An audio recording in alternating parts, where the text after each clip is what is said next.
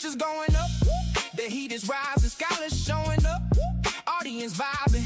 We on a mission, competition is the only desire. Whose information will be facing the mercy of fire? So step up, stand up, can you walk through hell? So tough, too tough for the weak, soft shell. Set the fire, fan the flame, smoke is rising in blooms, while the inexperienced today just does the choke on the fumes. Bring your science, bring the wisdom, even bring your religion. If you can't stand the heat, then please don't come in the HOK. It's just a session, learn a lesson, fight and overcome oppression.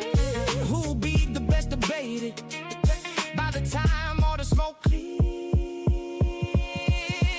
who wants to smoke? Who wants to smoke? Who wants to smoke? Smoke session, smoke, smoke, smoke, smoke, smoke session.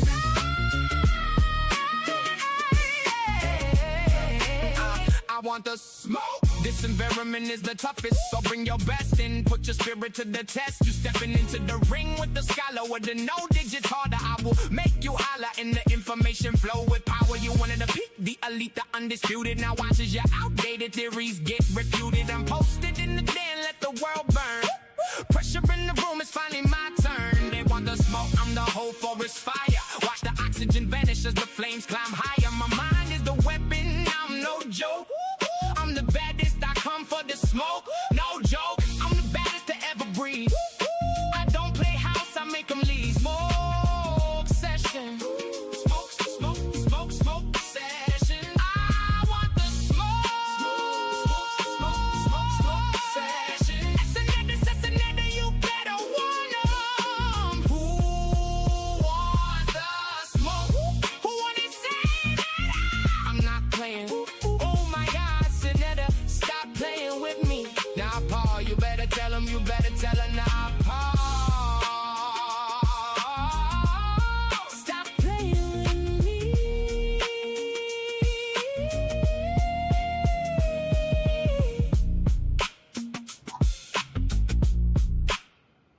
Who wants to smoke? Who wants to smoke? Yeah.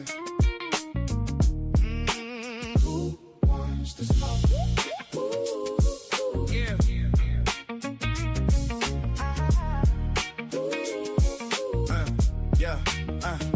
Temperatures going up, the heat is rising, scholars showing up, audience vibing. We on a mission, competition is the only desire. Whose information will be facing the mercy of fire? So step up, stand up, can you walk through hell? So tough, too tough for the weak, soft shell. Set the fire, fan the flame, smoke is rising in blooms, while the inexperienced today just does the choke on the fumes. Bring your science, bring the wisdom, even bring your religion. If you can't. Peace to the family. This is your brother Reggie. Hope everybody is well tonight. I just need to check in the comments. Can you hear me? Because I'm going to bring the smoke, right? I'm going to, they wanted it. They keep playing with your brother Reggie. And your brother Reggie is not going to be playing with these phony Hebrew Israelite convert Christians. I'm not going to be playing with you, right? This is going to be a part one of a series on the emergence of Christianity, the flourishing and emerging of Christianity in Egypt. So I'm going to get you out of here with the big bomb, right? What is that big bomb? Well, that big bomb is before when Christianity was flourishing, God was called Noute. Noute for neter, right? So that's what your God was called, and you're not going to get away with it. And I'm talking about the early Bible, right? The early Bible scripts written, it was Noute, the next form of neter in the Coptic language. Who wants a goddamn smoke? Because I'm going to get you out of here. So let me just start here. Let me share my slideshow real quick. Okay, Share the screen.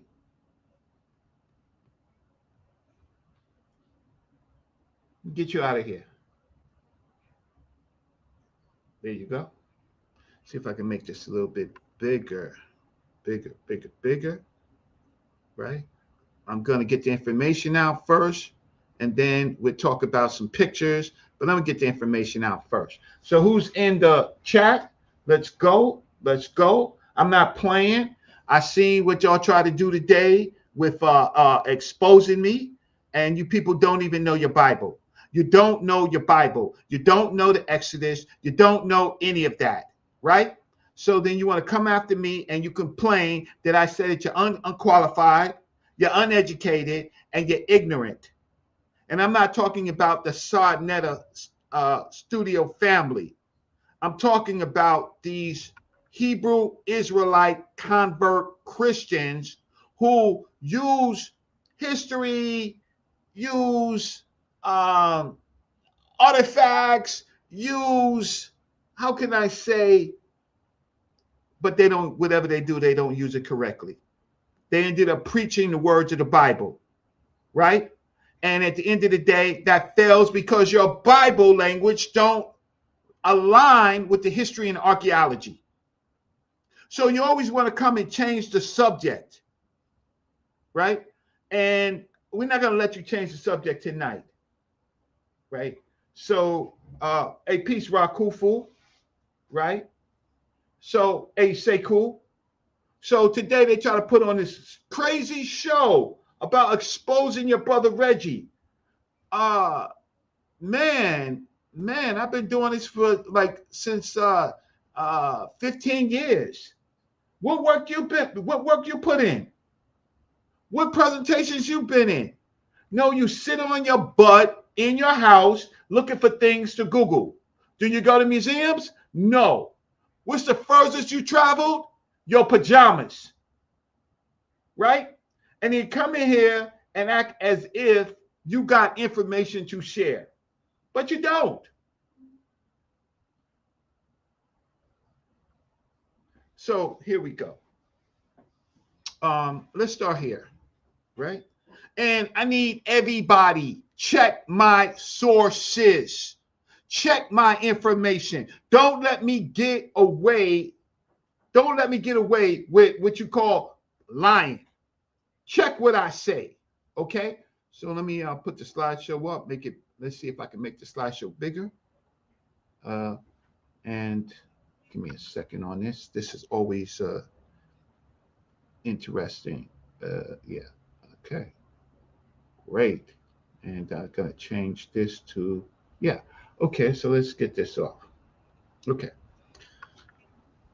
What are we looking at? We're looking at a crypt, a Coptic crypt in Nubia, right? And I'll be able to source some more information. You see this Coptic crypt right here?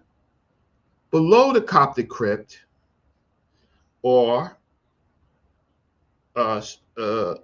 what they believe is the burial of St. George's and some of his followers over a period of time. Interesting, this looks ancient Egyptian, but this is Coptic Christian. So instead of the Pert Im Heru, you have Coptic spells. Okay. Right? Seems like there was some syncretism, some change, some borrowing, but this certainly looks like it's ancient Egypt. Well, it's Egypt.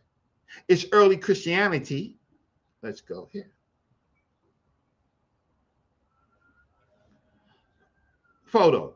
Coptic Museum tombstone from early years of Christianity, or often decorated with an architectural structure symbolizing the house of God, or let's say the house of Neter, or the house of Noute. Various Christian symbols fill the lower part of the gravestone. In the center is Christ's monogram comprising the two Greek letters chi and rho. The monogram is the most common symbol of Jesus, along with the cross and the fish.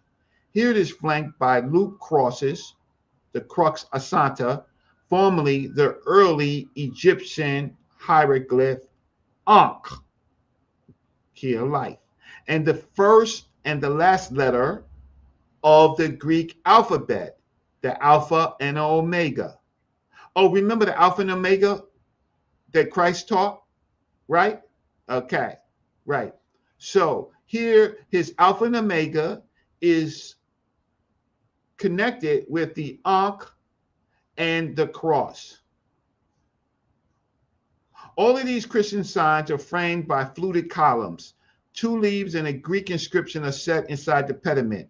The inscription gives the deceased name, the date of his death, and express the wish that he may rest in peace. Sounds like a tomb wall, a false door in ancient Egypt, but this is early Christianity. Because why? What does it say? It says over here, from the early years of Christianity. Oops. Oops. Let's go over here. Here, I may have to spend some more time later in the show and get something translated for you. I just ran out of time. And I should have started earlier. But we are looking at Psalms 29. Oops. Psalms 29 is written in Coptic. Oops. And it contains the word Noute for God. Oops. Let's go over here.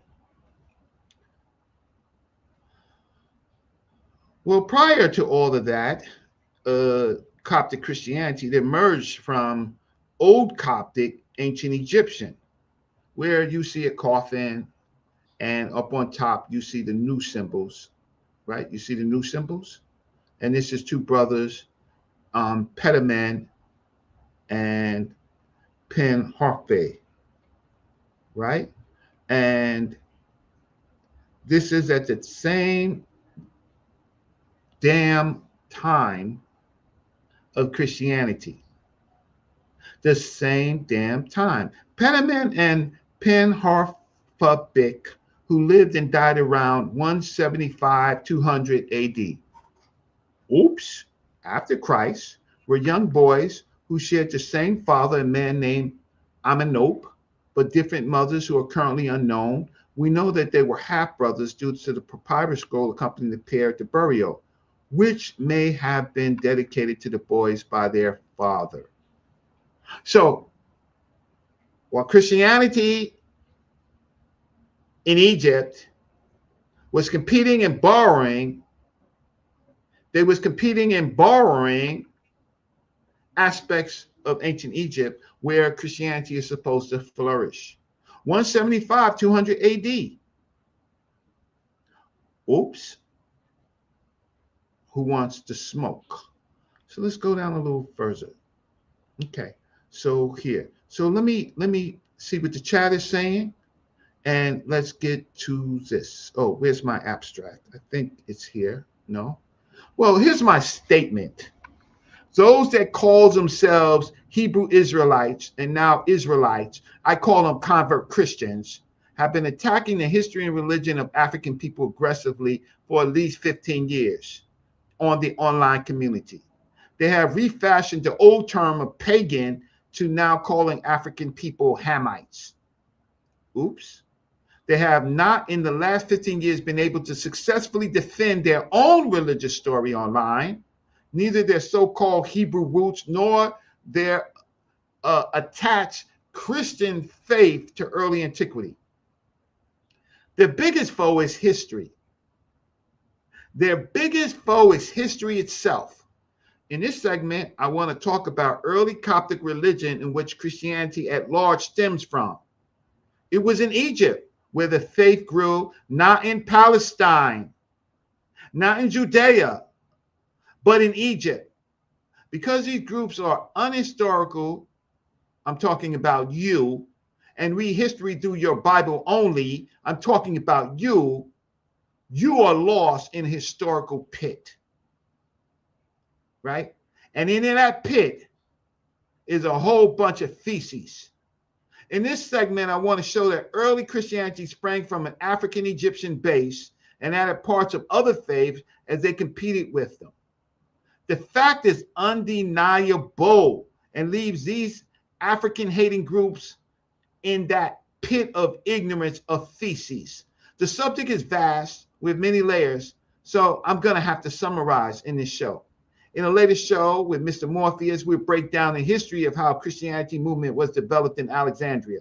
In this show, I'll start with God and synchronized Egyptian iconography. Okay, so let me just see what's going on. So you're going to find real quick, right off the bat, that in the early liturgical Coptic Christianity church, you didn't use God, suckers. You use Noute, which is a bridge off of sa.neter. Now, I'm not going to say it. My sources are going to say it. You bring your sources and show me any early Coptic literature with your God. Now, the church fathers are there, right? Church fathers are there. But we're going to get into how the netters, you call it the Holy Spirit, right? Yeah.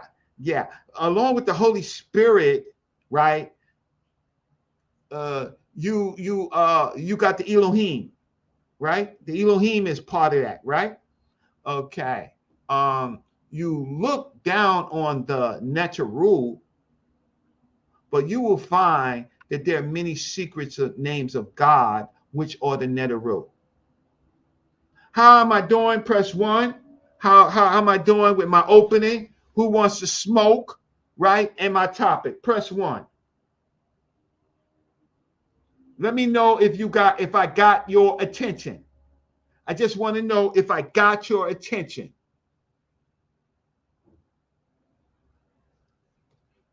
Before I begin, because why should I begin? It's late at night. I need to make sure I got your attention, that you're not sleeping, because that book got you sleeping. So where my people at? Asam Tim, Son Kim, Sekou, More Wisdom, Rakufu. Rakufu is my AI expert researcher, right? Thank you so much. Immortal. Who else? Oh, Samarikam, peace. I thought you was on that show with the goofballs earlier, with the Three Stooges who don't even know the Exodus story. But you cool. What's this? Okay, well, we got some Coptic over here. Pharaonic with B meaning priest, proving they kept their native indigenous terminology for spiritual leadership rather than adapting Greek words. Gambino Green Thumb. Thank you. Jose Francis, my brother, Uncle Francis. Nana, how you doing today? Nana Asado Cuckoo Boar, my brother. Peace to you. Oh, we got the Coptic word for the temple, pre-rempe, directly descends from per, meaning house of the temple, showing physical sacred spaces retained their original pharaonic names. You're going to have to come on. You might have to help me out a little bit later. You stay tuned, right? So, Gambino Green Thumb, you've been waiting for this show, right? The Coptic Ifri comes from the ancient Egyptian per, meaning temple structure, providing direct linguistic proof that early African Christians used ancestral native vocabulary. Oh, you've been waiting for this show. What's this? Just chimed in. What's good, people? We good. We're going to unpack that the early Christians used the word netter for God. Not just occasionally, but that was the word. That's what we're doing with. I thought Christianity was those who follow Christ around 30 to 33. Then they spread the gospel through the Middle East, right? Uh, Not exactly. Um, well, the in Alexandria, where the writing was, where Greeks, a variety of different people was there, but indigenous African people was there. Still, Serapis, uh, worshiping Serapis, and then worshiping earlier ancient Egyptian faiths. It is there where Christianity spread. Uh, it spread with the writing, and so the early texts were written in Coptic, and then later with the church fathers perfected in Greek. Uh, okay, this is the word for festival. Uh, you're gonna have to come on and tell me how that's pronounced. Shah derives from the Quranic Sa'i, demonstrating that the celebration of holy days remain rooted in ancient indigenous language of the land. Gambino Green Thumb, you've been waiting for this show. I got you. So maybe after this show or during this show, right? Um, won't we just blow it up? Won't we just blow it up? All right. So let me go. Let me just change this screen into another screen. And where am I? I don't see myself. Oh, that's strange. Oh, that's why. So let me put myself in. Yeah. All right. So where we are right now is we are exposing, unpacking early Christianity, that these Hebrew Israelites, Christian converts, uneducated, unqualified, unhistorical, have been calling us Hamites. But we don't see that word, right, used in the development of early Christianity. So it's more of a propaganda. So they want to play, and I'm not playing, right? I'm not playing with you because we're going to do history, right? I will show Bible verses only to confirm what I have to say in Coptic, like I did with that Psalm point. And I'll hopefully bring some more up. So this can be several shows. I got my brother Green Thumb, and I got, I don't know, Patterson always talks about I should talk to some Coptic priests. Um, that may be possible if he wants to bring in the Coptic priest and we can talk about early Coptic, right? But I'm not talking to him to pray with him. I'm talking to him about history. So where is this show? So let me just move this down and bring up the other show. So they don't want to smoke, right? They don't want to smoke because they got it, right? They got it. I don't. Some of the things that they said today, Kassad and the Three Stooges, right? Who was on it? Gideon was on there. I don't know if Easy Bands came on. Um, what's this guy? Uh, this other guy was Apostle. Apostle was on one of the Three Stooges. Okay, so we're going to begin to talk about early Christianity. So let me just share my screen, right? Because you're not going to go to those people to learn anything, right? If you want to come to New York, come see me. We go to the museum. Come see me. We go to the museum. We'll see if any of that BS that they're talking about is in a museum. No, it's in a book. But when I take you to the museum and I take you to the Christian section, I'm going to take you where, well, it's the Byzantine. I'm going to take you past the Byzantine, and I'm going to take you to the period that it goes from Byzantine to Rome, Rome to Byzantine, and then to your daddy King James and the Europeans, where you Christian convert Hebrew Israelites got your religion from, and you ain't got further than the Bible. Okay. So here's my abstract. I'll read it in a second. Oh, um, and listen, I would love your support. I would love $2, $5, anything after that you got. $2, $5, $10. That's my cash app. So let's get a little intellectual, just a little. This paper argues that the primary Coptic Christian leanings for God is Noute,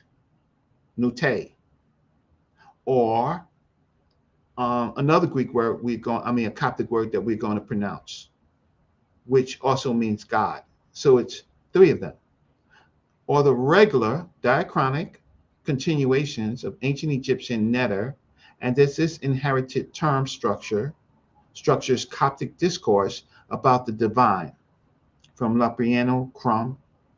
Drawing on Egyptian and Coptic lexicology, biblical translation practice, Christian onomastics, funerary prayer traditions, and archaeology, the study shows that Coptic Christianity does not merely adopt Greek theology vocabulary, but resemblizes, I'll simplify that, a core pharaonic name of God into its central designation for biblical God. Oh, that was a lot. Personal names such as Pahanuti, Coptic, and Ethiopian Orthodox practices of praying for the dead and material remains at sites like St. George's Complex in Old Cairo and early Coptic desert settlements reveal a broader pattern in which Oriental so-called Orthodox churches re-inhabit pre-Christian religious matrices in divergent ways. These findings complicate narratives of sharp rupture between Pharaonic religion and Coptic Christianity and suggest that Egyptian Coptic God language is a privileged site of overlap between ancient Egyptian divinity and Christian theology in Egypt. Huh, that's my abstract.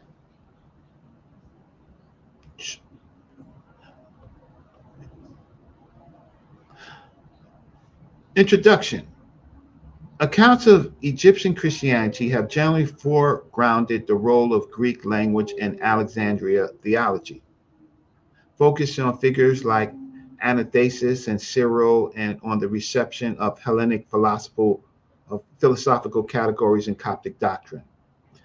By contrast, the persistence of the indigenous Egyptian language and religious lexicon in the Coptic period and the implications of this persistence for Christian God language have been relatively unexplored. This paper addresses that gap by examining the continuity between the ancient Egyptian term neter, God, divinity, and the Coptic Christian lexemes, Noite, right? And this other term, I'm going to get the phrasing for it, Fenuti, which functions as primarily names for God in Coptic text. I argue that Coptic God language is not purely phonological developments or a simple Greek borrowing, but a reseminization, right, of the Pharaonic neter with a Christian theological field.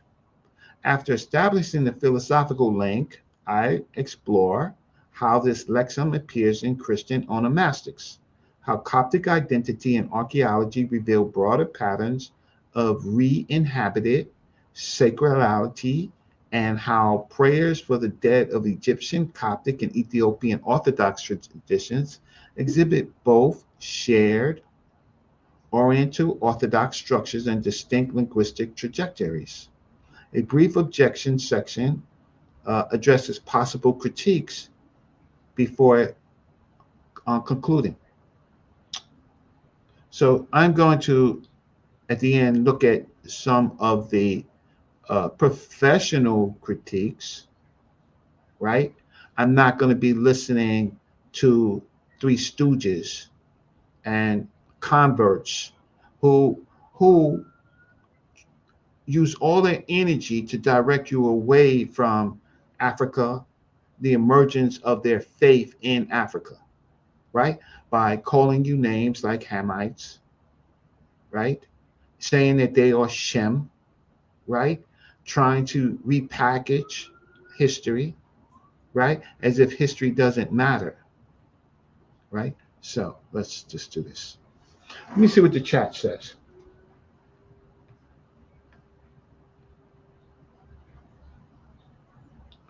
The netters, oh, I like this. The netters are not the same as God El Elyon. Says you. Says you. You wait and you see. Because they weren't calling God at that time. Silly. Right? Silly. So if they weren't using God at that time, silly, what were they using? I'm talking about in Christianity and I'm talking about in Egypt. Silly, right? So, so El is Canaanite, smarty, right? El, Elion, Elohim, all of that is Canaanite. That's not even your tradition. That's a borrowed tradition, right? In that faith. But I can tell you one thing, smarty, me, myself, El and Yahweh wasn't worshipped in Egypt. So your Exodus God and your Exodus Moses, he did not worship El, nor did he worship Yahweh, right? In Egypt. Now he came upon Yahweh in Transjordan. Remember, he escapes running for the crime that he did. He deals with the Midianites. The Midianites point him to a mountain. He goes up there and he meets Yahweh. Remember that? That's when he meets Yahweh in Transjordan. Yahweh's in a bottle saying, let me out to the world, right? His brother Baal was ages more important than him. For ages, Baal. But El was trapped as a genie in a damn bottle, right? So then Yahweh, well, we'll get to that at another story. We'll get to that. That's a waste of my time. I mean, not in history, but in biblical stuff. It's a waste of my time. Some from Netter to Noute. Diachronic linguistic analysis and lexicography explicitly traces Netter into Coptic Noite, Shahidic, and related dialects like Boratic, Noite, Baratic. The Thesaurus Lingua Egypte, which Rakufu uses, with Francis uses, with Smash uses, with Reggie uses, with Shaka uses, with Asar and Ka uses. Lemma C2535 identifies Noite as the regular Coptic reflex of Netter, thus providing a dialectical lexical link between Pharaonic and Christian phrases of the language. In academia, in sources, in databases, phonological developments, loss of the final R vowel changes, and the emergence of the T ending, feminine, fit broader patterns documented in the transition from late Egyptian and Demotic to Coptic, from Lepriano. Within Coptic uses, Noite, right, with the feminine T, right, like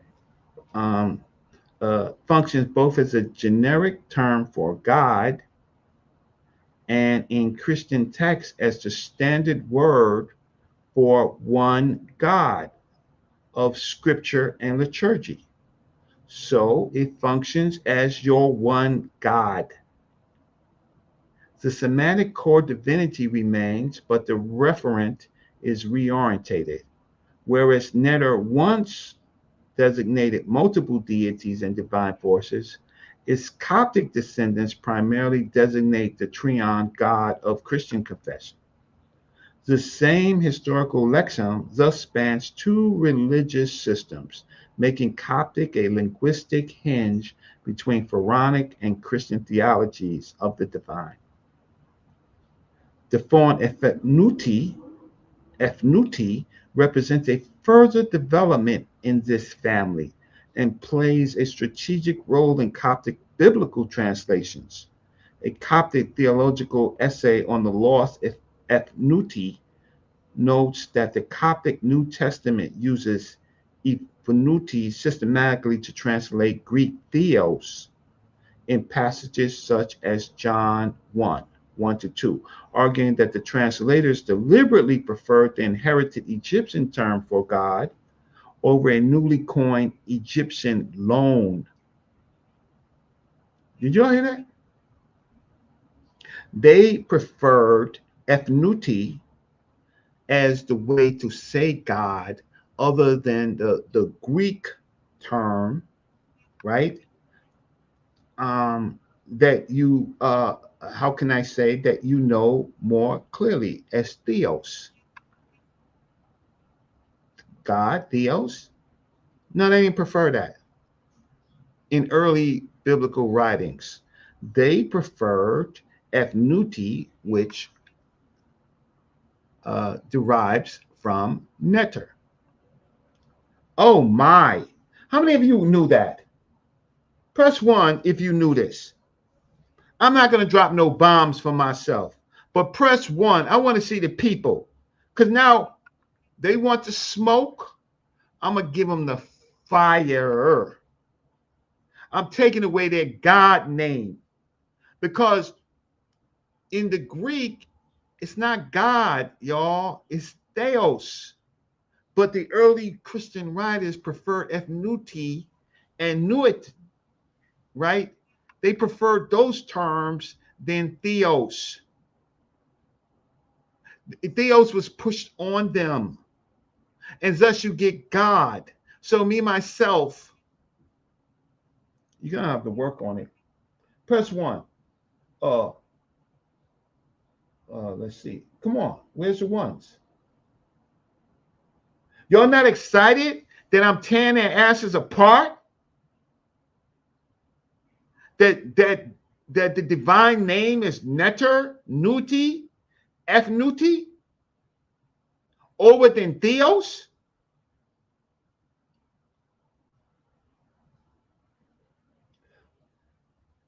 Lone Wolf Club.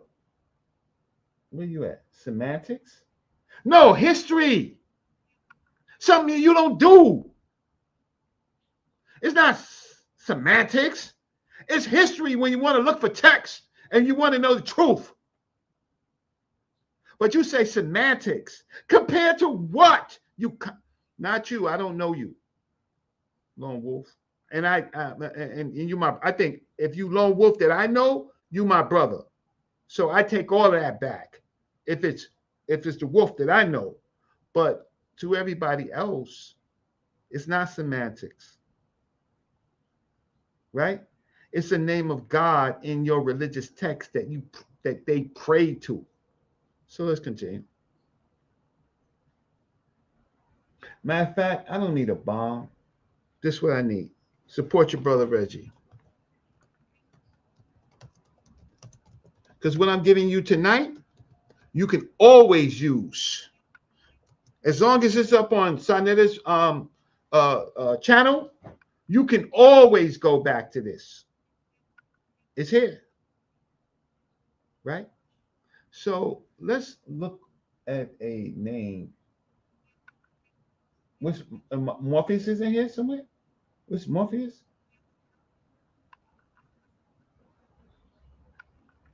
AJ Snakes. Nah, I'm just letting them know that the original name, the Christian name of God, was Noute and Noute. Right? It was not theos in the early liturgy. It was deriving from the word neter. And so every now and then I look at the chat and I hear somebody saying something crazy.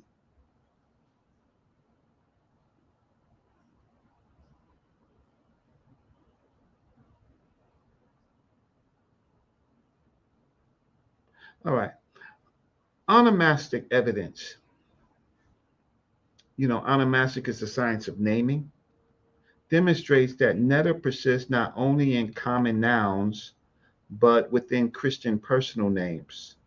Studies of Coptic names identified Noute as descending from Egyptian pi pa neter, which is he who belongs to God, which Noute reflecting neter and the surrounding morphology marking the Egyptian possessive construction. In the Coptic Christian context, Noute becomes the name of monks and saints, and the God in question is now a Christian God. So Noute becomes the name of monks and saints, still deriving, can you believe that, y'all? From a neter root for the name of monks and saints that they called themselves Noute?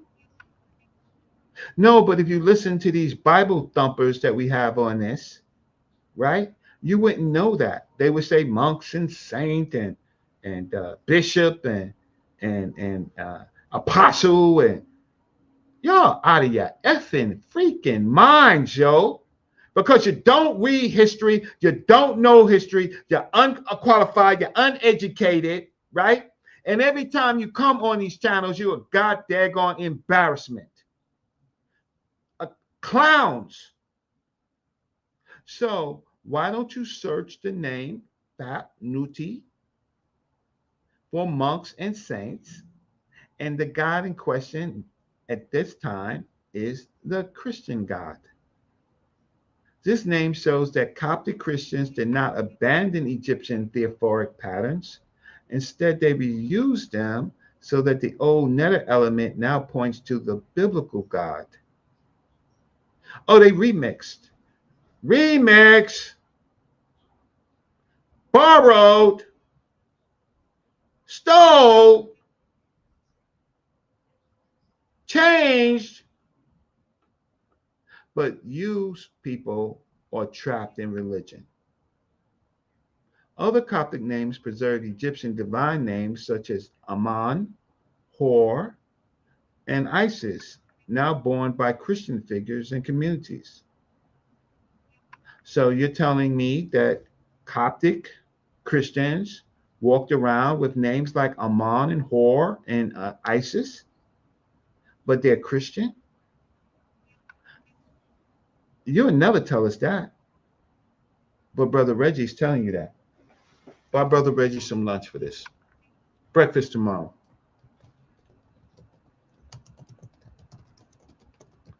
Yeah. Buy me some breakfast. Right? I'm changing your lives. I'm giving you something here that very few of you ever knew. But for people who are fighting for Africa and African history and African culture, oh, this is an Iranian bomb. This is an Iranian bomb. I'm talking about it's a drone swarm. Like it's changing the game.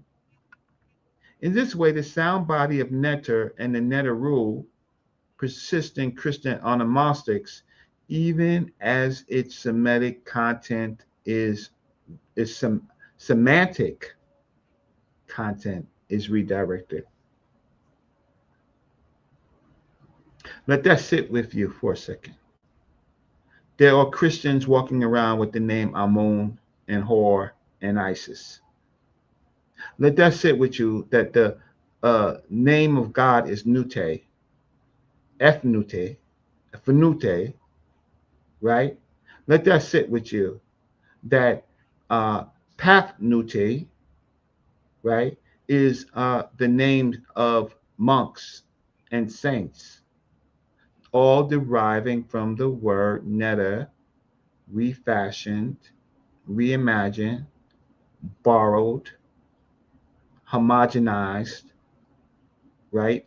Homogenized in Christianity. Let's see what the chat got to say. It's a semantic argument with smiley faces. Uh, no, it's the actual words that's being used, right? So semantic is when you're playing with different meanings of words. I'm giving you historical roots for words. You shouldn't be smiling and laughing. You should be freaking crying. Gambino Green Thumb, man. When I open up the line, you come in, right? Reggie using OAP for priest hits hardest because it proves early Christians structured their clergy by using exact native Pharaonic words for ancient temple initiates instead of Greek words. Oh, you've been waiting for this, bro. You have been waiting for this, right? You're going to have to do a show. Now, let's see what this says. They are Coptic is absolutely expected, no different than Syrian Christians having traditional Syriac on Gnostics. Well, the only problem with both those, the only problem is that one, people don't know it. Second, it is divine and religious. It's part of the religious history. And meanings of names, and certainly divine names, is important. So it's expected.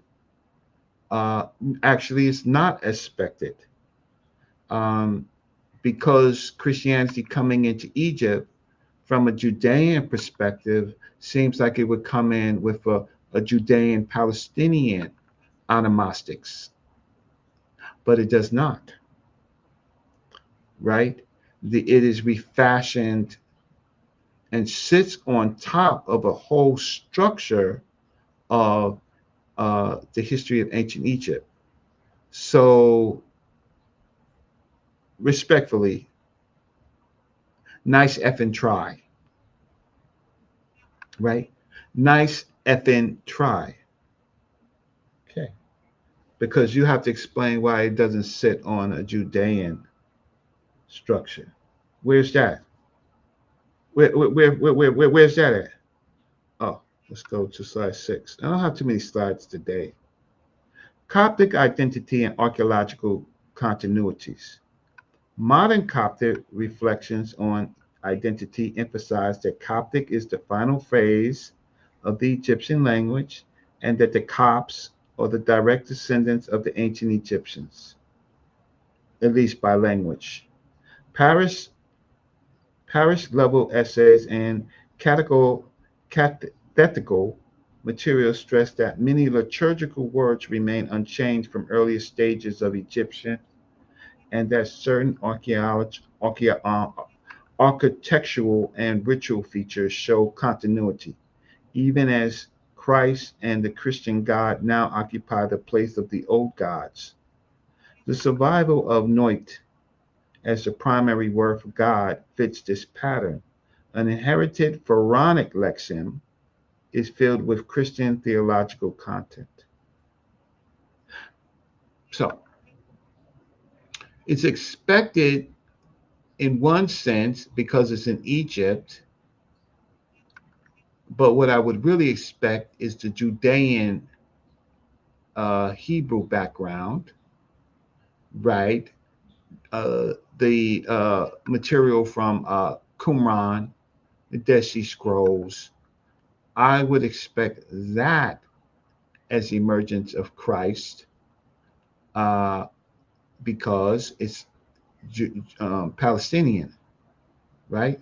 Jerusalem, right? That particular period, I would expect uh, Paul's coined Greek at the most, but I would really expect I would really expect Aramaic. That's what I would really expect. But we don't find that. So what we find in the early liturgical texts as Christian emergence, we find ancient Egypt.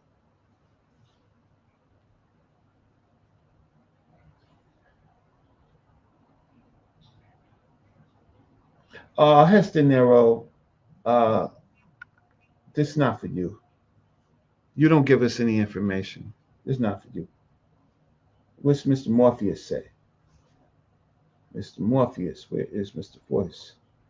He says, it's a very good thing by exploring how we map words to reality. Semantics provides the foundational tools we use to understand the world, resolve conflicts, build artificial intelligence, right?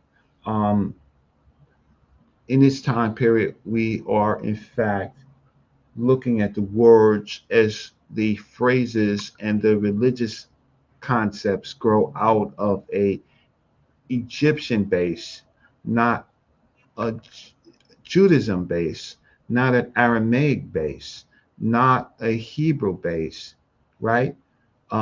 But of ancient people using a script called Coptic, right? And doing things related to ancient Egyptian culture. Do y'all know? I just showed you a picture. I'll go back to it. But did you know? Did you know that the Coptic Church wrapped their dead like mummies? Did you know that? Did you know that mummy wrappings uh, existed to about 1100 AD in Christianity? Oh my! Who wants to smoke? Right? That Coptic still is a important religion in that area, and in the how can I say, in the text reading, the liturgical reading, this is where you find this even to today. You don't find King F. James, right, in the early tradition. You'd be laughed at. Let that sit with you. Let that sit with you. Have Apostle run himself into Coptic Christianity. See, or Ethiopian Christianity. See where that gets him. They'll laugh at him. King James, late version, European colonizer, and that's what you believe as a black person, meaning a black cultural person. Like you're a converted clown. I'm not just talking about Apostle. I'm talking about the majority of you that come on these platforms with that BS. I'm just using him because he's the apostle with the Greek name. So let's get to something else. Mr. Morpheus, let's hide that. Uh, let me see what King J says, like King J.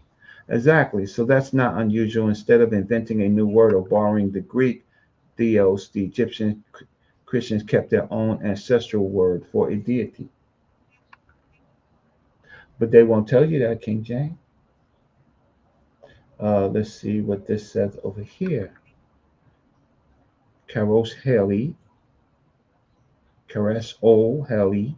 The tense known of Kemet Atribis, the word God is derived from kut or good. I have to look that up. But Mr. Morpheus says, stop letting people make you think semantics is bad. Semantics is a scientific and philosophical study of meaning and language. It examines how words, phrases, and sentences convey ideas and explore the relationships between linguistic symbols. Um, it also has a pejorative meaning. Um, and so when people try to get out of arguments, they often say semantics. So if the brother that was in the chat was not trying to be pejorative, then I apologize. I apologize. But King J, it kills the Christians because they claim they got nothing from the Egyptians or Egypt, and they claim that everything they have is pagan, but early Christianity is rooted in it. It's beautiful when somebody who has been waiting to talk gets a chance to talk.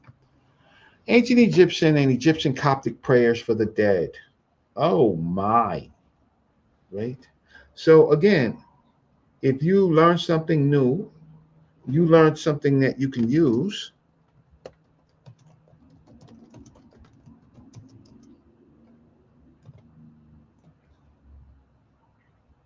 Buy me breakfast, right? I mean, with me, it's like I'm a very, very giving people to our community. But I get a lot of hate. Everybody hates Reggie. Because when I show people, several things happen. I can show people things that they don't know and point to them for better understanding of facts. And some of those people can appreciate me. I can do the same thing, and then other groups of people demonize me and hate me, right? And try to stop you from listening to me. If you notice, I have topics and I give my sources to the topics. And I always ask you to read and to contradict, if possible, with evidence, right? Some of you are trapped in religion only because that's all that you were. Um, how can I say that's all that you know? That's all that you taught. And I can respect that. I can respect that. But then once you know something, then the question is, are you so blinded by your faith, right? Um, that you won't look. So then comes Mr. Morpheus, who says, why are you convinced in this faith? What convinced you, right?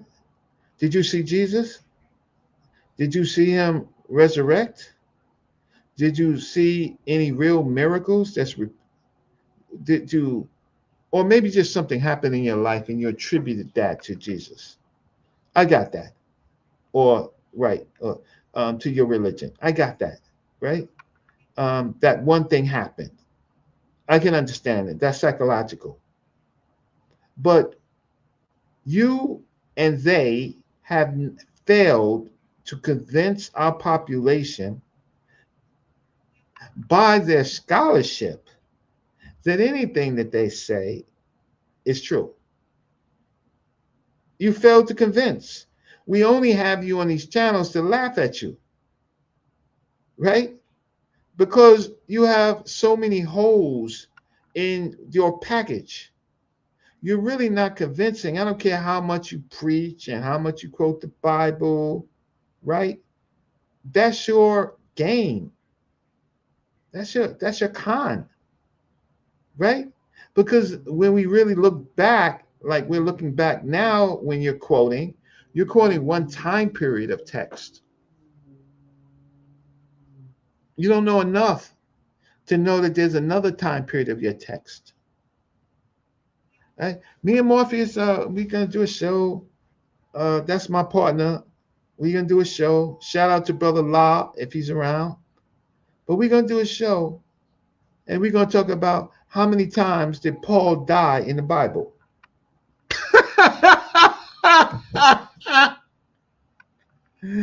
How many times did Paul die in the damn Bible? Damn. You know how you say you can't keep a good man down? But this dude, Paul, he dies several times in the Bible. Am I wrong, y'all? God damn, Jesus just died one time. This dude, Paul, is dying several times. Then he's resurrecting people from the dead. He's getting beat up and hit in the head, and then he's fighting with the Christian followers. And I mean, Paul is a nut. But you believe in Paul. I got that. What's my brother Rakufu say? I mean, Jesus died one time, Morpheus. Damn Christ. Damn Paul is dying several times.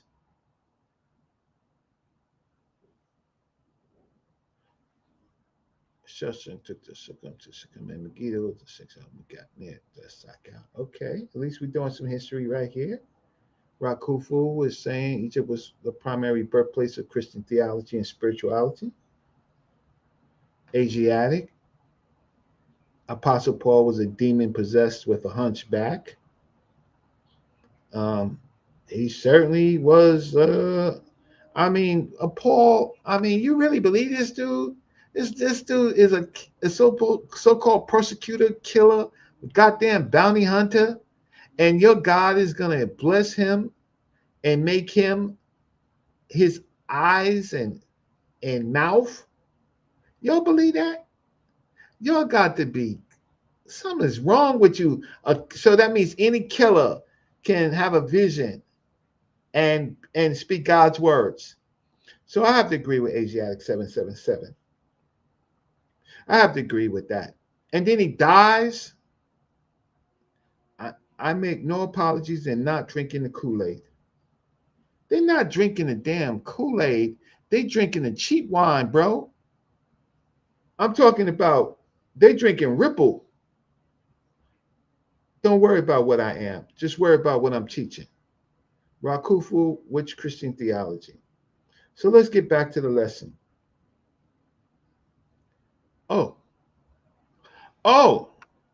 Ancient Egypt and Egyptian Coptic prayers for the dead. The continuity of sa.neter into Coptic Christian God language occurs within a ritual field already deeply invested in the fate of the dead. Pharaonic funerary religion is articulated in collections like the Purdam Heru, or the Book of the Dead, a corpus of spells, prayers, and hymns attended to God deceased through the duat and secure vindication and nourishment in the presence of the gods, or the netters. These texts repeatedly address specific deities such as Usir and petition offerings for the Ka of the revered one, the Inka, presupposing an ongoing relationship between the living cult and the post-mortem, personal sustained through spoken and written interventions. In Egyptian Coptic practice, let me clear my throat, prayers for the departed persist, but are reframed within a Christian eschatology, and directed to Noute and Christ instead. But Noute is a form of netters and Christ. Ethnographic descriptions and pastoral explanations emphasize prompt burial vigils and church services in which the priest and the community pray for the dead, asking God to grant rest, mercy, and forgiveness of sins. Sounds very, very, very ancient Egyptian, or Tawi, or Kemet. And it's in the land, it's in their land. That's what makes it worse. And using their language makes that worse. Traditional customs include mourning periods of 3 and 40 days. Like the time of the burial of the Noute, 40 days. Priestly visits to the home and gestures such as pouring water on the floor during post-burial prayers. African libation, right? Hesh, purity in ancient Egyptian, all of which echo earlier Egyptian concerns with purification. Wab, transition and continued care for the dead, right? While operating fully within Christian theological categories. Okay, that's the 3-card Molly, y'all. Red, red, black, black. Who see the red, not the black? Right? Red card, not the black card. Pick the red card, not the black card. That's what happened to the modern day KJV people, right? Where they see what's on top of their religion and never looking at the bottom. Liturgical texts for the departed into the Coptic Orthodox Church frame these prayers as intercession to the God of spirits and all flesh, asking that the departed be granted a place of rest. You know, ancient Egyptians, there's the field of reeds, right? And a place of repose, also field of reeds. Language structurally reminiscent of older aims of safe passage and blessed post-mortem existence, but now centered on Christ and the Christian God. The Coptic descendants of sa.neter thus stands at the heart of Christian prayers for the dead in Egypt, anchoring an inherited concern for the afterlife in a transformed doctrinal frame. Somebody's been lying to y'all. Your family, somebody's been lying to y'all. Now we're going to excuse the parents, but we're going to excuse the parents, but we're not going to excuse those people that you pay, the pastors that you come every Sunday, or in this new situation, some camp, or worse, in this newer situation, online, right? Somebody's been lying to you that you think that all of this is Judean Christianity, Jesus followers, people of the way, Nazarenes. No. Then you lie, and then you try to say that those followers of the way, those Christians, those so-called those Nazarenes, or the Essenes and the people of Qumran, you lie there, right? Then you find Christianity actually emerging. Yes, there's in Turkey, Syria, at a later period. But in the earliest period, you have it here, right? Then you create a Mark and you say Mark was the apostle and disciple, and he went to Rome, and then he went to Egypt and he founded this faith, and it just grew. Well, if it had any acid or any catalyst to grow, it grew on something that was already there. Press 1 if you understand what I'm saying. Right? Press 2 if Brother Reggie deserves breakfast. Because you know what? You can always use what I'm saying. There's no reason for me to lie. My sources are here. Buy me lunch. I mean, I don't have to do a big debate. I mean, debate who? Debate who? I mean, I don't want to do an S show. I mean, I find rarely anybody that I want to argue with. I would have argued with Jabari. I would have argued with him on the netters being real but not literal, right? Why? Because people follow him like they follow a Christian priest, and he's wrong, and he's in my area, right? He's in my area of study, and you know, we could disagree on information, but the minute that he starts checking credentials, but he want to check my credentials, but he don't want to check his teacher's credentials. He want to say, uh, you just got a degree in computer science in 1988. I'm like, uh, did you get a degree from School of Engineering in 1988? Do you know how hard that was? Right? That would stroke you out. But what did you get a degree in? What's my work experience? I use my engineering degree in computer science as transformative. My first job was working with a Black institution using my technology, the Schomburg Center for Research in Black Culture, right? What? I don't understand.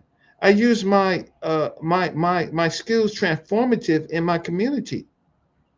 That's what I was taught in my department in Black Studies, to use your skills for your people. What did you do? But since you want to attack my credentials, now I don't respect him, right? It's passed from us being friends to non-respect. And so now when he says something that's wrong, like the Tamehu, the Tomhu were the white folks, is that, I mean, that's ridiculous. It's ridiculous. For years he said that. And because I was friends with him, I didn't say nothing, right?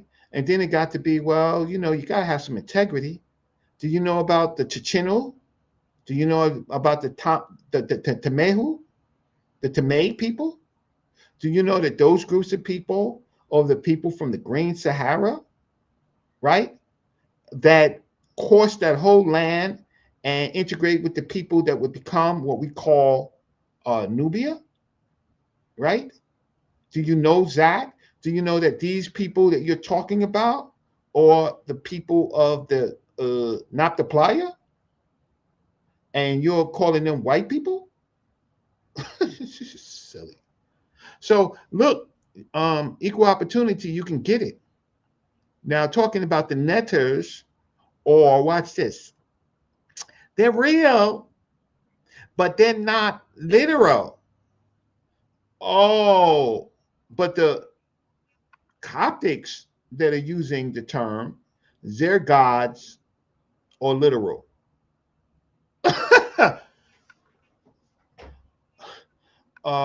Let me see.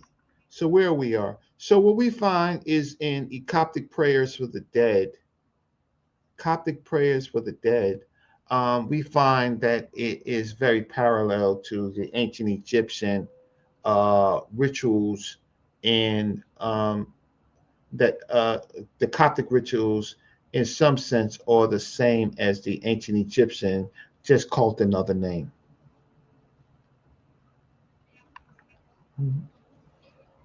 Yeah. So even today, like people like King J would not let that dude get away with that Tamehu stuff.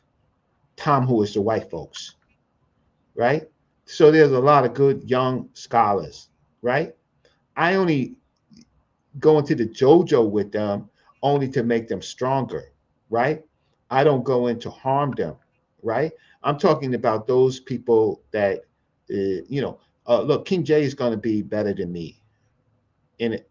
He's definitely going to be better than me, right? He's got more time. He's got a better start. He's younger, and he's got a better grounding that he can deal with. There is more tools than I had. Morpheus, and others, we had to go to the library. When we called the book, we had to use the periodic table of elements and the library catalog. To find what we want, we would have to pull 10 books, or the maximum that they would give us, and they would have to bring it to you on a desk. And then you have to sit through for hours trying to find. And then all that you can do is sit down and write notes. You used to write notes on cards, right? And you would write the page number, the author, the title, and then you would start writing what it says, right? In those days, believe it or not, copy machines were were available, but the copies weren't really even that good and sometimes expensive. And so even if you got a copy machine, you would still have to take that page and write the card and then staple it on it. And then you would have to go home and watch this, family. Type it on a typewriter. I'm talking about the early days because most of us couldn't afford a daggone PC. I'm talking about people were able to buy a PC in maybe 98, 99. Earlier than that, you could use it on your job and face being fired, right? And then you have to put stuff on floppy disk. You remember that? And then you would try to write. But those are the days that I grew up watching my elders, Dr. Ben and Dr. Clark and Dr. Jeffries, right? Having to spend hours just trying to produce documents from notes. What Dr. Ben did was just fantastic and just incredible. To write as much he did, you had to go to his house to see his method, right? But you people, all you have to do is Google. And then when you Google, you don't even know how to check your Google. You take the first thing that comes up, and you don't inquire further, right? But you're the same people that believe Paul died one time, or don't even know how many times Paul died in the Bible. And then you're the same people who change words like hate. Hate doesn't mean hate. Hate means less than, right? Right? So when Jesus and through that passage says, hate your mother, hate your father, hate your sister, hate your brother, hate your daughter, hate your son. Oh, that's not hate. Or you take a word like generations. No, it's not the generations of man. When Jesus says, those before me will not pass, right? Of that generation. No, that's a generation of God. That's not a generation of, like, you're stupid. You're stupid. Oh, Jesus didn't break any commandments. Well, if he says hate your brother, sister, mother, father, and then the Hebrew text says honor your mother and father so that their days will be long, he's obviously changing that. No, Jesus didn't change it. He made it clear. Oh, he was talking in parables. You're stupid.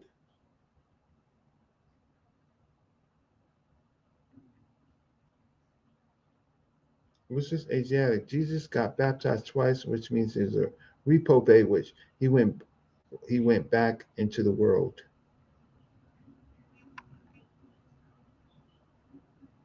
Okay, so let me go on to my next slide.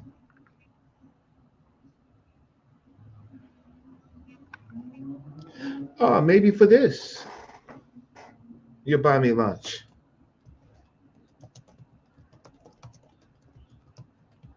See, I'm doing this so you don't have to do it. It's simple as that. And somebody put up sa.neter's Cash App. Somebody give sa.neter a super chat. But sa.neter would appreciate it if you gave him a Cash App. So,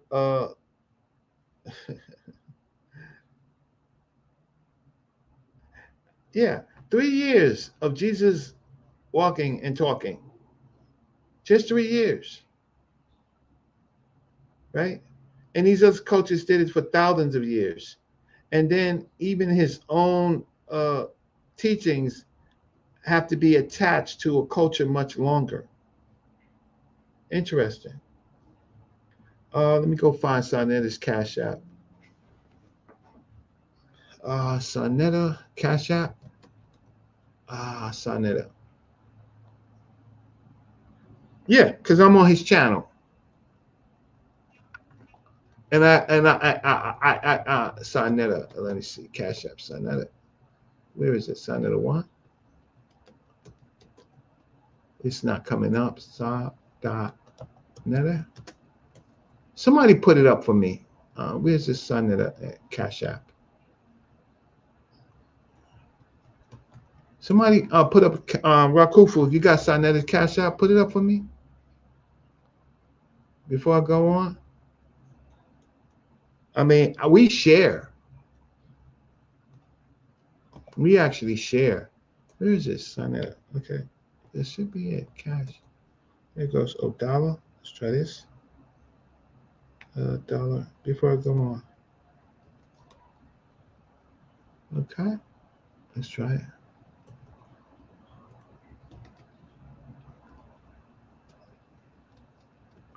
Okay.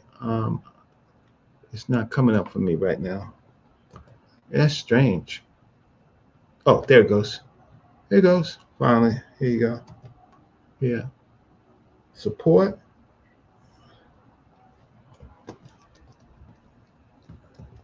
Your brother sa.neter for making this possible.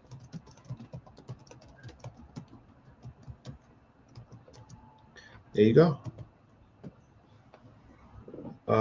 See what Asiatic says. Jesus' eyes were red constantly from drinking wine all the time. Gotta see if that's true. Brian, we're talking about scripts. People are spoken language because I'm talking about scripts and what they used to get there. That's right, Mortal Dragon. Jose Francis. There you go. Okay. I put it up. Here's sa.neter's link. Anybody else got anything to say? What's Brian got to say? Immortal now, the Greek during that part in history refers to the monophysitic Christians, otherwise known as the Coptic Church. You have to understand the history of the church. Fact check me. Well, we're trying to get to the history of the church. But before we got that, we're going to go to deeper in the South. And we're going to go and we're going to look at the Ethiopian. Let's see if I can get rid of this. I'm trying to. Sometimes it doesn't work for me. So I'm going to read through this. But this is okay. So, all right. The Ethiopian Orthodox prayers for the dead, a distinct parallel.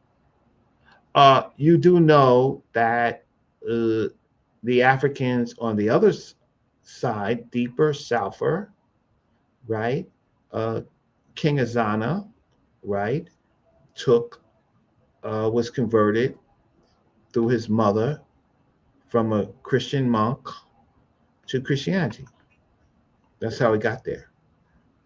The Ethiopian Orthodox Tawido Church shares with the Coptic Church a robust practice of prayer for the departed, but articulates it within its own liturgical, linguistic, and canonical world. Offering teaching describes prayers for the dead. Official teaching describes prayer for the dead as intercession offered to God so that the departed might be released from the bondage of sin and receive mercy and rest in the age to come.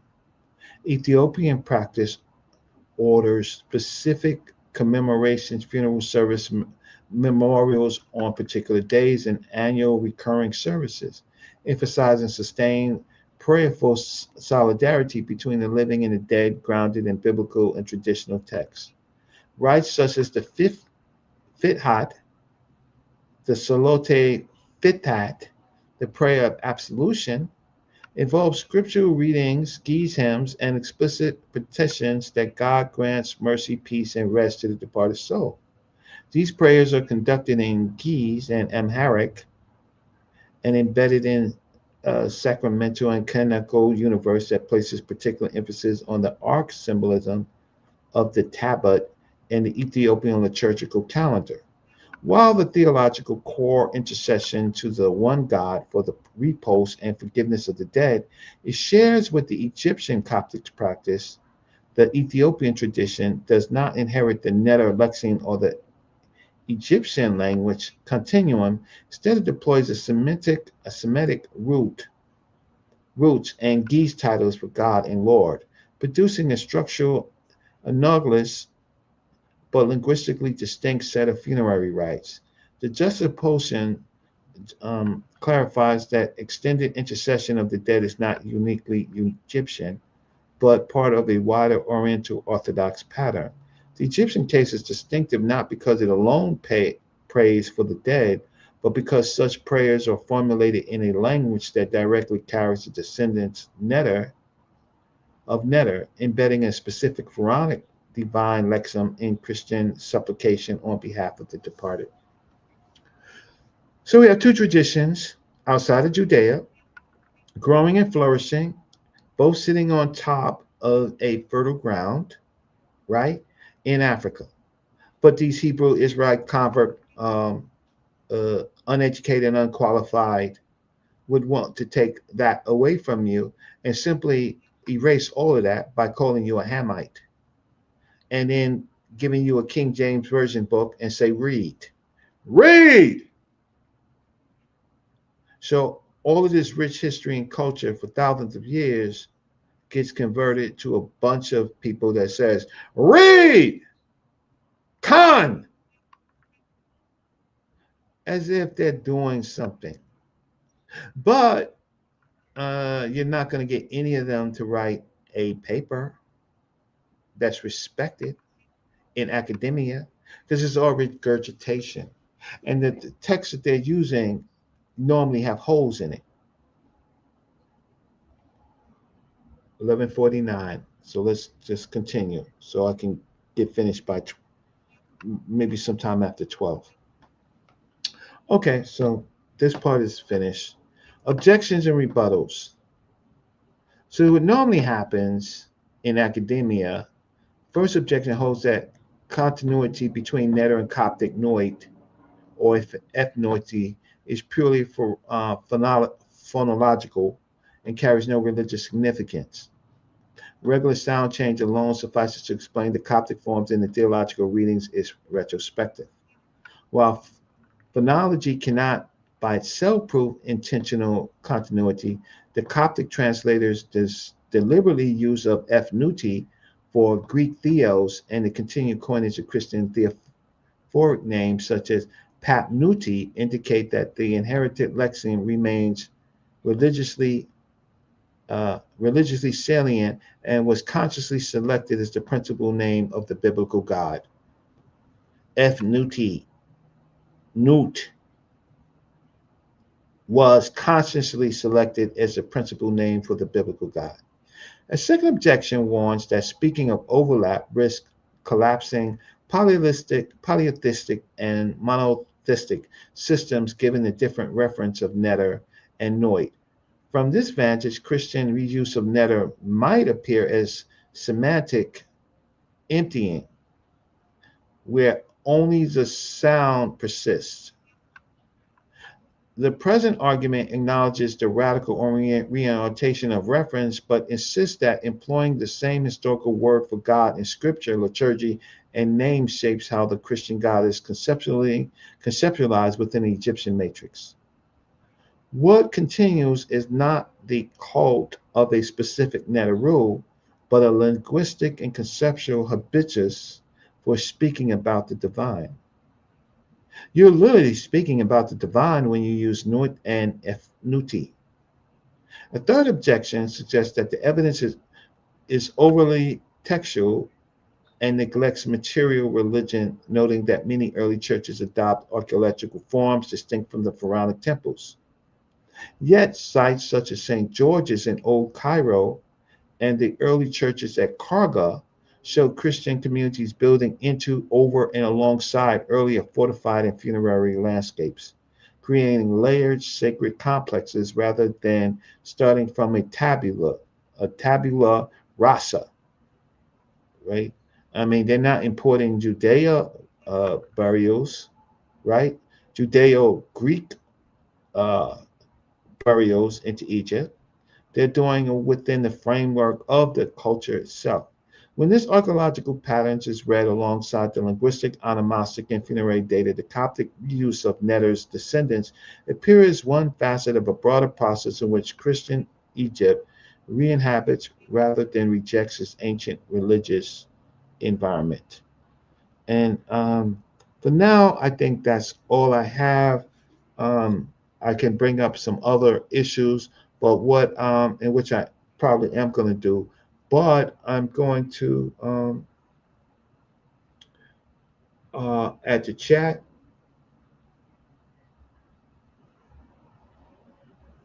Okay.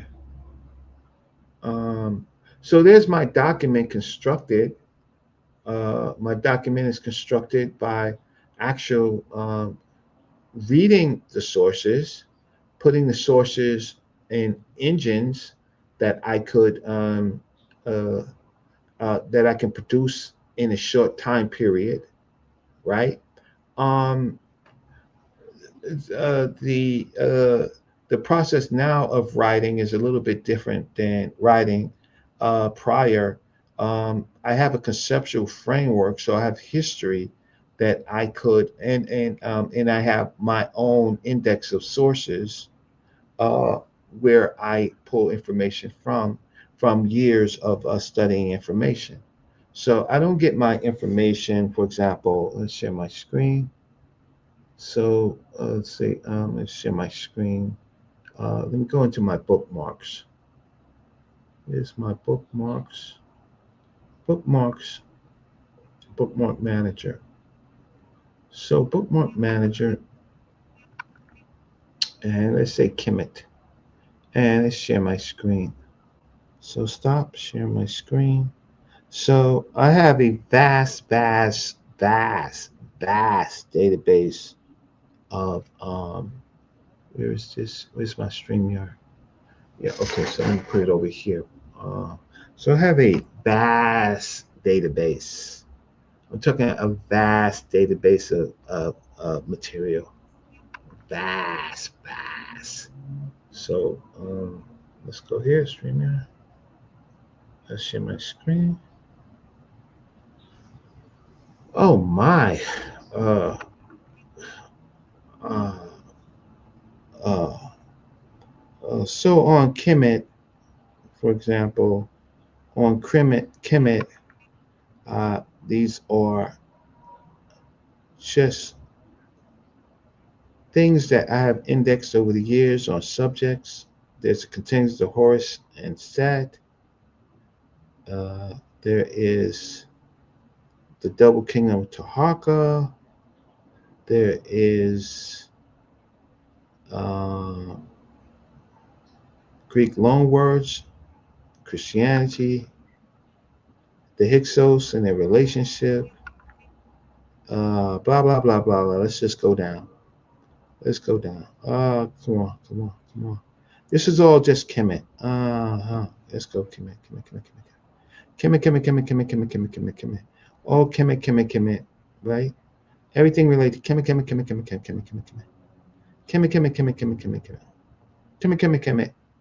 Kemet. Right? Early pottery and North. Kemet. Right? Okay. Kemet. That's just Kemet. Then so these are searches that you search, you read, and then you archive, right? Let's see, African name, my study in the name of Africa, uh, Cleopatra, uh, Coptic. So here's my Coptic that uh, my base study for Coptic, right? So for example, uh, if I wanted to do, let me see, Coptic charms. So we're here, and I'll pull up one of these, right? So here in the Coptic charms is where you find synchronism between Jesus Christ, Jesus and Christianity, and you find uh, uh, ancient Egypt. So let's just see if I can find one that I want to pull up. Let's see this, the three aggregates. Let's see if this is it. Right. So in this Coptic charm, um, here is where uh, in this particular story, I often show the story where Isis and Horus.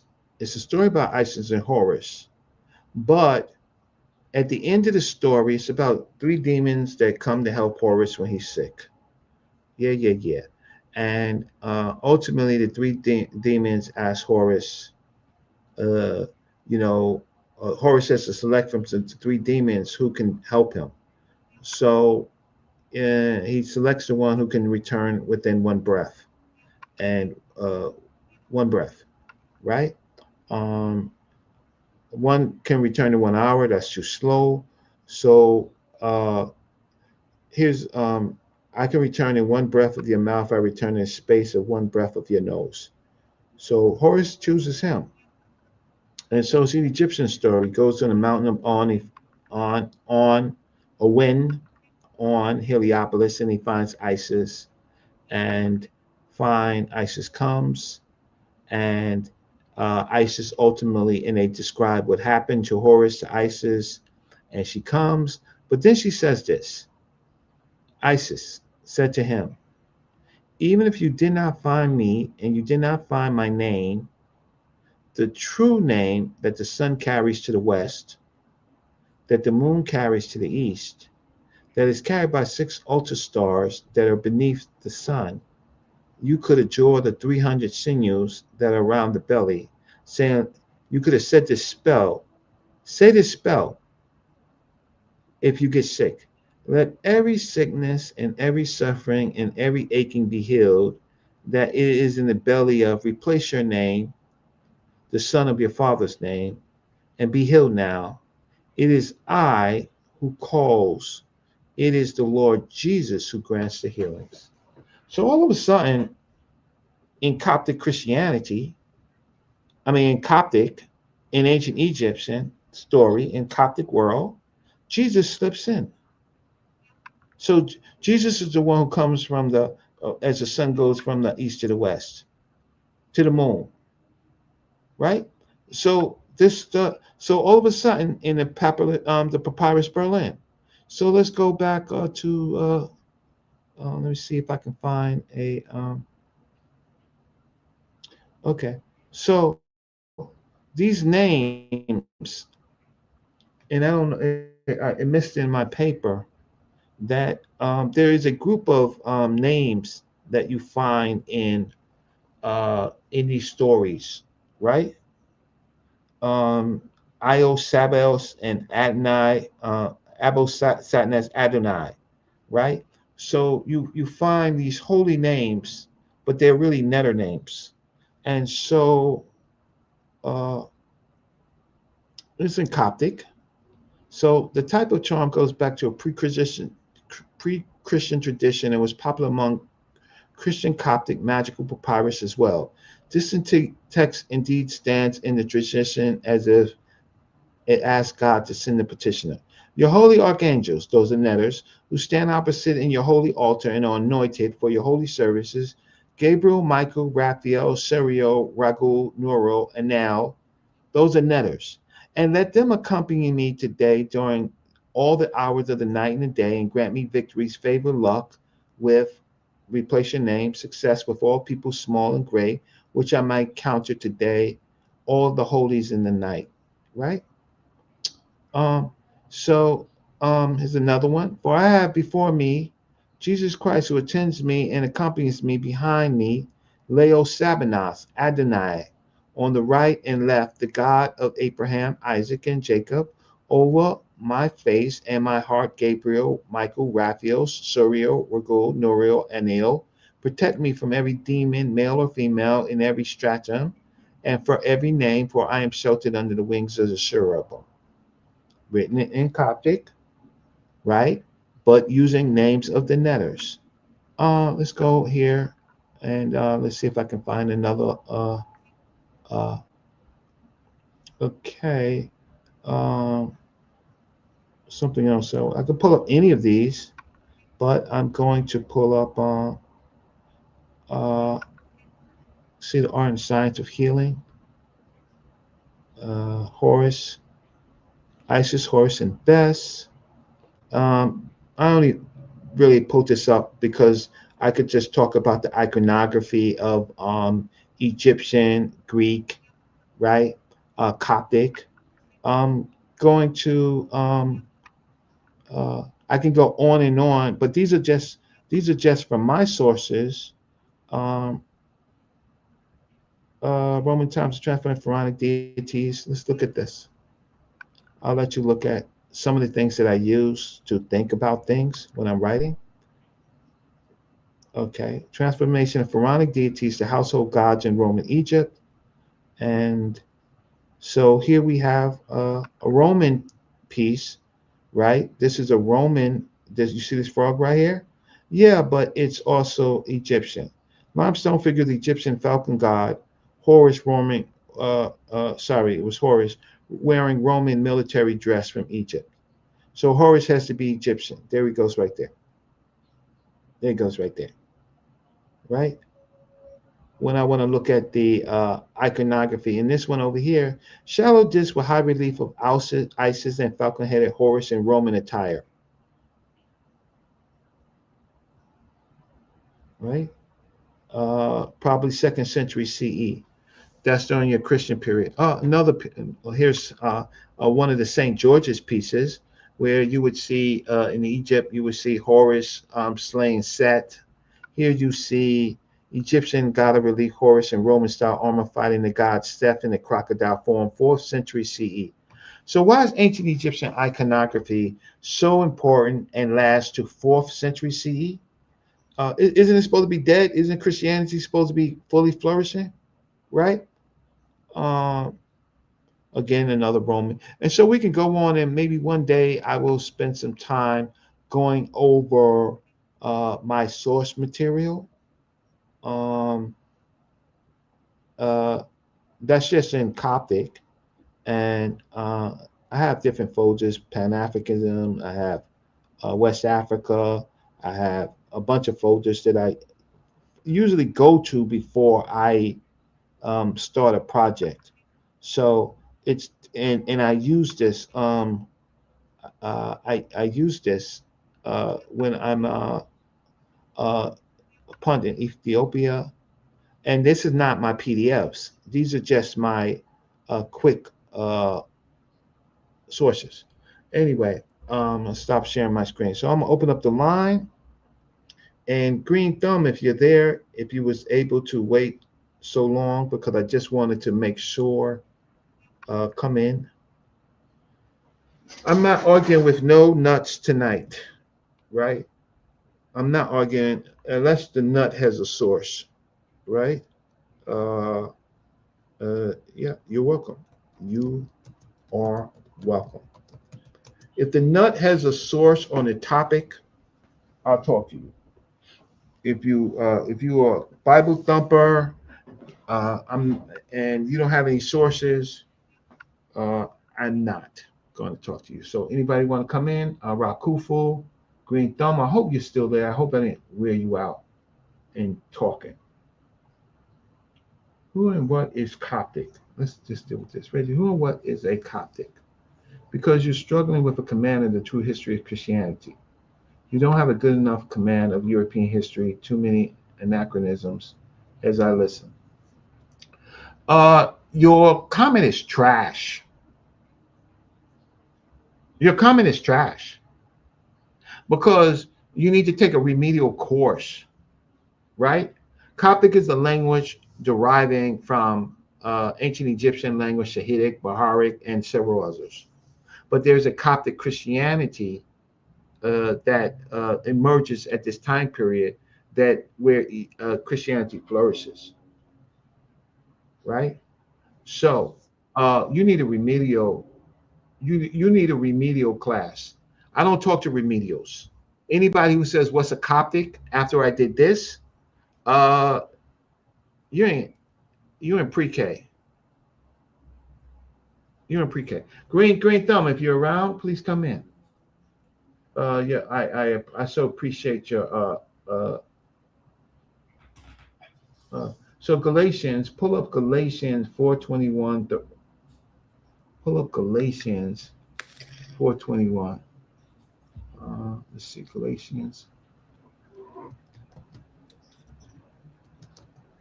4. Ah, Kim Netta, turn on your screen real quick. Just a quick. You know, Kim Netter is Green Thumb.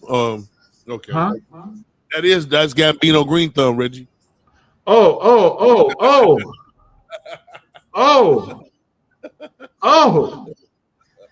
You got so many names, man. Messing with me. Hey Okay. Reggie, I wanted to make sure you got my. I did send you some change, and I sent sa.neter son, and Oh, my okay. and my government name, Neil Spike. Oh, and Neil, tell them about your book while I look this up. I'm gonna let Kim Netter do that. Kim Netter, go ahead, man. Well, Reggie, I just want to say first, you did a good show right here, right? And I wasn't necessarily waiting to get them, right? But what I did was when I seen the title and I seen the name that you said they used, I just found that real funny, right? So I said, damn, if I can verify that what he said was true right here, I know it's a lot more to it. So I Oh, verified what you said first. I found it to be true. So I just did search for anything else that made the same point. And it was just so much. So I just sent you a couple of them in the chat. Then I wrote out a good portion of what I found to send you an email. So if you go through it, you got some good little treats in there, man. okay. So where is it again that I can look? Where'd I you put sent it it? to your email. Okay. Wonderful, because you got my email. Kasad, your show was horrible. Your show was terrible. You in baby school. Get your view weight up and make some real points. I may come back and respond to a couple of points to show you how uh, ridiculous that you are.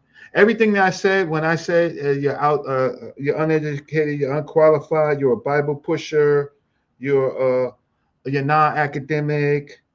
All of that I said is even more so true, because you think that the Israel or the Jerusalem, right, in the west of the Jordan is the same and they're the same people as the people in Transjordan. Like, you don't know history, bro. Just stay off the boards, right? So there's two trajectories, right? And you don't know it, right? And you sound silly if you think that the Israel in the west of the Jordan is the same Israel of the Shashu of Yahweh and the Edomites and that issue with the Moabites. If you think that, you are even messing up the Bible. If you don't know that Moses went to Midian, right? Moses goes to Midian, and as I recall, when Moses goes to Midian, there is no Israel. So Joshua takes over, and it starts from the south and it goes back up. What's happening in Israel? That's not Yahweh. That is Canaanite. That's another trajectory. You don't seem to know that. I feel sorry for you, right? And you had nobody was there to correct you. I don't know if King J showed up to correct you, but nobody's there to correct you. That's what I feel bad about. Okay, so wow. I had a quick question for you, real quick, Doc. Was what's the name for Raji's book about the Nubian Christians? Did it play any significance in tonight's show? Oh yeah, I yeah, was going to ask you about that. Yeah, because I remember you talked to him and the other guy, the big heavyset guy. Him and I forgot his partner name. Dr. Jahi Issa. Yeah. So this is exactly the point where uh, uh, uh, the Nubians during the Byzantine period, uh, they convert to Christianity. They convert to Coptic Christianity. King Silko, and let's just pull him up. So King Silko converts, and the Nubians convert from pharaonic traditions to um, to pharaonic traditions to Christianity, and they fuse it. So King Silko is his name, Nubia, and see if I can pull up some stuff real quick. And so Dr. Salim Faraji did an excellent piece on that.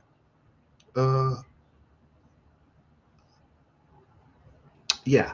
So here, just pull up some imagery. So, oh man, mess me up, Kim Netta, with that green thumb, man.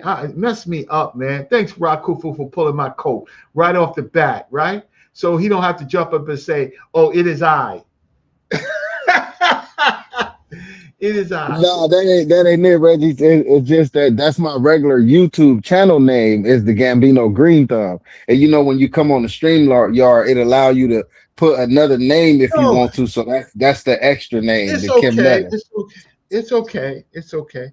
So there is a big find that in your second edition you're gonna have to update. So there's a big find in the Eastern Desert of uh, of a whole nother culture uh, in the Adbia region of the Nubia and the Red Sea, and uh, and so it's a whole nother culture in the Eastern Desert. Maybe possibly the pre-Kermer, early Kermer, and I'll pull that up. But anyway, here's King Silko. So King Silko,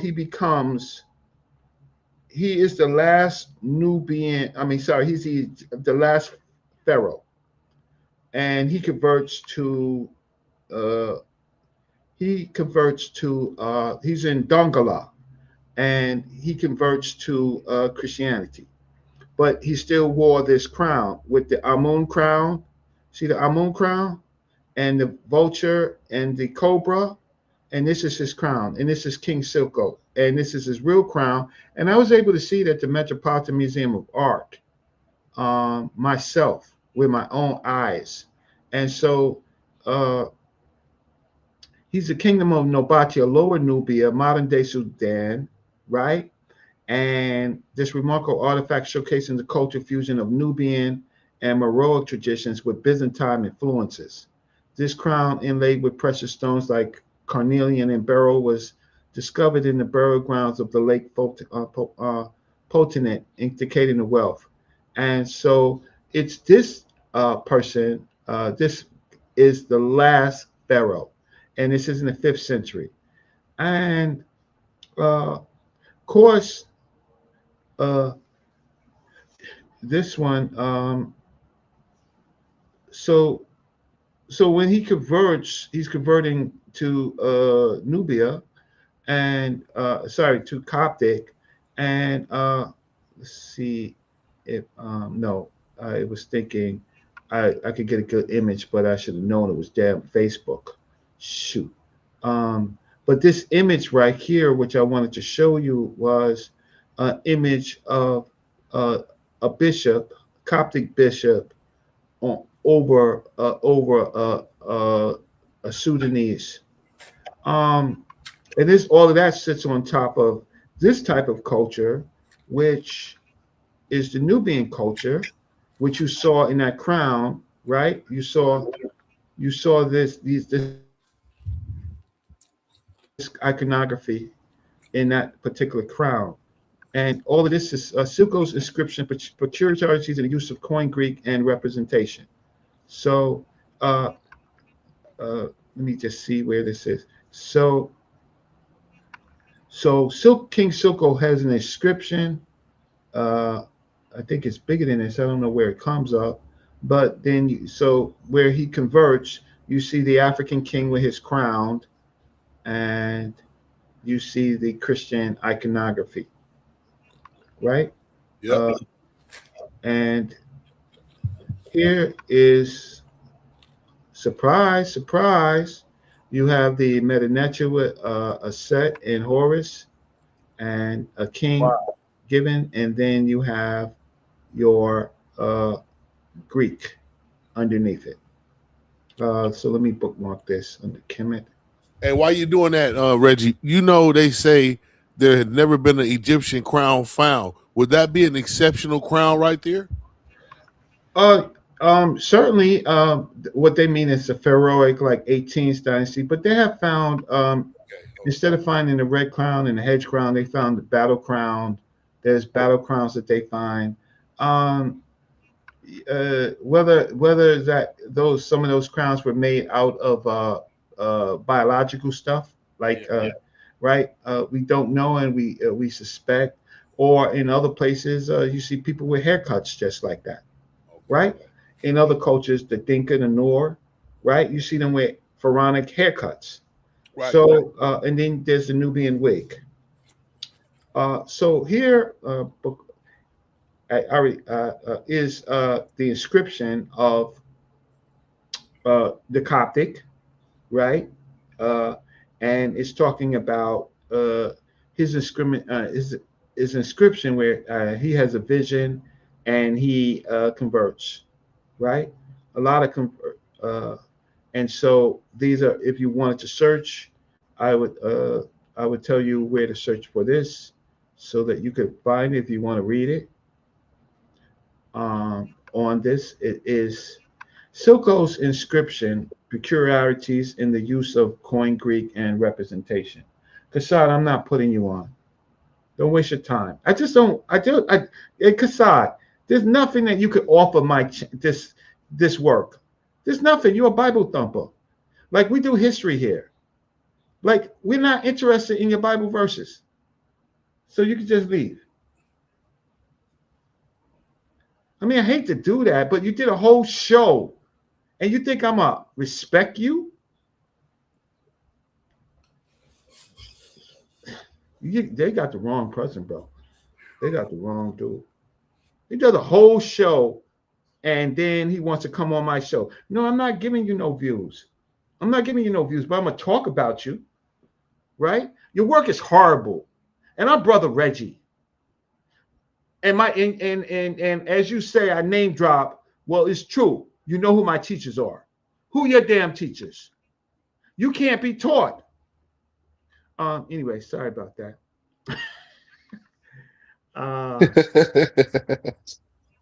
You know, dude's got me crashing out. Okay, but this is a good article if you want it. It's Silko's inscription, peculiarities in the use of Koine Greek and representation when you actually have a translation. So that answers your question. Anybody else? Jose Francis, what you got to say? Good night. Good night. Excellent presentation as usual. Yo, did you? So the name of God is Neter. How they like that, huh? You know, Reggie, under normal circumstances, I might disagree with you, but it seems that you pointed out a syncretism between that word and God. So I can't disagree in this particular case because you showed the syncretism. So I have to agree until I find something that says different. Oh, but Reggie, know, all of these writings that you're putting forward have me wondering when you're going to come out with your next paper. I'm waiting to see a 2026 Reggie Mayberry super academic paper with some spicy language in it. Don't be nice this time. Yeah, throw some spicy language in it. Well, listen, right now, you have the bomb presentation right now. The Egyptian text, Egyptian Coptic text, use the word Neter for God. Right? Like, what else do you need? Now, if you want some more blood from Brother Reggie, is, of course, I have some writing on the Black Land, not being the Black Land, right? Being the eye of Horus, right? The black eye of Horus, the pupil, to kill the Black Land. I have a paper on revisiting Dr. Sonaran and his Diapa analysis on Kemet, Kemut, Kemnet, Kemwheat. I have some, but work that I really want to do right now is finish my work on the Supreme Court, Louisiana versus Callius, because I think that is really important to understand voting rights and a way past the Thomas and Alito decision. I have I have papers. It's just what happens is when you write a paper, then you got to come back and you got to make sure the footnotes are there, and it's just a construction.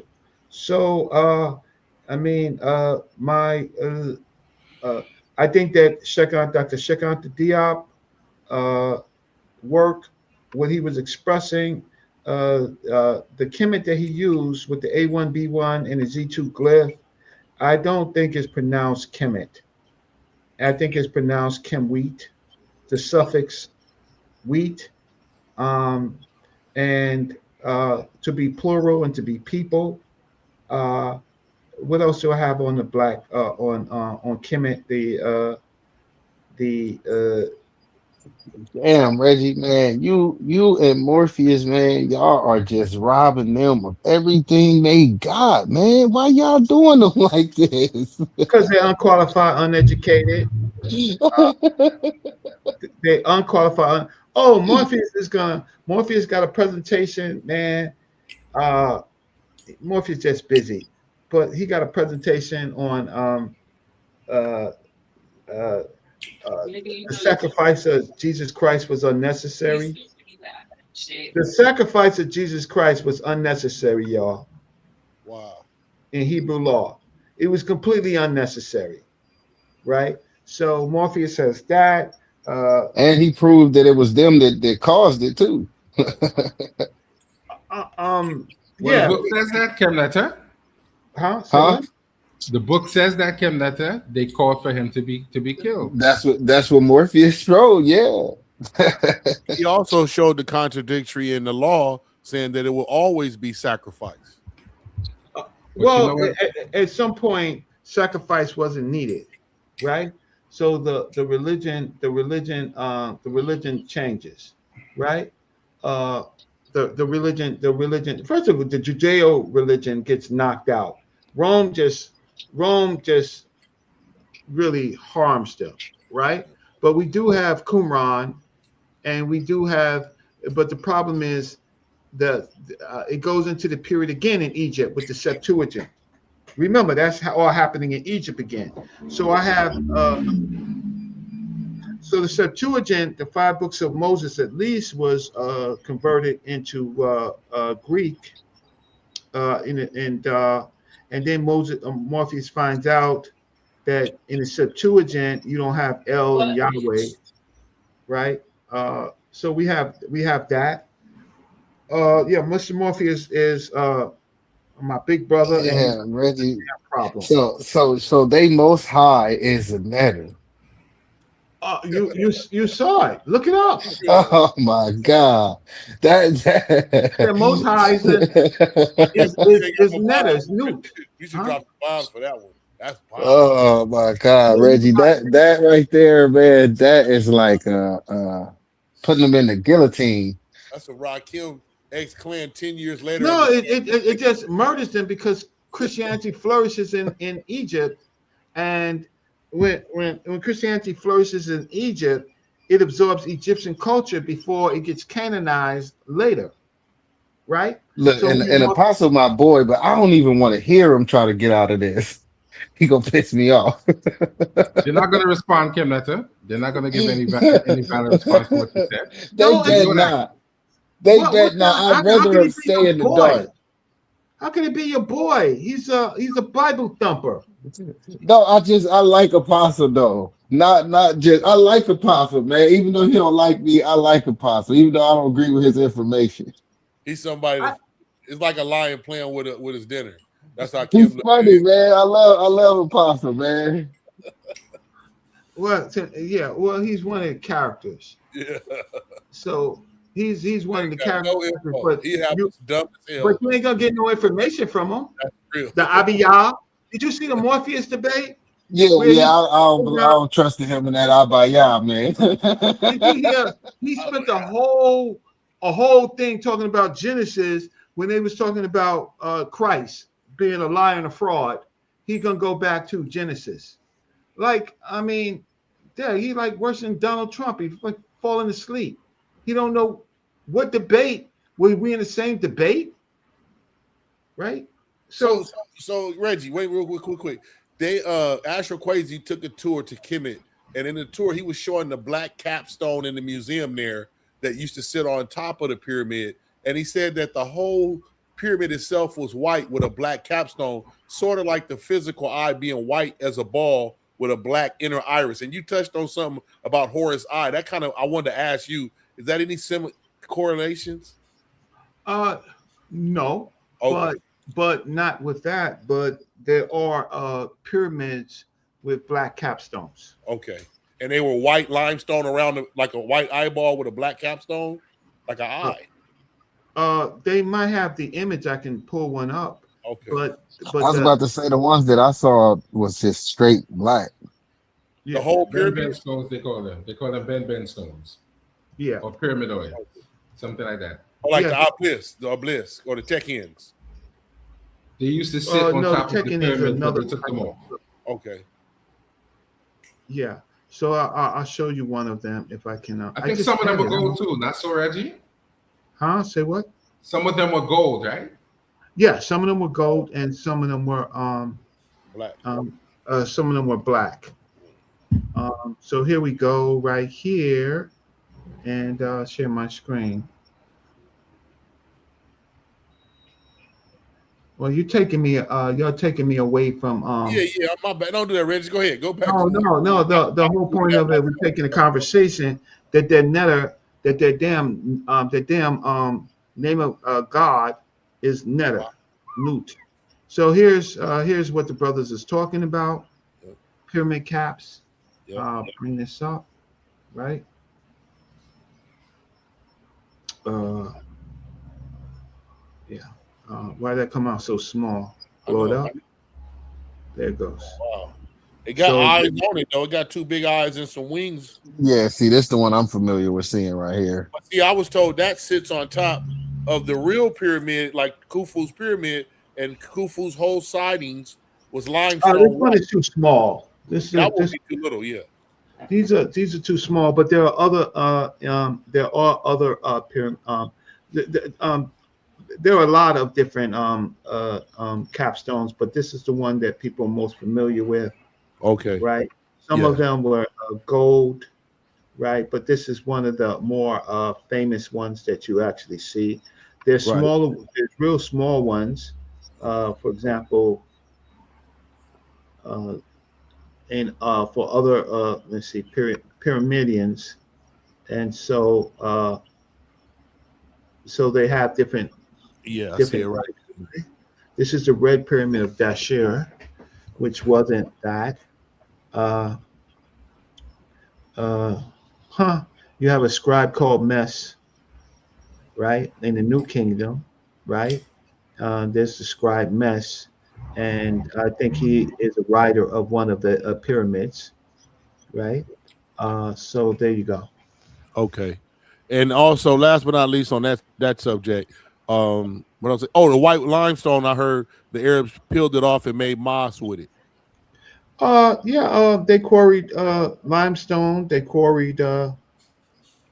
Oh, I had a great picture. Oh man, I gotta go and find this. I had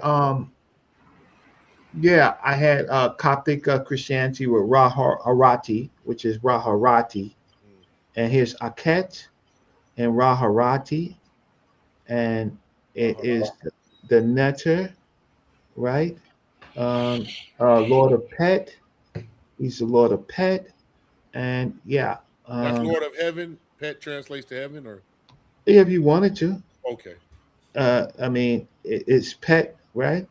Mm. And he's the Aku and Merit, beloved.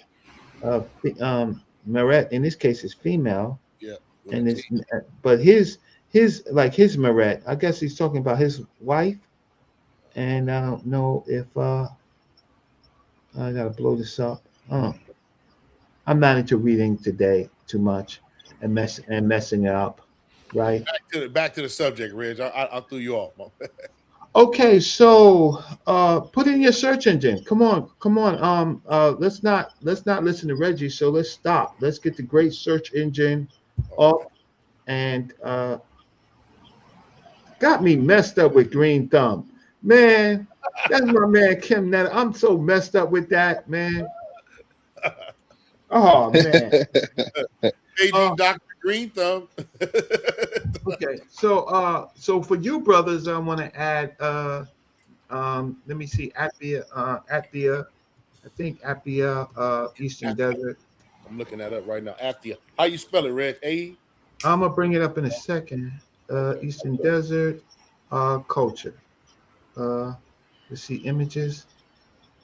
Okay. Yeah. Selling images, monumental tombs in the Sudan's Atbia Desert. So let's just show you this and entire screen. And there's some big work on this right here.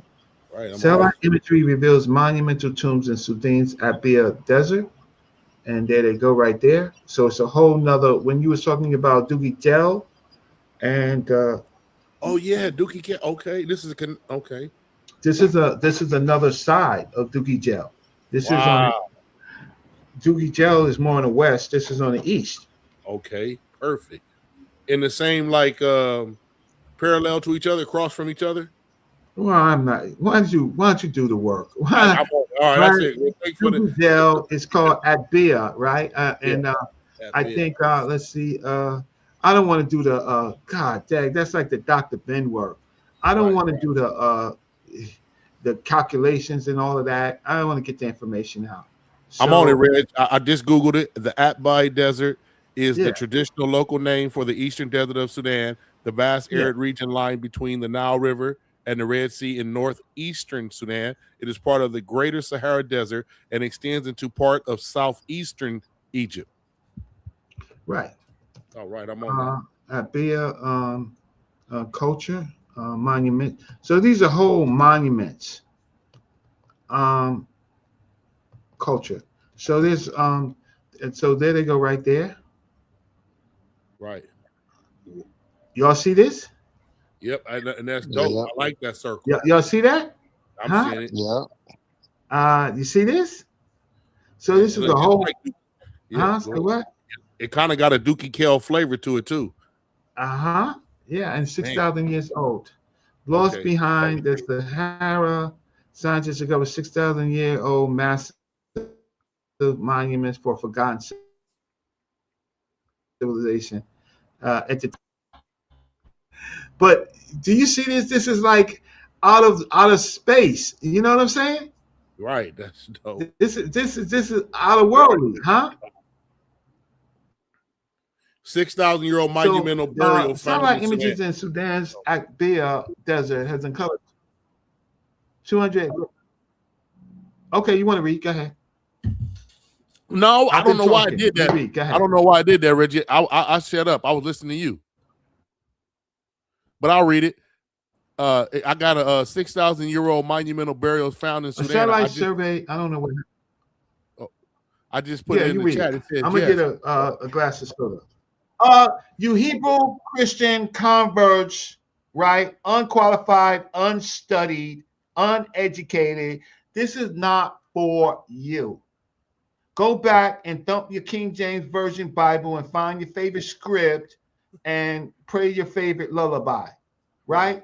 You're not in this game, yo. You're not in this game. It don't matter how upset you are and how frustrated you are. You're just looking at somebody like me and say, "Oh, he's black like me, and so he must be the same." I'm not the same, yo. I breathe They gotta different type pray of to the air, netters yo. now, man. They gotta pray to the netters, man. They did pray to the netters. They just And didn't then know it. curtain full, scene They one. didn't know it. Did he really? His brother La. Brother La, you always a peacemaker. Yeah. Brother La, my brother La. You know, brother Law gotta come with peace, man. No, he's always he don't like me to go hard on him like that. You know what I'm saying? But they're converts and they're pathetic. They're like they can't get into. I would never bring one of these crazies into a conference or anything like that. Nowhere near me. They'll say something stupid like some Bible verse that everybody will turn around and look at them. They be looking like, who these guys with? This is Isonic. Isonic is another peacemaker. Like Isonic, like really, like You can't see that they just low level, right? Always want to go to a Bible verse, no history, right? Here I'm showing them. Look what I'm showing them right now. But anyway, I think Reggie is about 67 years old and still believe humans evolved from fish scales and monkeys. Okay. I like that. Hey fam, let me put my face on. Let me just put my face on. Let me put my face on. Bro, I happen to be 61 years old. If you care about, if you care about the way I'm looking, all I have to do is put on a jacket. And I'm pretty sure at my 61 years old, I can walk anywhere, right? And look good. So I'm not old in that sense. Now, about evolution and fish scales, I do believe in evolution. And you believe in God created the heavens and earth and then created Adam and pulled Eve from his side. And God created the heavens and then put the stars and the sun in Yeah, later. yeah. Yara the best one to mess that up. I love hearing Yara mess this part up.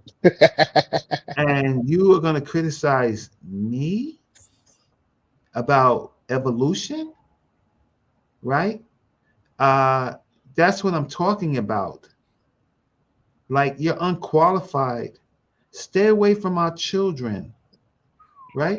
Talk to the old adults. I mean, the old children. Stay away from our young children, right? People like you just you're just outdated. You're in the chat, right? Stay in the chat. I'm not dealing with no Bible thumpers on this show. So anyway, brothers, outside of that, let me just Wait, Reggie, I gotta say this. Thank you very much for that information. Definitely gonna be doing my research. When I read right here in the chat, GPT, where it said, bottom line, these monuments began to be built roughly 1,400 years before Narmer unified Egypt. And you see how complex that looks on this picture? Come on, man. Come on. This must have been a whole nother world.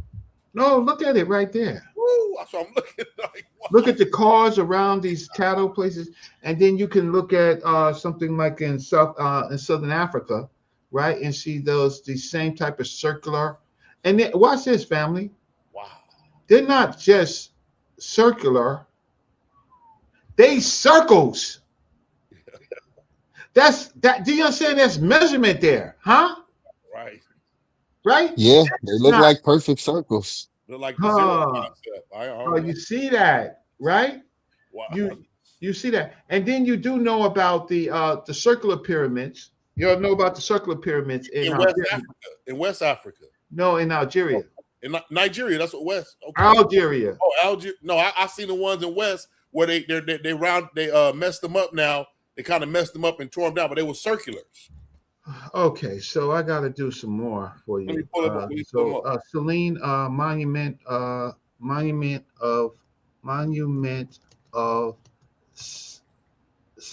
Selene, which is Cleopatra's.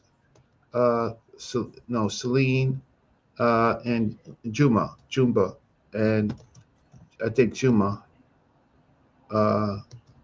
in Tunisia, Algeria. They're called jetters. Okay. What they're called jetters in Algeria? Yeah, I'm gonna pull it up. Okay.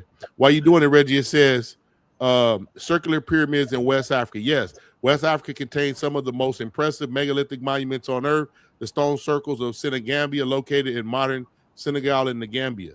That's stone circles. I'm talking about stone pyramids, bro. Okay. So here they go right here. You see them? Yep. Did you know that they existed? Never. No, that's crazy right there. I've seen a glimpse of that before. I don't remember it though. Here they go right here. Dang. Huh? They're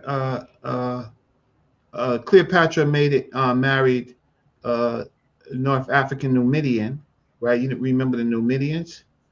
And they have causeways. They have everything that pyramids have, but they're just circular.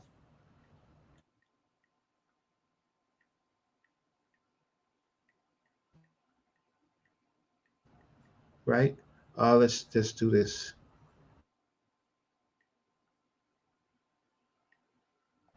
So we don't need to be talking about no Bible. Where is it? It's not coming up. Yeah. Okay. So here it goes right here. See? Wait, Reggie, can you see that? I can't show you it, but I got pictures of the circular pyramids in Nigeria. Pyramid, step pyramid, circular. No, I know those. Okay. I know those. Pyramid. They got. I think the Muslims in the area destroyed them. Right. So they're no longer there Right. because they're such a jet. But they're called jetters, I think. Circular pyramids.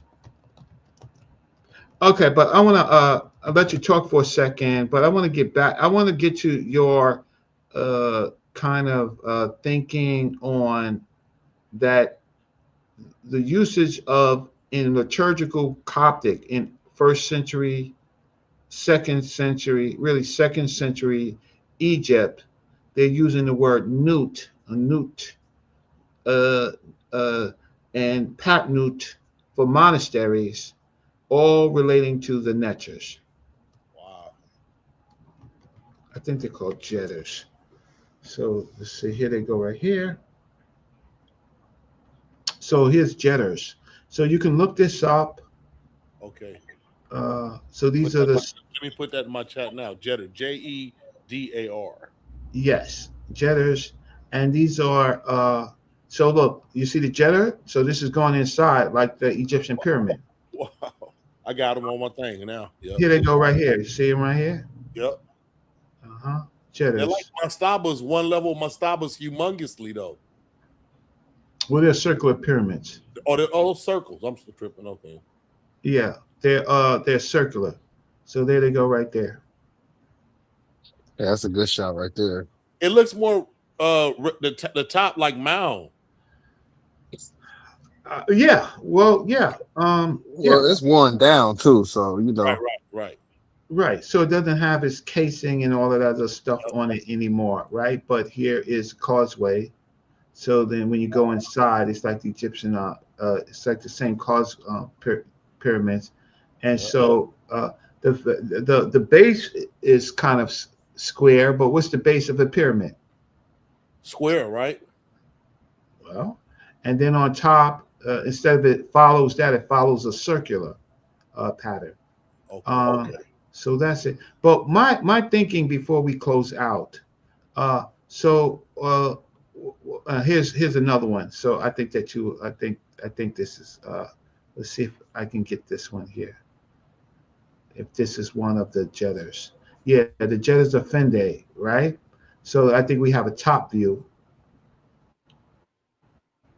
So there's a causeway, just like the Egyptian pyramids and temples. You see that? And it goes down, and there you go right there. Man, and then here's the top of it.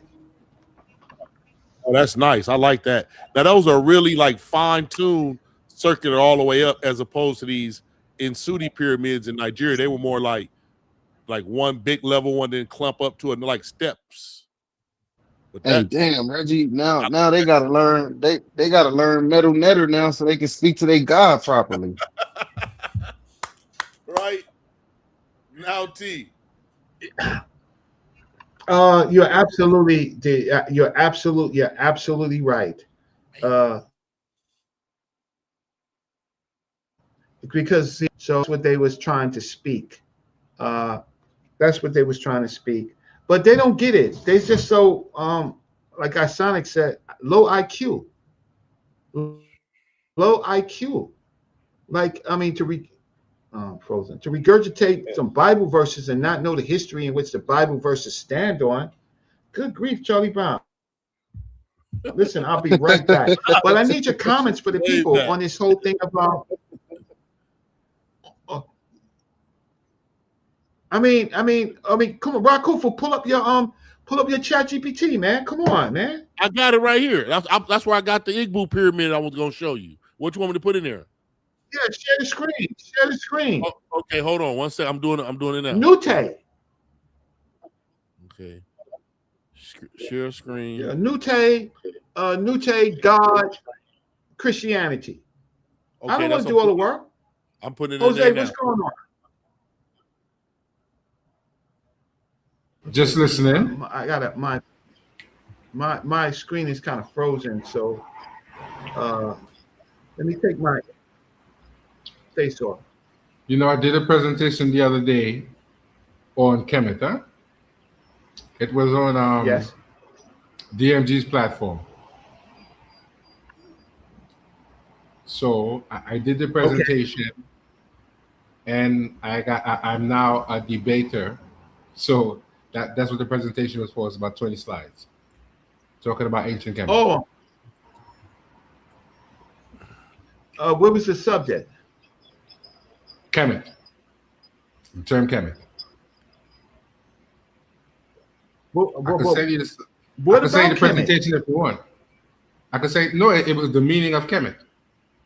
Yeah. So I can send you. Okay. It was only 20 slides. And But I can email it to you. I was just busting somebody over the head earlier today when they was trying to go over some of that and say like it refers to the fertile soil and all that BS. And I told the dude, like, you don't realize that they got that in brackets, man. When you see brackets, that's the scholarly interpretation, not a one-for-one translation directly from the records. So you can really throw that out in most cases.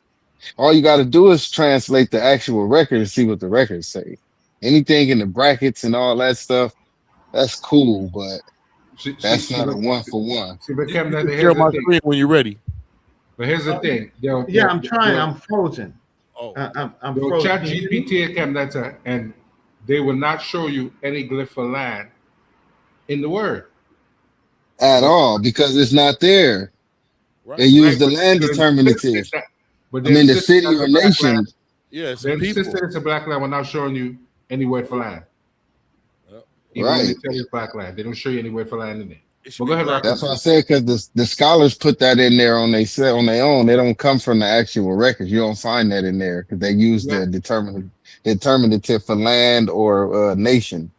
So what you civilization? I mean, my bad, civilization or nation. Go ahead, Rakufu. All right. So to the Supreme. Oh, I always wanted to read this. I always wanted to read this to y'all. Can y'all see it? Yep. Is it clear? The Egyptian ideas of God.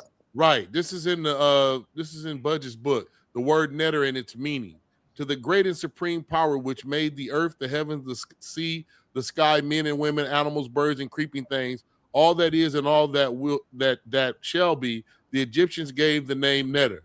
This word survives in the Coptic, but both in the ancient language and its younger relative, the exact meaning of the word is lost. Imperet, following Derouge, connects it with the word and says that it means renovation, but Brudge refers it by Gutlich, Heilig, Divin, Sekri, or like sacred by three Arabic words which mean divine, sacred or set apart and holy respectively. By a quotation from the Stele of Canopus, he shows that in Ptolemy times it meant holy or sacred when applied to the animals of the gods. Mr. Renouf says that the notion expresses by nutter as a noun and nutra as an objective or verb must be sought in the Coptic, which in the translation of the Bible corresponds to the Greek words, Greek dunamis, I sekus, I sekuros, I sekupo wu, power, force, strong, fortify, protect.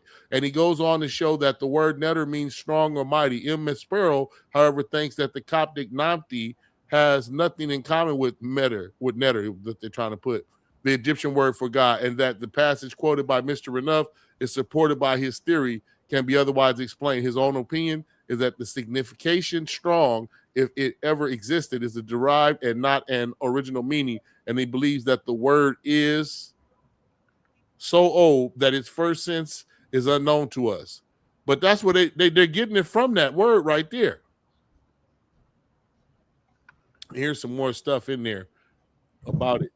But is there any other thing in here that Yeah, I want you. I want you to put up ChatGPT, and I I'm want here. you to search for Noute. Noute.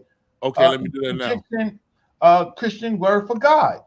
Okay, now. Ask what's the meaning of the word Yeah, and come where on, it come come from, on, thing, Oh, and Reggie. it'll give it to you. Show me a liar. That's Google. You got ChatGPT? I don't have it, not on my computer. It's on the phone. Yeah, just type ChatGPT on your computer. Uh, you mean Go, Google it? Put yeah, ChatGPT. ChatGPT. Chat No, GP. one word. Yeah, Okay. yeah. Well, just go. Okay, that's fine. Press enter.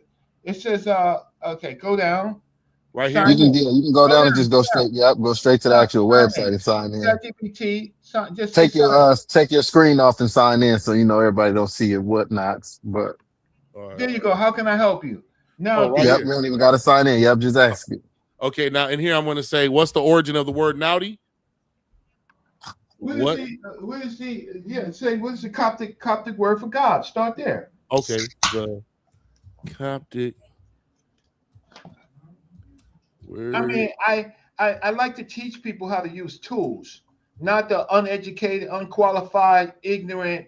They don't need to be on no tools because they're gonna mess it up, right? They don't need no new tools.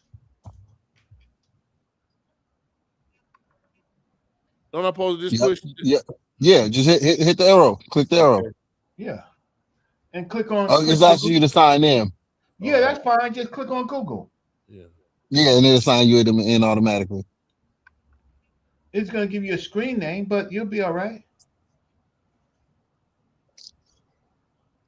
Good. Okay, continue. No, they No, charging. no. Don't click nothing. Okay. Don't click nothing. It says what? 7 full day upgrade to no, we don't want to upgrade. Click the Yeah, X. you can just X that now. You already in. Now hit the yeah. Yeah. Oh, there we go. Ooh, they slick. They tried to get it. Damn. The Coptic word for God, There it is. Noute. Translated penalty. It seems like it's a P right there. Penalty. Pronounce punt or penout. Now ask where the word come from. Okay.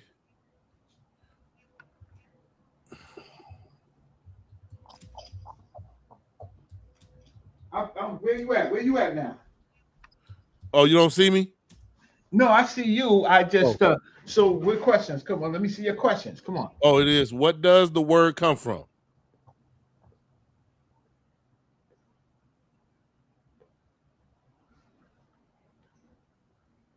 Short answer is built from the Coptic definite article in the noun Noute origin.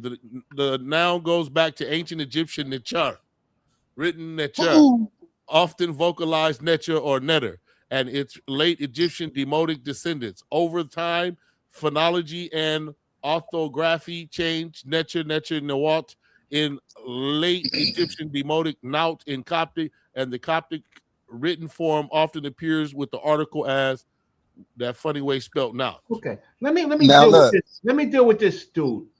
On this topic, Reggie's wrong. Right? Reggie's showing by other people that's following that I'm right.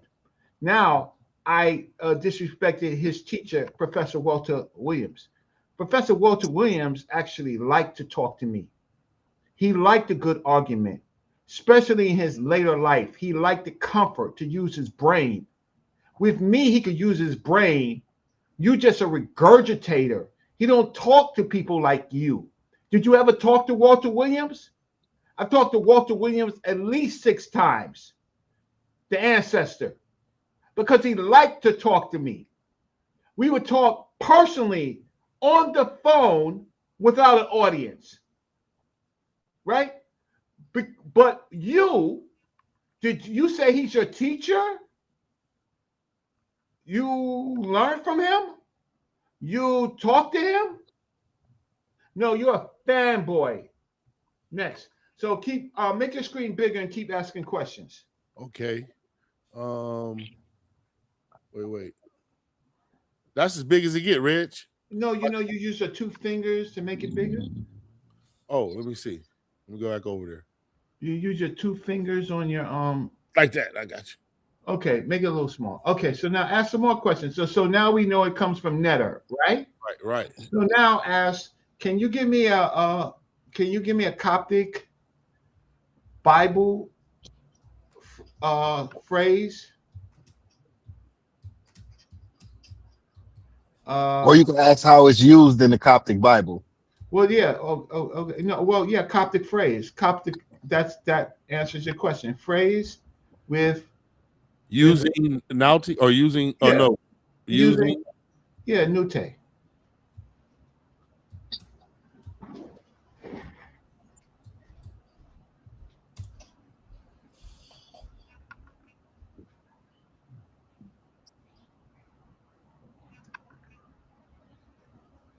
Do you want an actual verse from a Coptic Bible or a short Coptic phrase I can compose using Noute? One that you from can the Bible. From the Coptic Bible. Yeah, don't make up nothing. Okay. What did you say? What did you say? I'm sorry. I'm going back. No, it was asking him if it wanted to like make up something, basically using the word, or do you want to pull from the Bible? Phrase. I would love to answer this, but it seems that you are not subscribed. Please upgrade. No, don't upgrade. That's why you should just sign into your real account. That way you bypassed all that. I did. I don't know. He did. He signed up, but they don't want to give him no. They don't want to give him no play. Right. Only on my phone. That's crazy. No. I think you might have. You got more than one email. Yeah. It might have just signed you in with your other email because this a new account because your other account is actually paid for, right? Yeah, it's paid for. Yep. So yeah, this a new account. Then that's what I said. If you go up to the sign in and see what email they got you using. Go up to the top. Okay.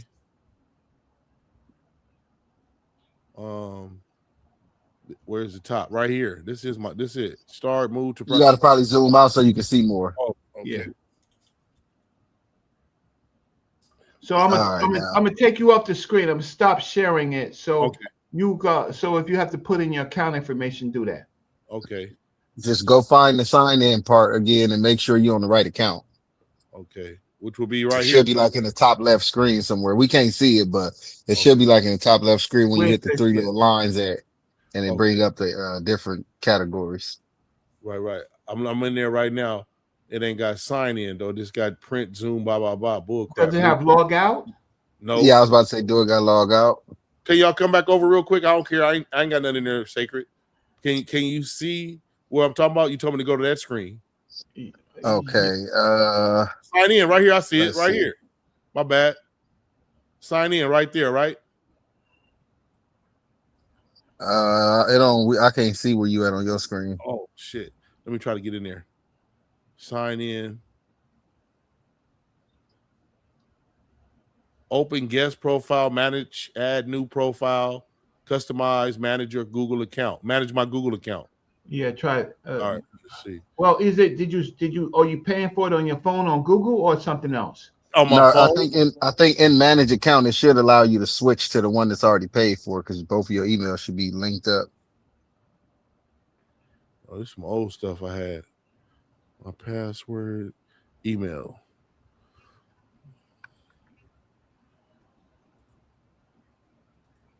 Okay. Or if it's giving you too much of a headache, you can just sign out and just sign in with the email that you know is the real account. Use another account. No, it may keep you in, it may remember. So what if I do this one, Reg? Gemini good? Yeah, try Gemini. Yeah, and then Gemini not gonna give you no pay for this and all that. It's just gonna rock. Okay, I got it right now. So what I'm putting in, ask it to you. Ask. Well, copy. First thing you do is copy one of your prompts. Copy a question so you don't have to rewrite the question. Nah, because then I got to go back over there, Reg. I ain't getting in there. I'm in the right spot right now. That's too far over. Back over. Let me get this out of here. Chat box out. Okay, here I go. Right here. I remember what the question was. It was to have it use. Give me Coptic Bible scripture using the word. Yeah, Coptic Bible scripture using Yeah, here's this dummy again.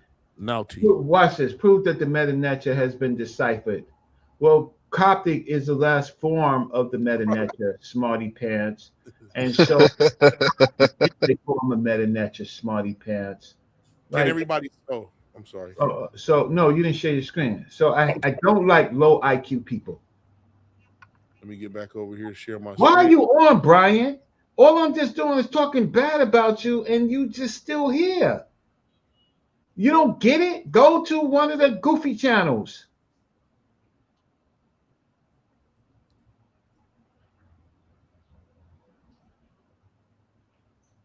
Okay. Is it open? Yeah. All right.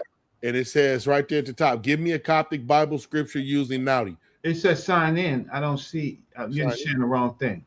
Let me see. Maybe it's on the side over here. Let me Look, I'm so sorry. It's 1:00 in the morning. Bible thumpers. For the last half an hour of this show, it's not about you, bro. So go to sleep, wake up, go on any of the Bible HOK. What do you call it? Go on Apostles page, right? With the low IQ people. Go on. Yeah, that's the. Go there. Wake up in the morning or call Apostle, and let him preach. This is a teaching class. So did you pull it up? I got it. It says, give me a Coptic Bible scripture using Noute. Good. Share it. Can I share it? Can I share it? Yeah, no. But it won't share. I mean, it's right. It's on the page what you're looking at where it say sign in. It's on the right hand side. It's in the corner, and I'm trying to blow it up. It won't blow up no bigger. Goodness grief, Charlie Brown. I mean, okay. So did you sign in already? Yeah. So how do I get rid? I can't. Let me see.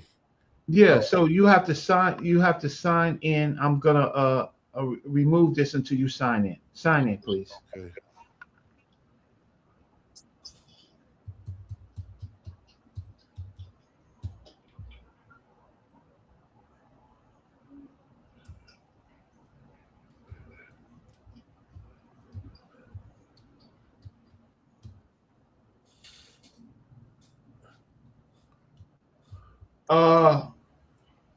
What's that sound like talking about?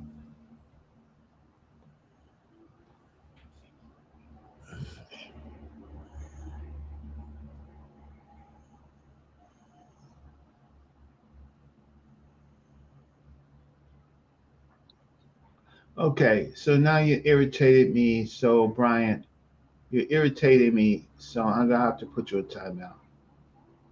You just irritated.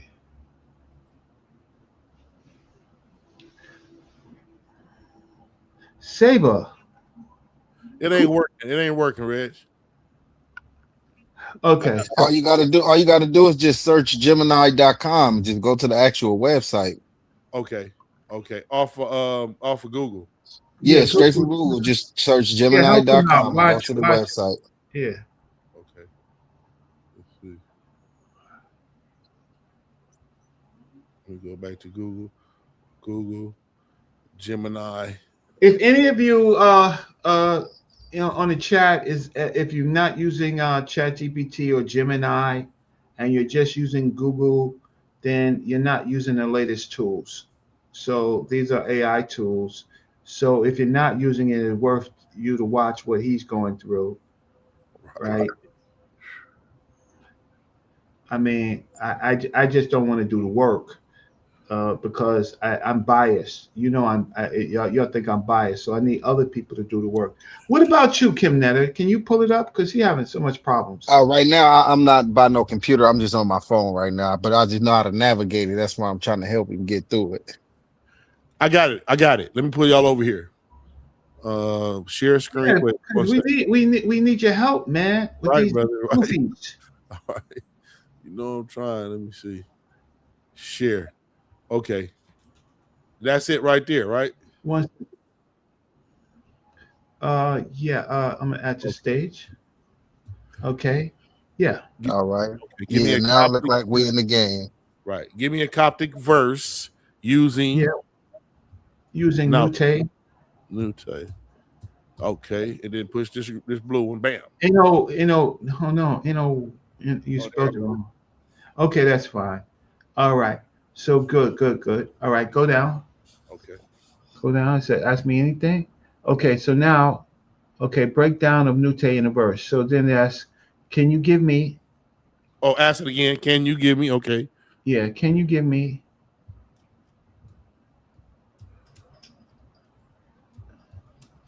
a Bible script with Noute? Don't worry about the spelling errors. Spell it the way they spell it. Yeah, Noute. Uh, wait, no, don't click yet. Can you give me a Bible script with Noute?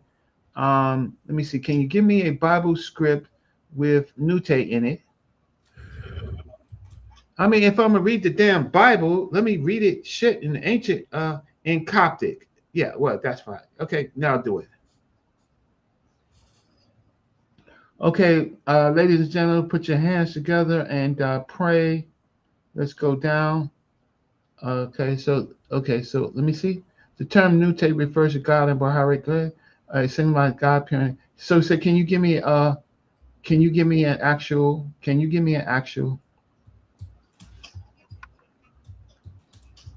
I mean, I could do this. I don't want to do it. An actual uh prayer. Using Noute or Yeah. Yeah, come on, that's the word of God. Don't mess it up, man. Don't right. you know that's the word of God, man? Man, I better get it right. God's name, man. You acting like you unfamiliar. Okay, so the prayer, God have mercy on us, right? Yes. Okay, so come on. Uh, okay, expanded option. Okay, there it goes. Translate it for me. Yeah, English translation. Our Father who art in heaven, hallowed be thy name, thy kingdom come, for thine is the kingdom, power, and glory forever. Amen. Oh, amen. So let's go back up to the prayer, the Coptic script. Okay, so we see amen at the end, right? Yeah, I And mean, they put out like an Arabic. I mean. but that's the way you want to pronounce it. Well, yeah. And so let's see. I'm looking for Noute in there. Okay, so I see it right there. Okay, where do you see it? Chapin ayot et keni Pinoy. Put your arrow around it. My Right eyes. Huh? Ni Pinoy. Just highlight it so you can see it. No, that's not Noute. So say no, because it says the Father Go, who are in heaven. go all Right? the way to the top. I think you might No, have we passed it. didn't ask it. So say give me another one.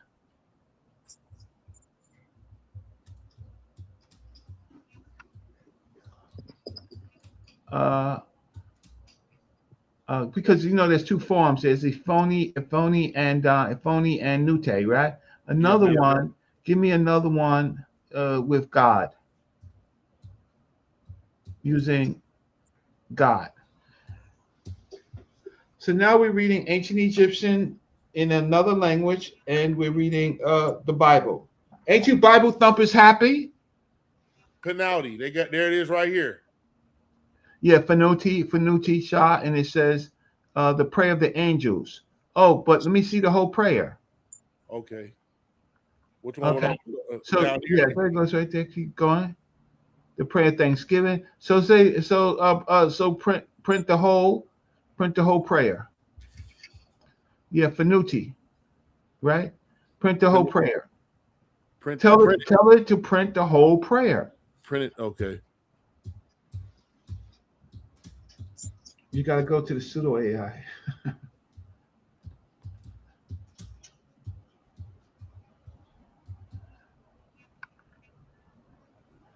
Okay, who do you worship, Reggie? My mother and my father. That's who I worship. Okay, so there's a Coptic script, right? There's Noute, we see it. Now let's go to the English. Okay. Let us give thanks unto the beneficent and merciful God, the Father of our Lord, God and Jesus Christ. For he has covered us, helped us, guarded us, accepted us into him, spared us, supported us, and brought us to this hour. And ask, is this a real Coptic? Is this a real Coptic prayer?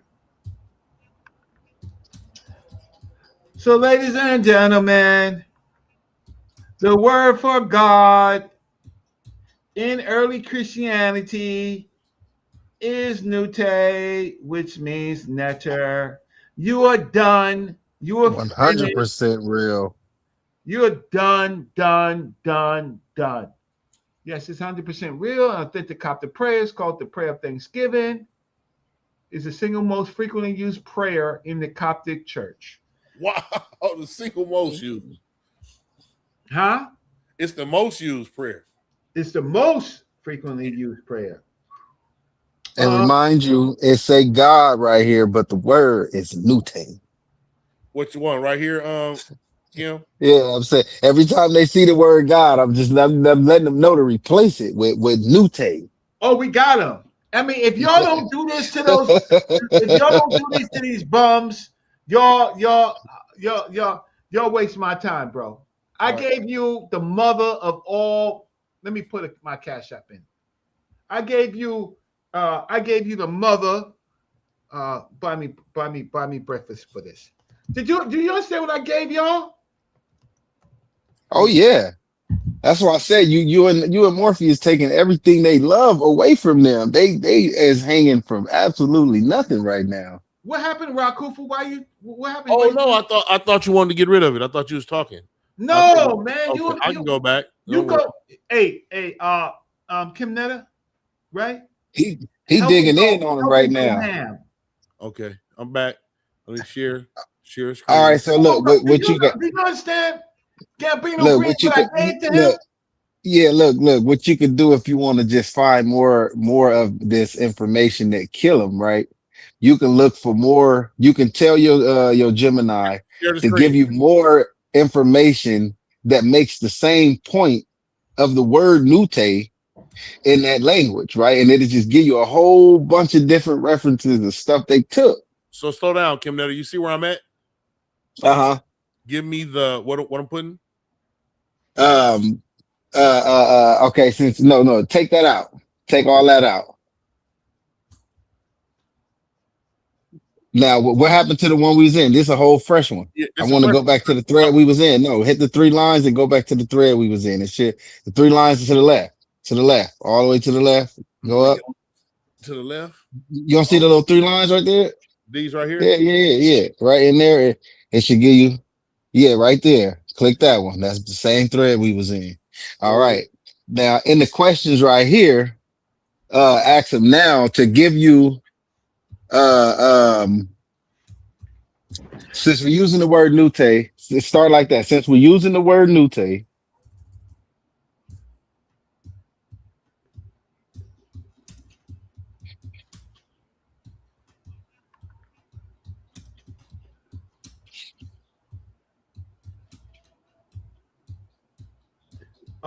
James Grant. For God. Oh, James Grant. You Sape? Give me more comparisons like this. We're talking about ancient stuff. We're not talking about no Asape, humans or trees. We're not talking about that stuff. How you spell comparison? Or you could do parallel or more of the same like this. However, you don't got to be too complicated. I'm showing your real history, real artifacts, and you're talking about some Osape, some dentist or somebody made up in New York. Like, can you stop it? It's not your show.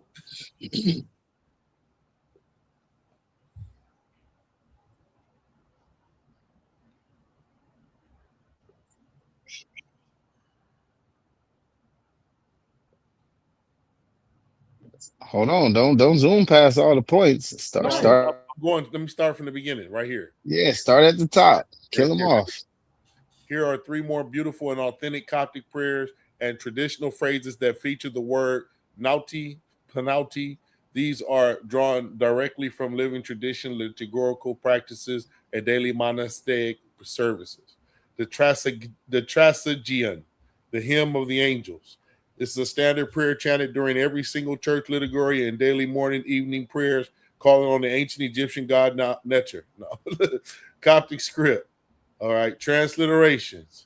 English translation. So the Coptic, the transliteration, I see it right here. Here's Pauti. Okay. And then the English holy God, holy mighty, holy immortal, who was crucified for us, have mercy on us. The Matins inventory prayer, Coptic script, transliteration. Where will we see it? Right here in penalty. Yeah. Yep. Oh, wait. A penudati. So it's Pi Christos. Pi Christos is Christ. Right. And penoti is our Lord, Yeah. our God. Yeah. Mm-hmm. So so do you see what's happening right here? Early Christianity is speaking Medu-neter, For real. and their God is a netter. Right. Are they done? Cooked. Kim Netter, are they done? Oh yeah, they done for, man. Look, go back up a little bit. Read them the English right there on number 2. Come, let us worship. Come, let us entreat Christ, our God. Mm-hmm. They worship. Wow. Okay, so now, so type this in Coptic.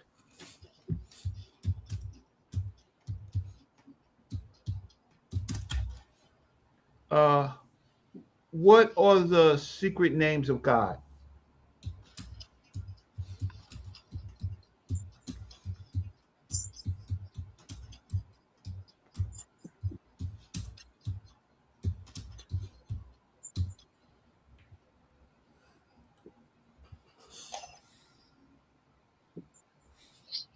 Okay, so that's okay, that's fine. Okay, okay. So what are the divine companions of God?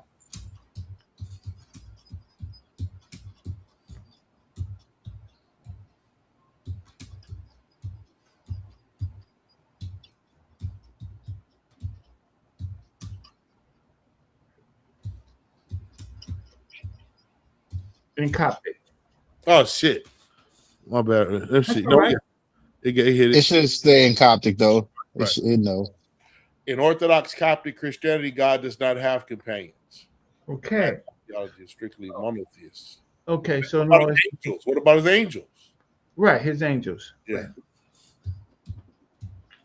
No, but they do have secret names. But that's just chat right here. So we have to Okay. find another prompt. But what about his names? Okay, No, I messed that up. What about his angels? that's all right. That's fine. Okay. In the Coptic tradition, your names of the divine companions are deep. Now let me put what about his angels? But what about is it secret or sacred names? Yeah, try sacred names. Okay, what about his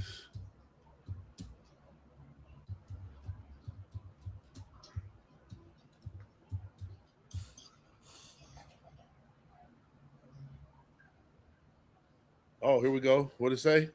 In Coptic Gnostic codex, like the Apocryphon of John, sacred names are treated as direct keys to cosmic authority, spiritual protection, and divine ascension. The most powerful sacred names belong to the supreme transcendent God and his primary light reflections. The Okay. sacred, Oh, okay. Go ahead. Come on. all right, the sacred names of the supreme God, because the true God is completely beyond physical matter, human vows, and concepts of gender. The Coptic text assigns highly specialized mystical names to emphasize this perfection. Pi Aton Evol, the unmanifested.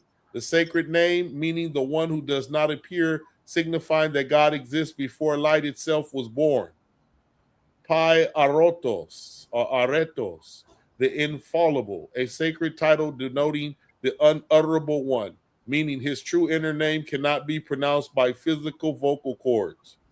Okay, so now ask, uh, what is the relationship to this and netters and the netter rule?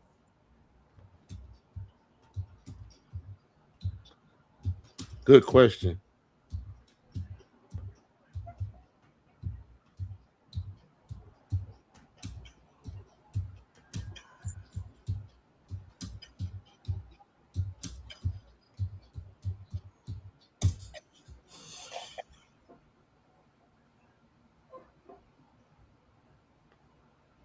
The relationship between the Coptic Gnostic names of God, his divine companions, and the Neteru. The Neteru, Nejar, the ancient Chemist or Egyptian forces of nature and gods, is one of direct linguistic, structural, and philosophical evolution.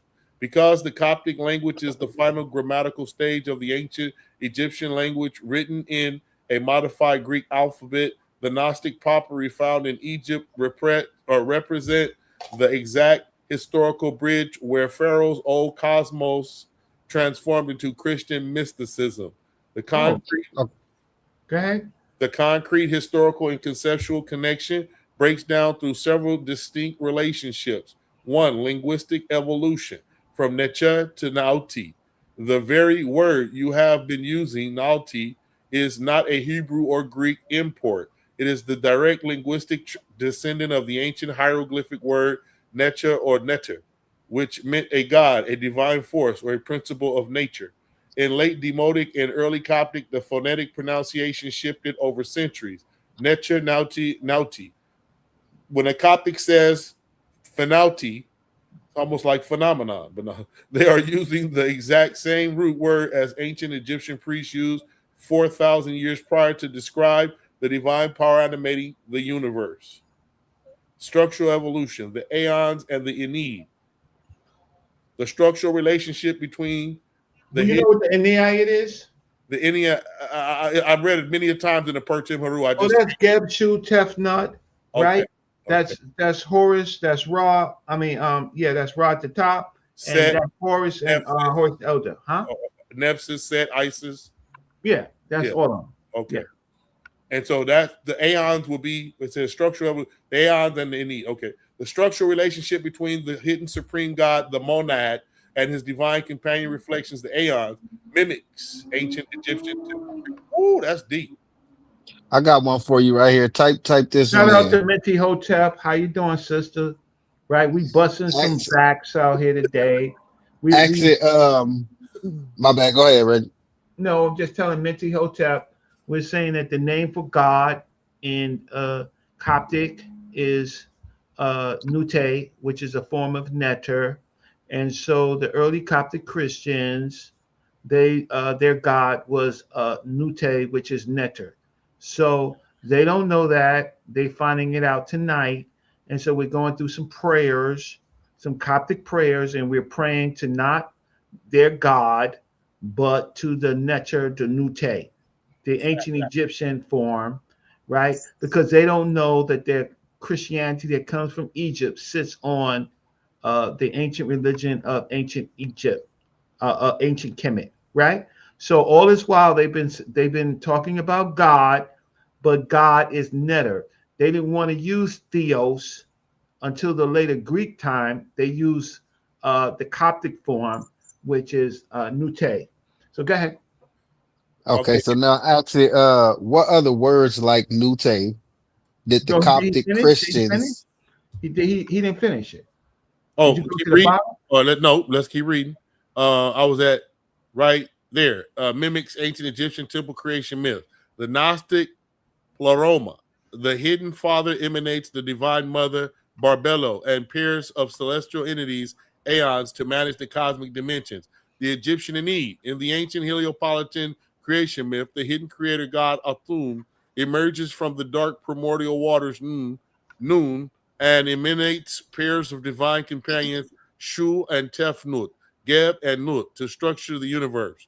Gnosticism effectively took the concept of the Nicharu as specialized conscious extensions of one singular divine source and translated them into the Greek philosophical language of aeons, Egyptian wisdom center. The remaining, the reimaging of Thoth as the word and luminaries. The Gnostics heavily synchronized Thoth, Jehudi, or Jehudi, the ancient Egyptian neter of wisdom, writing, magic, and cosmic order. In Coptic Gnostic systems, Thoth attributes were split. His pure cosmic light and wisdom were mapped onto autogenesis, the self-begotten word, and Elelith, the luminary of perfection and peace. Conversely, Thoth's association with the physical moon and lower magical laws was sometimes mapped onto the lower planetary archons who governed the physical matrix of the earth. Psychopomps, Anubis, and the Gnostic gods. In ancient Egypt, the neter Anubis was the psychopomp, the divine god who safely protected the human soul through the dangerous underworld trails after death, or trials after death, sorry. Gnostic texts adopted this exact concept in Coptic Gnosticism. The material world is a trap.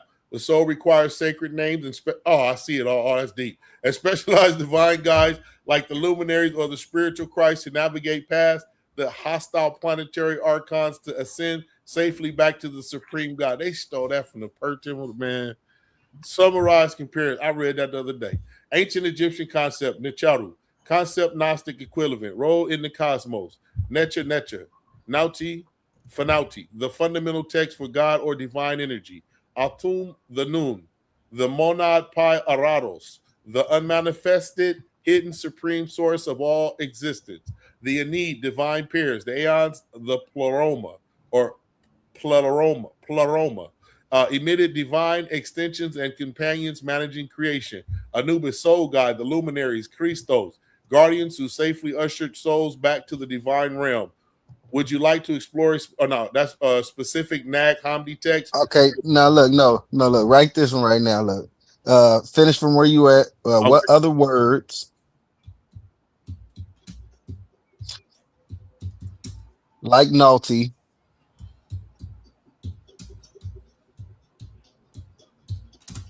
did the Coptic Christians take and use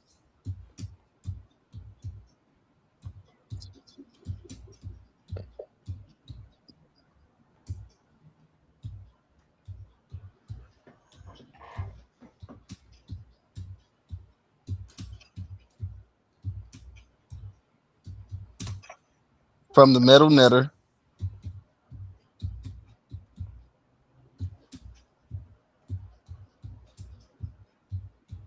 instead of Greek?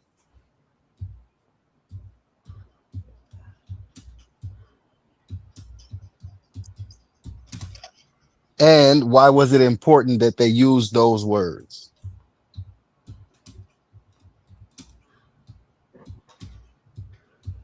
Okay, so family, we're having some fun now. So what I'm doing now is I could done this. I've already done this.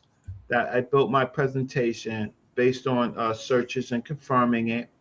And I'm teaching my family how to search on in this type is in Genesis. It could have been ChatGPT to confirm that the early Christians used the word Noute as their word for God, which comes from ancient Egypt. It didn't come from Judea. It didn't come from the Hebrews. Their Christianity that was born, that manifested into Egypt, that Rome took, it had an Egyptian root for God. So for centuries, they was calling God Noute. Fact. And they're done. That's right. Y'all ready for me to read that? Yeah, this one should kill them right here. When the early Egyptian Christians translated the Greek Bible and developed their liturgical language, they intentionally bypassed the dominant Greek vocabulary for several fundamental concepts. Instead, they retained sacred words from metal neter, the ancient Egyptian hieroglyphic and demotic tradition. Sacred words kept from the metal neter. Apart from Noute, from Necha, early Coptic Christians preserved these specific, highly significant terms. Ankh, which is derived directly from the hieroglyphic Ankh, meaning life or eternal life. Wow. Rather than using the Greek word Zoe, Coptics use Ankh to describe the spiritual fertility given by Christ. derived from the ancient Egyptian root meaning to pray, to supplicate, or to chant. They chose this native term over the standard Greek prosuchi, derived from upper, the house of the temple, used to denote a physical temple or a sanctuary rather than the Greek naos. Now here's Noute. Here's Noute. I don't have to stop. So Okay. Noute said they took the word. It's a new word meaning. Yeah, but it has an ancient African root. Right. So nice try. Nice try, Noute. Nice try. But you can read it on your screen. Right. Where am I at? You skipped a few. Right there, Arper, the house of the temple, used to denote a physical temple or sanctuary rather than the Greek naos.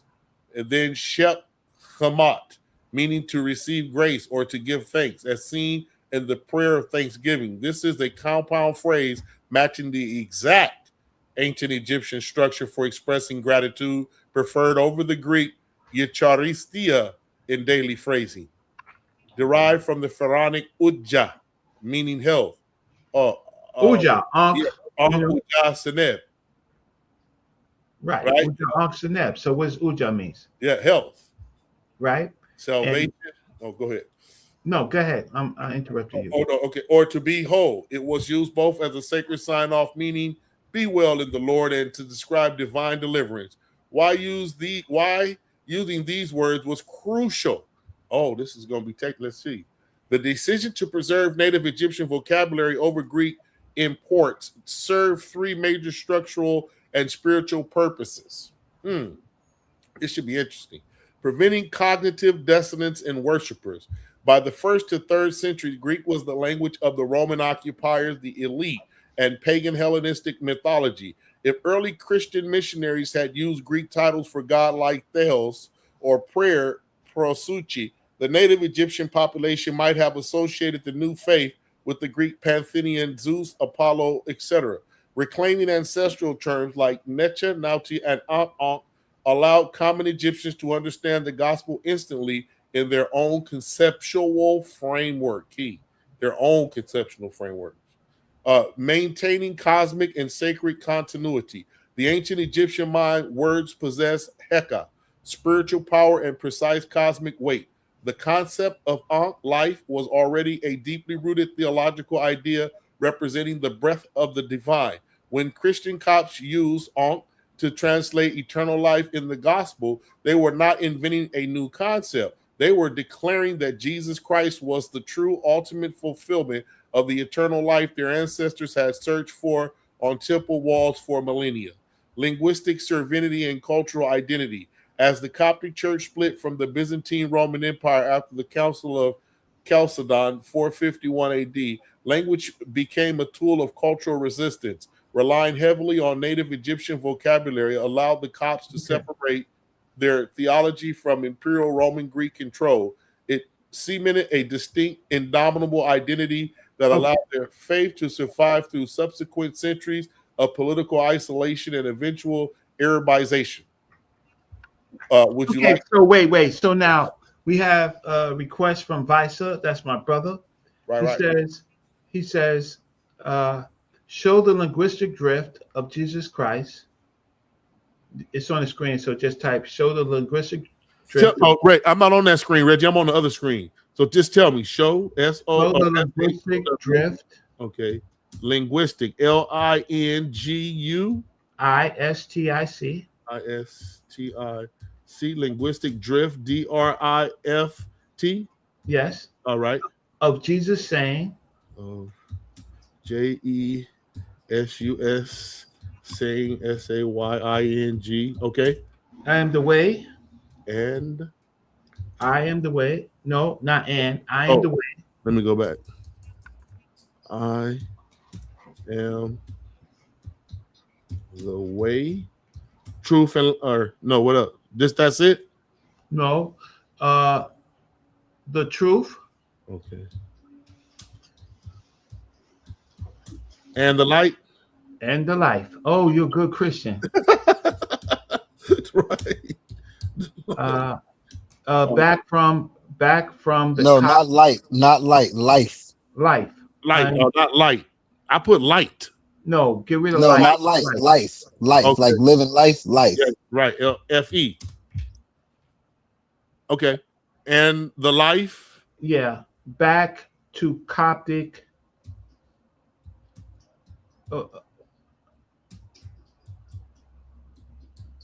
And the meta-neter.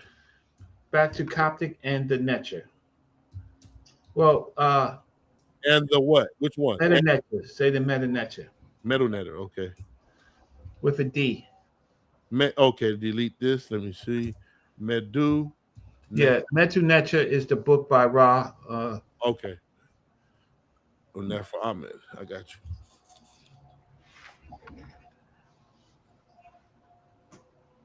John, I am the way, the truth, of the light, from a modern translated back to the Coptic. While the originally preserved in Greek, early Egyptian Christians translated the concept back into the native tongue. So let's go back. I am, original Greek, Coptic, a meta-neter, Anuk, I am, right? Anuk, yep. Hawat, Anuk, the way. I am that I am. Go ahead. I am the way, Anuk, Awat, right? The truth, Mad, life, right? And so basically that's a one-to-one translation. Right. So just say, did the ancient Egyptians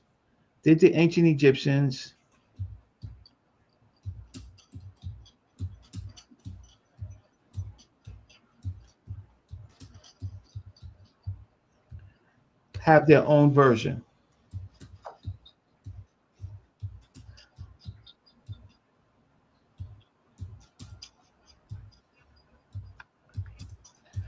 Brian, now you're trying to be nice. You said the last time I watched, you invited me on a platform. I would like you to take on an offer if it stands, provided we have a respectable conversation. You don't have any conditions, right? I listened to what you said in the chat, right? Were you respectful in the chat?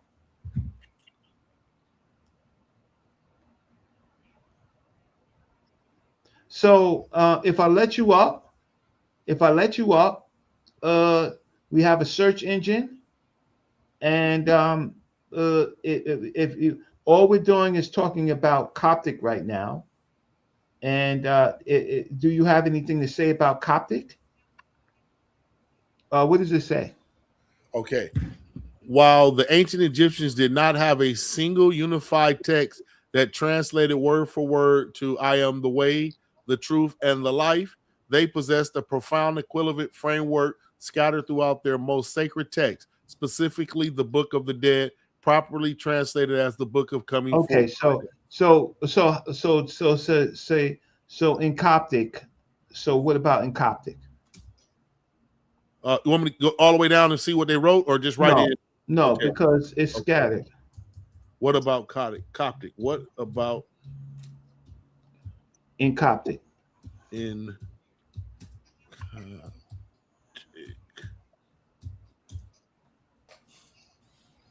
you Christian Bible thumpers, converts, right? Reading a white man's King James Version book, you're enslaver. You're out of your league. Now my people have found out that the early Christianity in Egypt, they used the word Noute for God. You're done. You're done. You're done. Right? So you're done because God is related to the preferred name in Coptic Christianity as Noute. You're done. Right? You're just done. You're out. I don't know how to say it to you. You're finished, right? So I want to see early Christianity, where it was formed and where it was written, and we know it was written in Alexandria, right? And it was written using ancient Egyptian terms. You're so done, you don't know it. Okay. Yeah, the word for God and the word for priest in Coptic really just kill them. I'm talking about bad. Oh, what's priest? Ask it. What's the word for priest or priesthood in Coptic? We get to priest. We'll do it after. The actual Coptic translation of John 14:6 demonstrates exactly how early Egyptian Christians preserved these ancestral linguistic fragments to build their new Christian faith. The Coptic verse, Sahidic dialect, Coptic script, phonetic pronunciation, literal meaning. Anok peti hi awi timi awi pionk. I am the way and the life, or the truth and the life. All right. Oh, so you use Ankh? They Yeah. use Ankh there? Right, You're but so yeah. done. Like Oh this my God. guy. Huh? Oh my God. It just keep getting worse. I mean, you're done. I mean, you're so done. Listen, I did got some cash apps, so I want to say thank you. I want Right. to say Ra Allah. I want to say thank you for lunch. Troy P, I want to say thank you. Cam, man, thank you always, man. Teddy Hayes, I want to say thank you. Kawante Warner, thank you, good brother, man. You're always on my side. Brother Neil, That's me. I know. Thank Oh, you so much. thank Right? you. Yep. So that's all I got today. I'll put my cash app today. I'm gonna put my cash app up, but I do want to say, let me see if there's anybody else. No, I see. I got one more for you too, Neil. This is gonna kill him right here. Let me just see.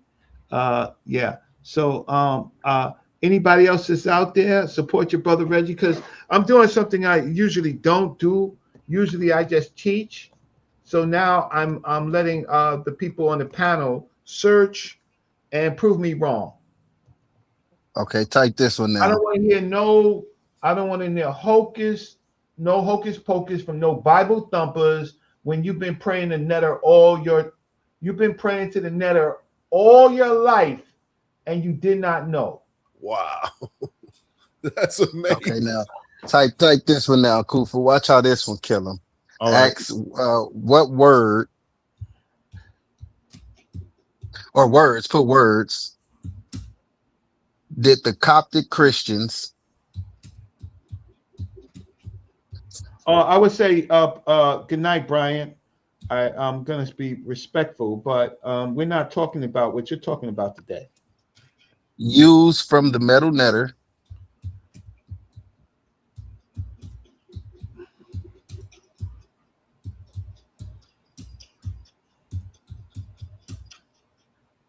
for priest or priesthood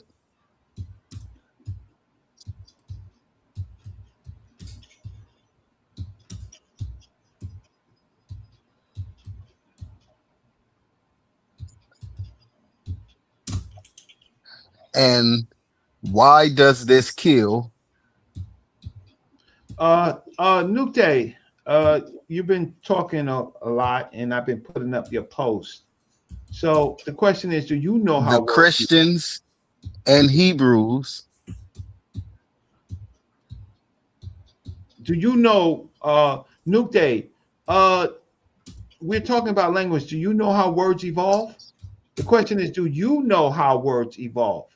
Do you know the etymology of words? What we're showing you is hold on, don't send it. No, don't send it. Why do this kill the Christians and Hebrews? Hold on. so this kills What is the me. Christian word for This kills me Hebrew? respectfully, Noute, because Christians I and don't know you Hebrews. and I haven't Okay, argued with and you. then put that says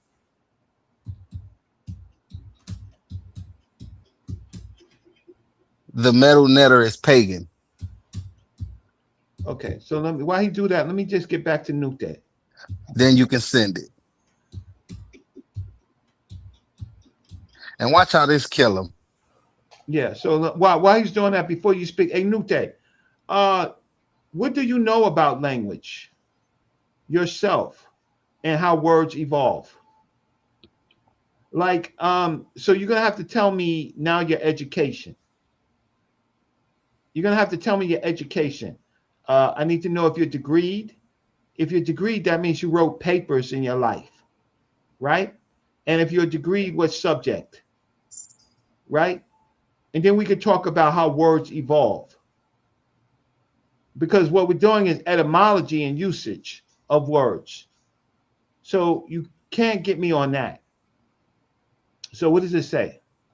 Okay, here we go. What words did the Coptic Christians use from the metal netter for priest or priesthood? And why does this kill the Christian and Hebrews that says the meta-neter is pagan. When Coptic Christians translated the Bible and formalized their liturgy, they rejected the standard Greek word for priest, Arius. Instead, they retained the native vocabulary from the meta-neter, the ancient Egyptian hieroglyphic and demotic traditions. Words preserved for priest and priesthood.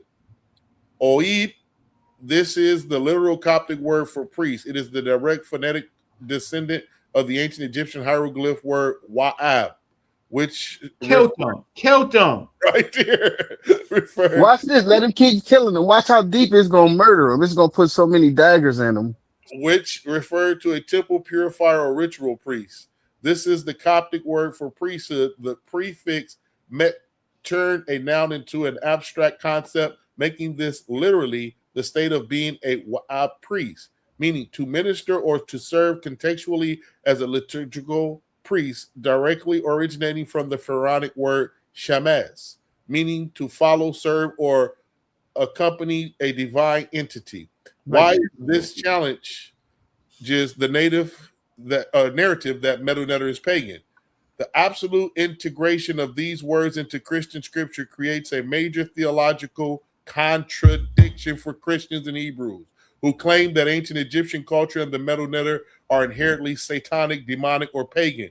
This linguistic crossover invalidates the narrative in three major ways. That's a bomb right there, Reggie. Let me keep going though. Woo, that was a band. Now watch this. Show the three major ways. Now watch this. Yeah, here come the tops of the cherry on top. I didn't do this. Kim Netta did this. I'm innocent. Hey, come for me if you want to. I just know how to properly research and ask good questions. It ain't my fault. This is just the truth. Now kill him. I'll read it. All right, linguistic sanctification, not rejection. If the ancient language and titles were inherently corrupted by evil, early Christian fathers and apostles like Saint Mark, who founded the Church of Egypt, would have banned them. Instead, they took the exact title used by the priests of Amun, Asar, and Ra, Wa'ab, and used it to translate the holy Melchizedek priesthood of Jesus Christ. Don't stop now. Keep killing them. I'm getting this to Nepal. If the root word was evil, the Christian priesthood in Egypt would be fundamentally compromised by its own title. The direct translation of Holy Scripture. When the Coptic Church translated the Old Testament, Leviticus, and New Testament Hebrews into Coptic, they wrote that Aaron and Jesus were high oid. For example, in Coptic, Psalms 110:4 reads, they were the high Wab. Wab, right. That would have been Wab. Oh, Wab, right. You are an Wab forever, according to the order of Melchizedek. By using this vocabulary, the early church explicitly proved that the linguistic concepts with an S of the meta-neter were pure enough to carry the weight of divine revelation. Man, wow. Conceptual continuity of holiness. The ancient root Wab means pure or cleansed. The Pharaonic priesthood was centered heavily on ritual washing, wearing pure white linen, and maintaining structural cleanliness to enter the presence of the divine. The early Christians realized that this definition perfectly matched. I want to cry. This is so deep. Matched the true spiritual purity required of a Christian priest. Stole everything. They chose the meta-neter root because its spiritual definition was far more accurate than the political or civic connotations of the Greek word hierarist. Therefore, arguing that the meta-neter is a demonic pagan language forces a dead end. It would mean that the oldest, most unbroken Christian liturgy on earth is actively praising God using a corrupt tongue, when in reality it proves that the ancient Egyptian language was an intentionally preserved vessel for divine worship.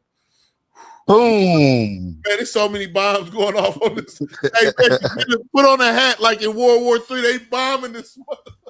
Wait a second. Morpheus, for some reason, I didn't get the text message. Damn. Morpheus, you got to put it in Morpheus, I don't get a text message. You have to put it in Gmail. Wait, no, I do. Wait 1 second. It just came. Morpheus says early Coptic and broader early Christians were included diverse, while Orthodox Coptic tradition considers the physical resurrection of the Jesus the foundation of the faith. Some early Gnostic sects prevalent in Egypt viewed the resurrection as purely spiritual and awakening rather than a literal body. The concept that the earthly body was flawed meant that many groups like the Doicists argued Jesus only appeared to have a physical body. Okay, so that's another question. But what is the Coptic? So what is the Coptic term for resurrection? I'm gonna put that in there right now. Hold on. So we see what we just seen right here is that the Greeks understood their own word and took the sa.neter because it had a better definition for what they was trying to do. Listen to Noute now. Using the same words, the same meanings, not the same concept. It is the same concept. These are the same conceptual words that we're pairing. Right. Like, do you have, good brother Noute, I don't know you, but it don't look like you have good reading comprehension. True, for real. It doesn't. Wait, press this. Press 1 if Noute is making sense. Press 2 if he's not making sense. I don't know how many people are still left on, but press 1 if Noute is making sense, right? Or 2 if he's not making sense. Here's his. Wait, did he delete it? Who, me? No, Noute. Noute. Here's Noute. No. I want to see the one that he put up before. And I asked him to. Okay, so Caldwell says Noute is pressing 1, and we got 2. We got Mr. Morpheus 2, Rakufu 2, Michael Smith 2. No. Anymore? Caldwell says yes. So same words, we're pairing, and Noute and Caldwell says no. Flight height says no. Right? Any more yeses or nos? That Noute. Man, Noute is killing them. That's real. Noute done brung up so much other stuff that killed him. It's just ridiculous. Noute, I don't know you. I don't know you, but if you don't see that we're comparing word for word and coming up with the same concept, if you don't see that, then you are broken, bro. You are trapped in religion. That's why I was trying to say from the chat earlier. Okay, so here's another nut. Yeah, highlight that. This is another nut. Has he paid his bill yet? No, he hasn't paid Morpheus. He hasn't paid myself. He has no integrity. He has no integrity. You're just a troll, Omar Muhammad, and you're never gonna be accepted in ISUPK or any of the camps until you change your name. You're not. You got a Muslim name. Your father was a Muslim. Like, you're just done, bro. That's real. Huh? I'm not gonna time you out. I'm just gonna ignore you. You're done, bro. You're like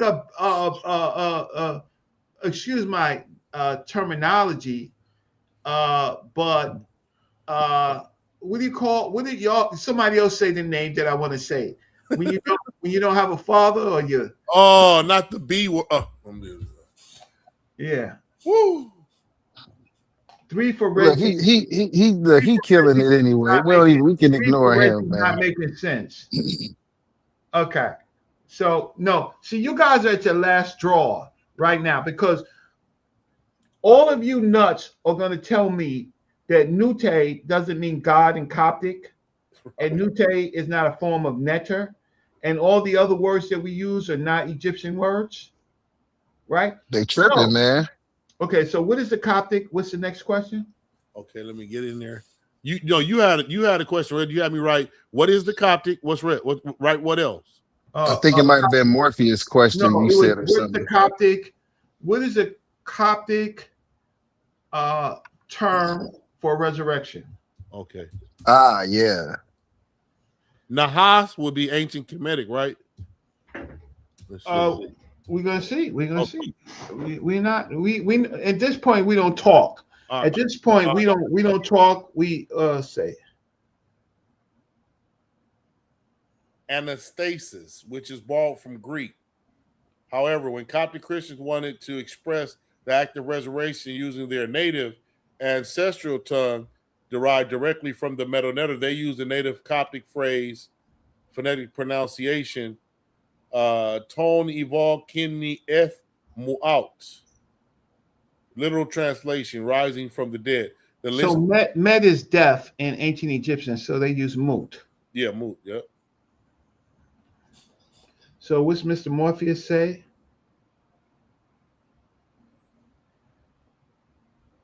Oh, Caldwell, peace. I got it. Thank you. Mr. Morpheus says, now we already know regular words don't mean words to these guys, so you know they don't understand this. Generations, those who not passed before, when Jesus was talking, those of you who are standing here will not pass, and all of that stuff. Like, you want us to understand it in your King James English Bible, but it don't make sense. It don't make no sense. So all of a sudden, generations don't make sense of a generation. I So don't why understand why they do that either, Reggie, because they want to stay in the King James Bible when it's situations like that where they can be protected by the King James. But any other time they want to go to the Hebrew, they want to go to the real meaning and all that. But then when we go to the real meaning for this situation, oh, you can't use that. That don't mean that. That means something different. Like, that is wild. It's a double personality. But Reggie and Kim Netter, listen to this. You were right. You were right with Nahas. Yeah. Rob Rack. Okay. Well, why is it trash? You're saying the search engine is trash? Wait, you got a better search engine? Yeah, give me your Bible search engine, bro. Wait. Is there a Bible search engine that makes you right? Like, no, this is you trash. Next. Go ahead. All right. Let me finish up where you. Oh, so we finished with that one, right? No, Nahas means to wake up. Oh no, I'll bring Nahas back. Okay, what does Nahas mean in sa.neter? In sa.neter, the word transliterated as Nahas also written as Nas, Nahas, or Nest, literally means to wake up, wake up, to awaken, or to arouse from sleep. However, in the context of ancient Egyptian temple theology, sa.neter, it carries a profound dual meaning that blends the physical act of waking up with the highest stage of spiritual enlightenment and resurrection. That's why I thought it was resurrection. I read it somewhere before. But the hieroglyphic root and meaning, phonetically spelled out using the unilateral signs N, H, and S with a waking or action determinative, Nahas translates in everyday language to shaking off sleep, because the ancient Egyptians viewed nightly sleep as a temporary minor form of death. The physical act of waking up each morning was seen as a daily micro resurrection, a gift granted by the rising sun.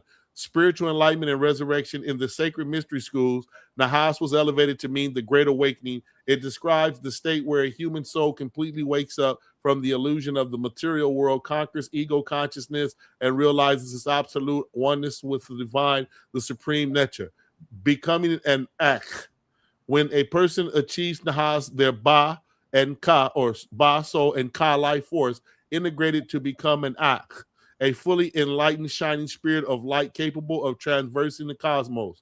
The myth of Osiris in the Assyrian resurrection myth, when Osiris is murdered and dismembered by Set, his sisters Isis and Nephthys gather his body pieces and recite the sacred words of power. Their liturgical chanting essentially commands his spirit to Naas. That's where I heard it before. Okay, 1 second. So I got a new guest. Okay. Somebody that is normally he trolls on other shows, but not been on my show. Ladies and gentlemen, we want to welcome Rob Rack, trademark, right? Sir, I don't troll. I went from the lowest of low to the highest of high. So when you guys were talking about like things like the sa.neter and things like that in the Egyptian Book of the Dead, I am only here to represent the Bible, Old Testament, Torah only, the law, statutes, and commandments. Okay, so you exit the screen, so you don't want to talk about what we want to talk about. So you wrong show. Represent the law, statutes, and commandments somewhere else. Right. So goodbye. Goodbye. That you're trolling. We're talking about linguistics. We're talking about parallels between the Bible, the Christian Bible, the New Testament, not the law, statutes, and commandments, because Paul don't follow it, Jesus don't follow it, right? We're talking about the emergence of this language in this religion in Alexandria, Egypt. And so, Rob, have a nice day. You can come on sa.neter show, but you're not. I'm not gonna let you. I'm not gonna give you no air to breathe, Mr. Morpheus. Why isn't Jesus helping you guys? Morpheus Because is that what? guy Jesus don't exist. Well, no.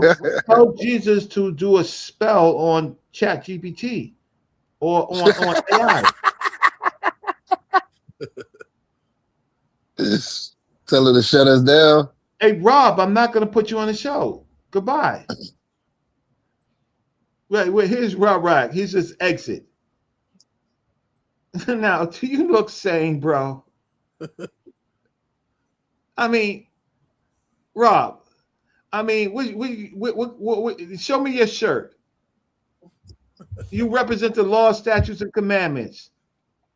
Let me see your shirt. Okay. Represent creature. Good night. Hey, Reggie, share my screen real quick. This is what I wanted you to see this. Okay, so These are the Insuka pyramid, the circulars. That's the one I wanted you to see. Yeah, in Sudi, right? Yeah. But they are they got knocked down. They did, exactly. That's what happened. They gone. That's the oldest picture. They still got them standing. Yeah. And I'll get that out of there and I'll go back and put up. Okay, you can put the other screen back up. Well, I gotta put it up. I'm sorry. Give me 1 second. All right, so it's 2:04. So Rakufu, I gave you a new tool to bust their ass, right? For real. Here it is, right here. It's back up. But go ahead, I'm listening. Oh, you.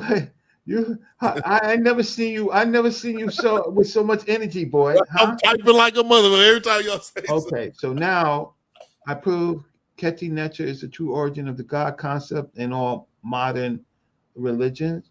That's brother Commission Adept. Okay. sa.neter is the true origin of the God concept in all modern religions. I don't have a problem with that. But today we're looking at how Coptic Christianity sits on top of the Coptic language and using meta-neter terms, which I think that you would agree with on that.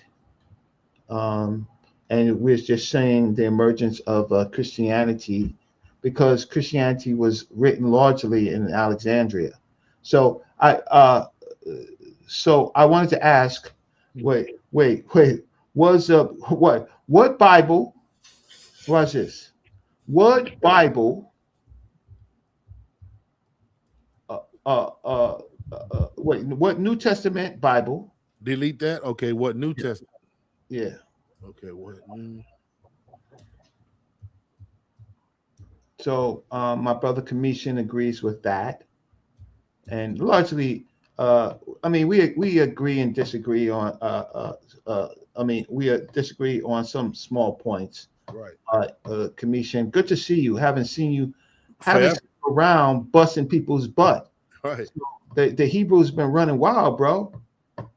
And the bomb squad has popped up when you're taking a break. So we hope to see you on some of these other shows, busting these new topics down, right? So because you, how can I say, our only difference is largely the script, meta-neter, the different forms of meta-neter, the monumental versus the hieratic, but on these type of things, I don't think that we have any big disagreements with. So peace to you and good to see you. I'm glad that you're well, but you need to get back in the fray, man. These nuts are taking over, man. Right. They're not taking over. What they're doing is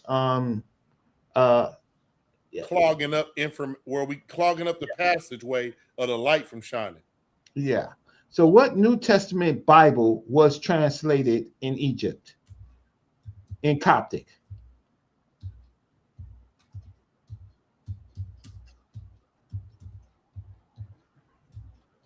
Well, just saying Coptic.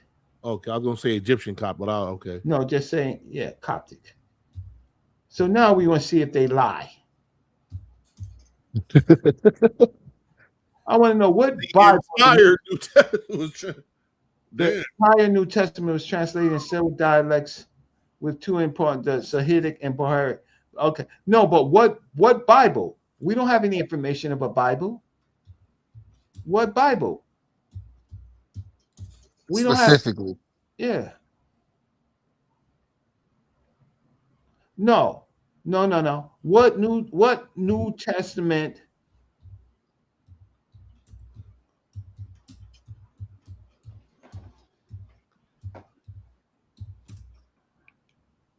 Bible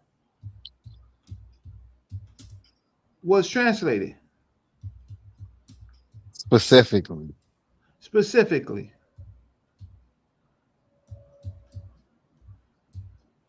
It didn't say anything, Noute. Noute says if it doesn't say you, it's a lie. No, we gonna ask a better question. Who wrote a Bible in the New Testament? They came with oral teachings. The early Coptics did not translate a single pre-bound Greek Bible like the King James Version or the Vulgate because such a thing did not exist yet. How you like that? How you like that, Noute? Wow. Right? They translated the Alexandria text type. What is the text type? Oh, go down further. What? The specific technical identity of the translated text. Understand the textual family, Alexandrian text type. The biblical textual criticism surviving ancient Greek manuscripts are grouped into families based on where they were copied. The early Copts translated the Alexandria text type. Okay, so what is the text type? And where does the text type, or why this matter? You want to read that first? No, what? No, I don't want to read none of that. What is the text type?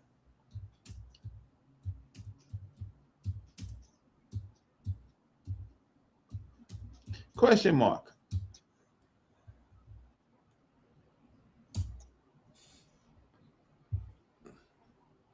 Technical term used by biblical scholars and historians to group ancient handwriting biblical manuscripts based on the geographical origin shared linguistic. Think of a text type as like a regional dialect or family tree of copying. Oh, you're copying. Before the printing press was invented, the Testament had to be written out by hand over decades, for centuries. So no, what is the original text type?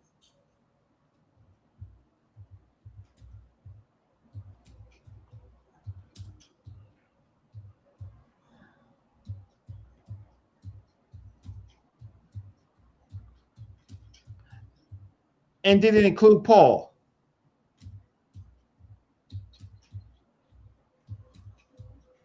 See, the problem be with people, Reggie, when they be researching, like he said, if it didn't say, yeah, that's it. Like, no, you got to continue to dig and ask better and better questions. You got to keep going.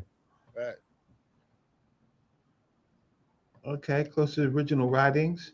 The autographs of the New Testament. The original writings, the autographs. Because the original piece of the papyrus touched by the apostles' own hands, their sacred hands, no longer exists. Alexandrian text type represents the most pristine early family of copies. Copying we possess. So you got copies. It captured the text exactly as they were circulated in the major early Christian academic of. So somebody's circulating copies. Did it include Paul? Yes, absolutely. Was central in the Alexandria text, preserved within it. In fact, the oldest substantial manuscript of Paul's letters in human history belongs directly to this text type family. Witness of Paul, Papyrus 46. Okay, P46, right? Ultimate proof of Paul's exclusion, a physical Greek papyrus book dated to 200 AD. Stop, right? So P46 is the earliest you have? Type it.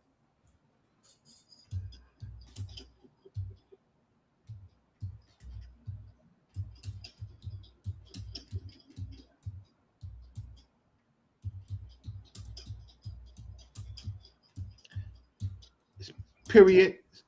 Yeah.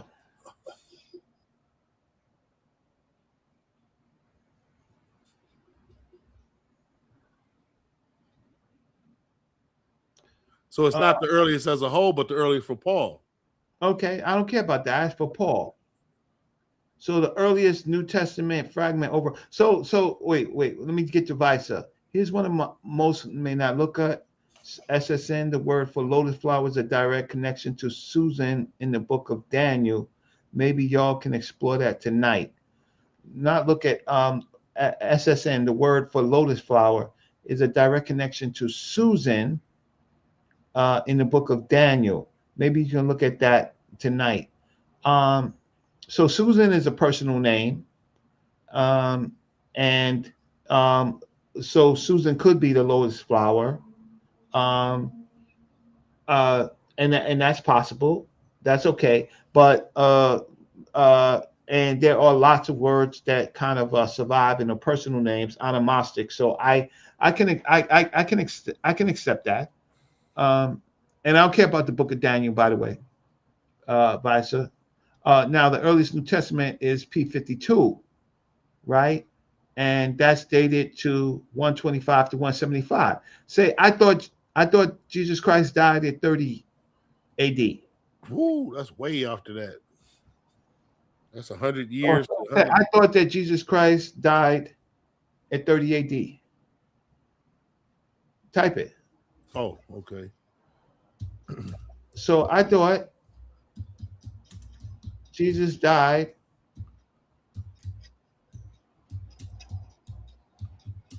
around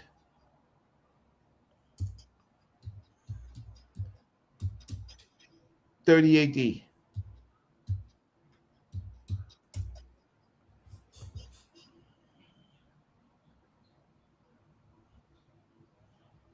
So you have no, so watch this. So you have nothing between 30 AD and 125? Nothing surviving?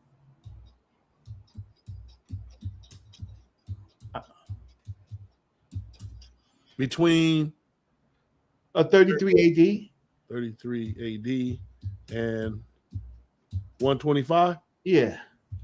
5 AD. Yeah. Okay.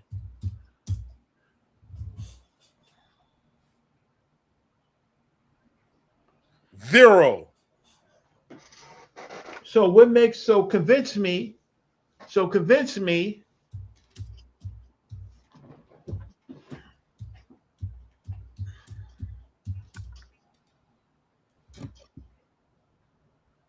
here's Noute again. So all of a sudden some Judean people are going to find their asses in Egypt from 33 to 42 AD, right? Like I'm Santa Claus. So convince me that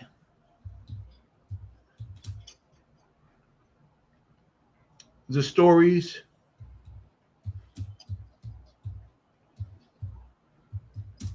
weren't WER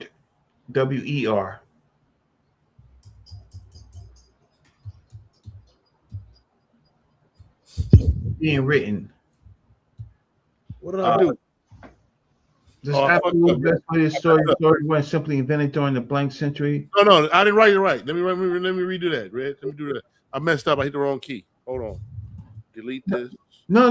It's fine. It gave you. If someone sat down in 138 to invent Jesus and the apostles, they would have made massive historical errors instead of like perfect legal footprint of first Judea Christianity.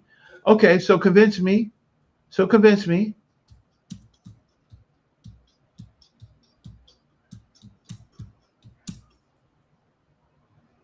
That the copies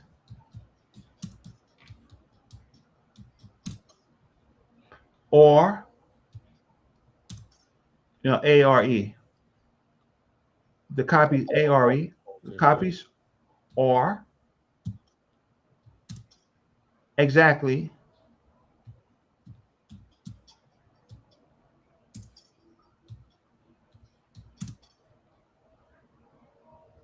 the words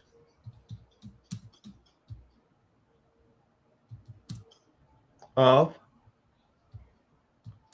the disciples.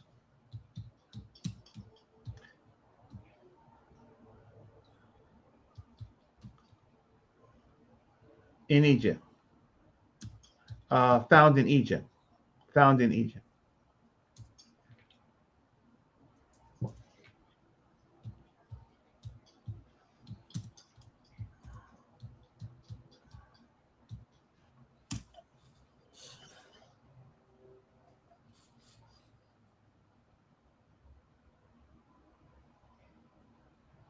Oh, we have to look at the science of textual criticism. That's all we have? Okay. Okay. So say isn't it true?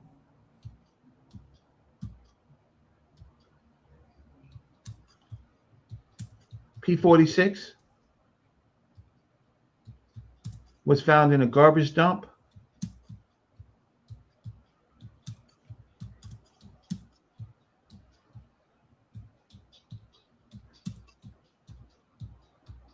And that's all we have?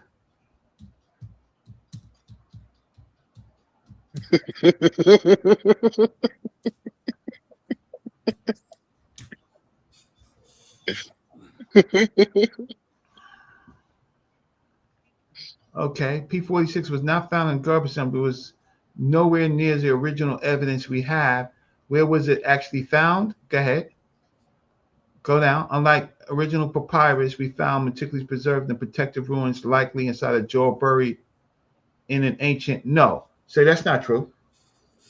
Say that's not true. P46. No. Say that's not true. P46, right, was found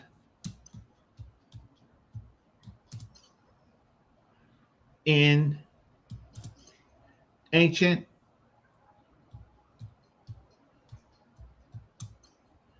trash.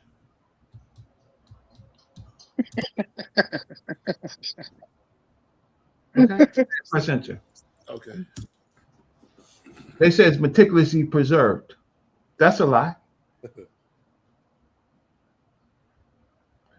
History behind otherwise was hidden from protection rather than thrown away. Go ahead, go down. Okay. So the exact precisely are hazy, right? Yep. But unearthed by local Egyptians, illegal antiquities market in Cairo. Okay, so stop right there. So now I have to do something. So I'm gonna give you some other information. Okay.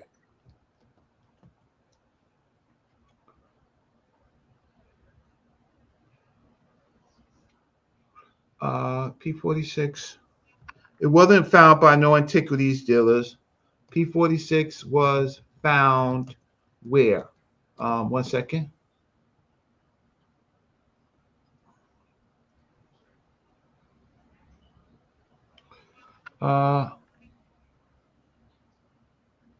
Okay. Kenyan Association, where you know 56 Chesapeake, okay, 30 leads in the papyrus.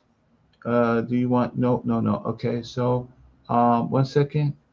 Okay, so okay, saying most scholars agree that the Codex entered modern knowledge when a group of New Testament papyri was offered for sale in Cairo in 1938. So all of a sudden, okay, no. What? No. What papyri found in ancient garbage?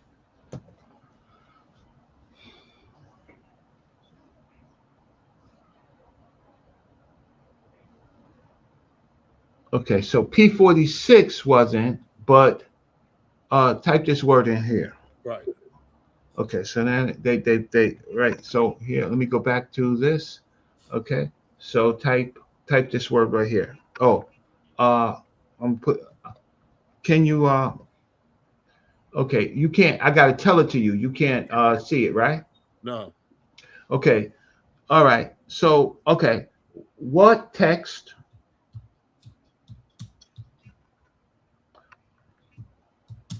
were found in the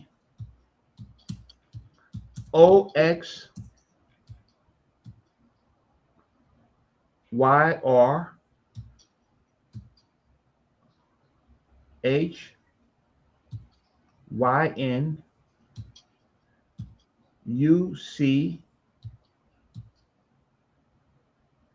HYNUCUS garbage dumps.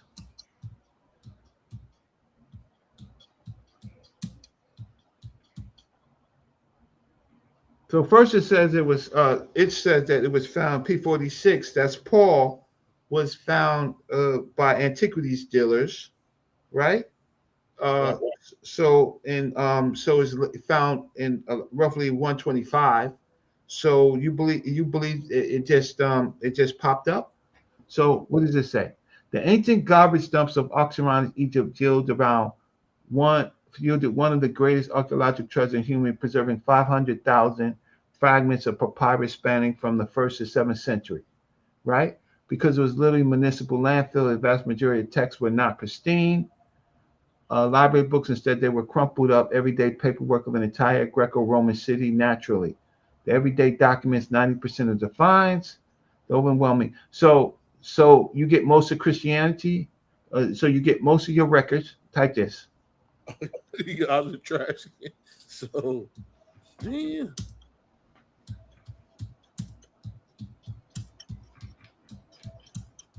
Of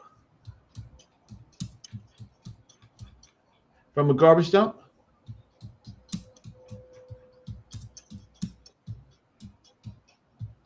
And not temples.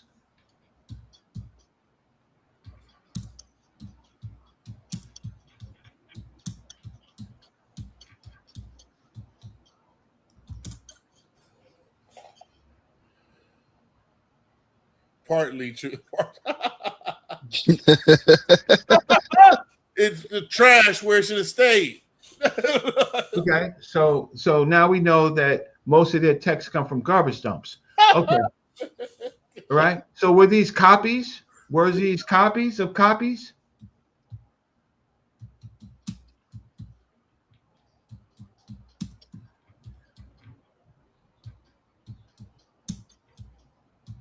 And in this one, it tell us exactly which ones it looked like was for to tell us next that was in there. Yeah, and then the next one is saying, and which the ancient manuscripts like Papyrus 46. Watch this now. Watch. Yes, the ancient manuscripts like Papyrus 46, the Oxyronus fragments, and the copies translated were copies of copies. Right. Right. Okay. The original pieces of paper touched by the apostles, or the original Gnostic authors called autographs, vanished within a few decades of being written. Every single. So convince me. Type convince me. Okay. Or so convinced, or just convince me. Convince me. Mm-hmm.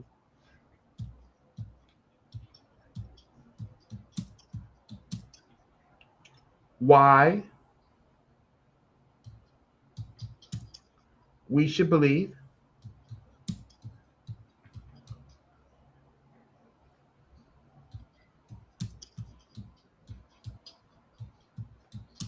they are original. I mean, not that they're original, that believe. Why should we believe that they are accurate?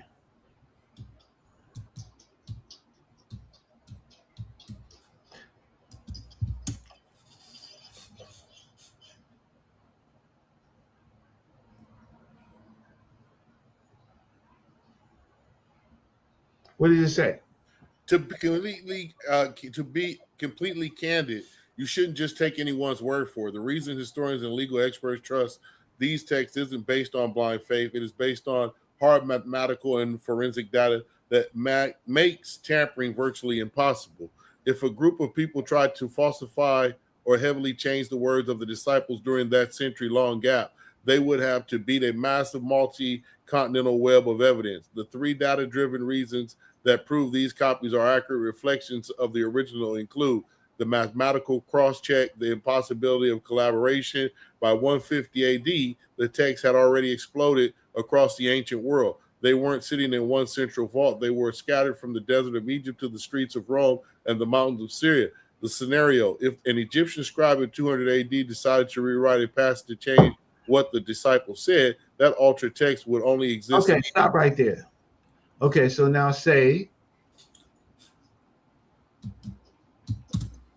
no, I'm telling you to say. So you're telling me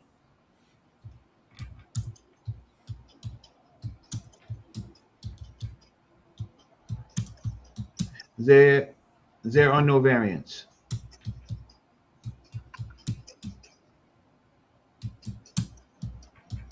You said variants? Yeah, variants.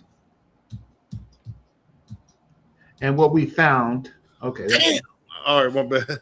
No, it's fine. No, that's absolutely what I'm saying. To be completely direct, there are hundreds, thousands of variants across the entire ancient manuscripts. Anyone tells you that the manuscript is 100% is completely misformed.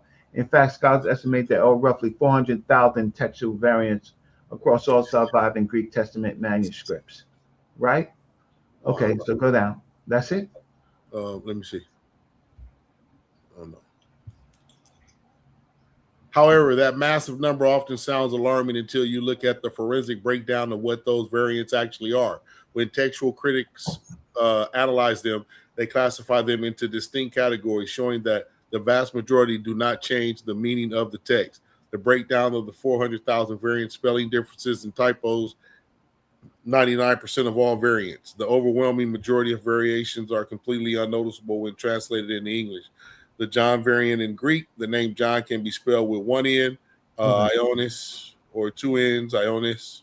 If one scribe spelled it with one N and 1,000 later scribes copied his manuscript, that counts as 1,000 separate variants in the master catalog, even though it doesn't change a single thing about the story. Word order. Ancient Greek and Coptic grammar are highly flexible. You can write Jesus loves Paul, loves Jesus Paul, or Paul Jesus loves, and the exact meaning remains identical. Scribes constantly flip word orders by accident, creating a variant that has zero impact on the message. 2. Veritable but meaningless changes. These are variants where a word changes, but the overall meaning of the sentence remains completely unaffected. Example: one manuscript might say Jesus spoke to them, while another says the Lord spoke to them or he spoke to them. It changes the word, but the historical narrative remains exactly the same. Meaningful and veritable changes, less than 1%. This is the tiny fraction of variance that actually matters to historians and theologians. These are places where a scribe intentionally or accidentally changed the word, altering the meaning of the passage. Because we have thousands of overlap. Okay, I'll stop right there. Okay. So, say this, so you're lying. Oh.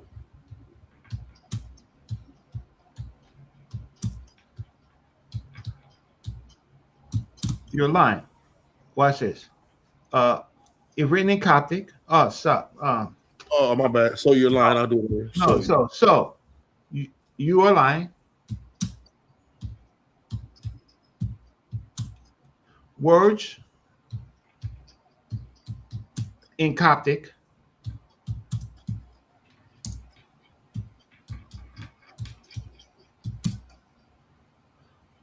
may be equivalent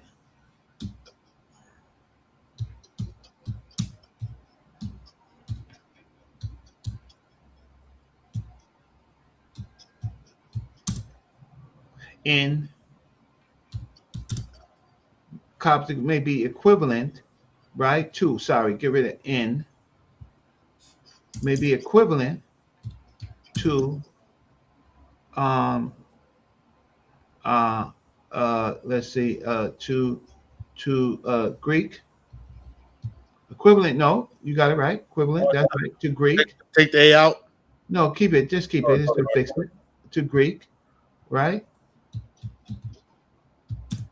And Aramaic.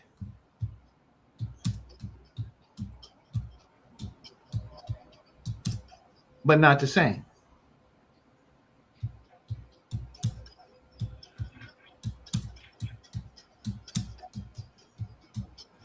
For instance,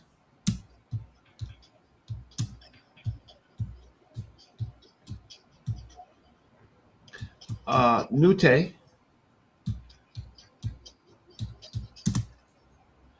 and Noute and let's see, Noute for God.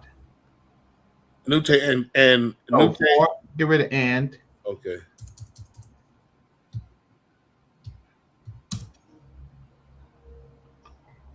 For God. God. Okay. Enter. No. Why did it change?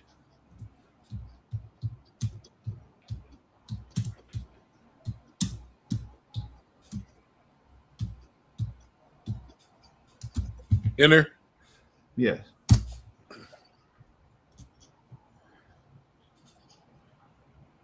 Yeah, I'm interested in the Clarity Act.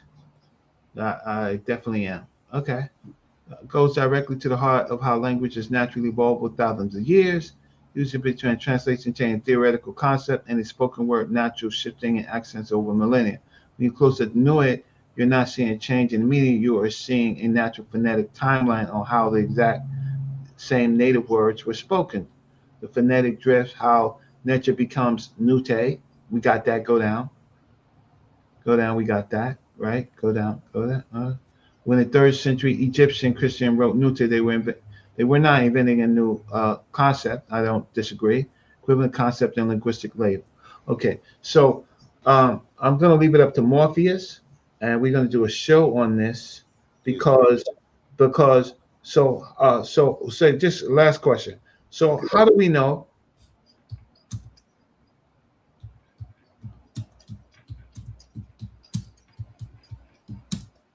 without autographs?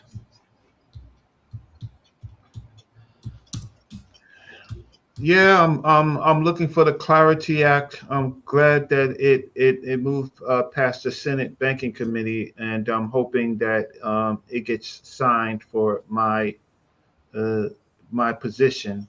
Uh, the Senator Warren, she's just like Trump. She's the worst. Okay, so how do we know without autographs they didn't make it up?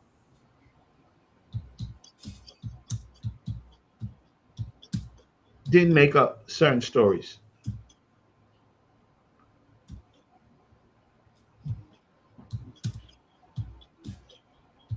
or add to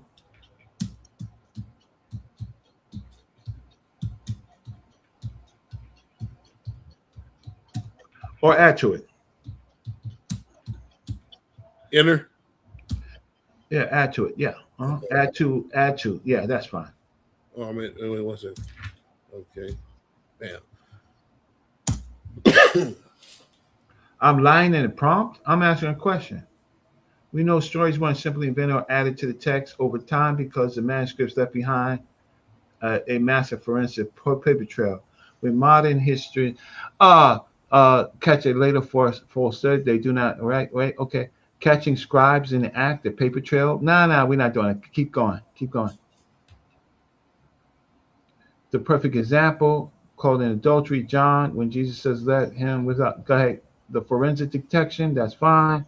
Go up, because we have copies. The early church quotations, the time lock. Go ahead. All right. Okay. The math, story. Okay. The faking failure. Okay. So then why? So watch this. Watch this. So why or many of the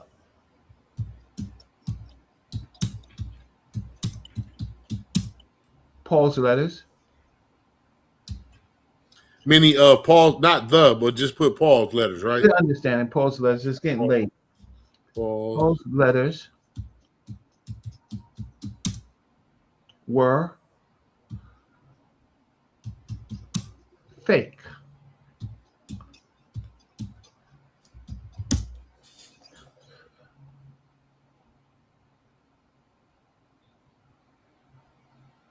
Disputed letters. Same thing. Same thing. So they have 7 undisputed letters, right? Yeah, and 6 disputed. And 6 disputed. Okay. All right. So what we're gonna do is we're gonna leave it there. Okay. And I'm gonna I'm going to let me just see. I'm gonna get Morpheus, and we're gonna go on because but still, watch this. Just kick him in the ass. But still, we found it in the garbage dump,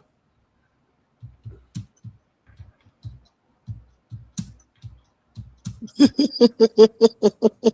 it becomes holy. Wait, and then what? And it Becomes holy.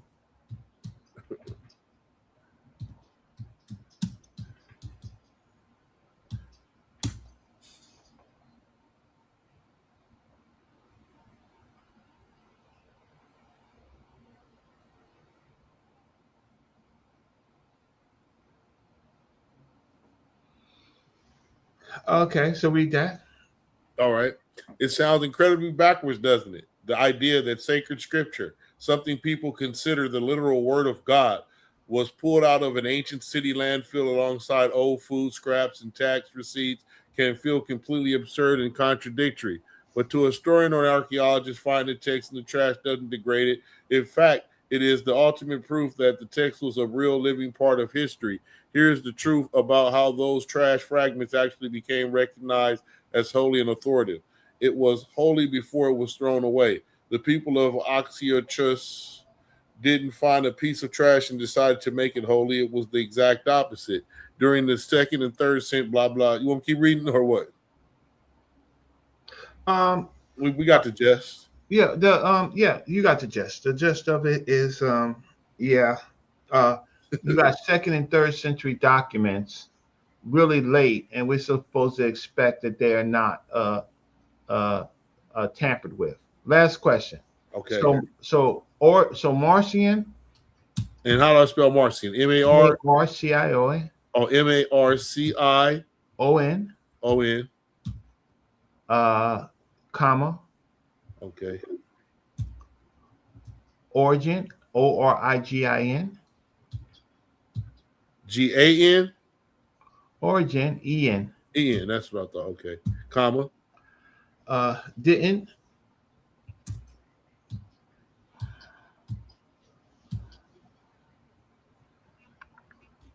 T, add to the text.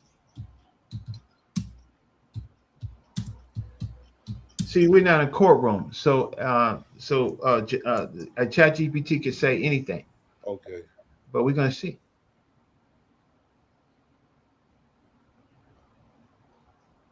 You have named two of the most critical figures in early Christian text history, and what they did proves how the early church caught and neutralized attempts to alter the Bible.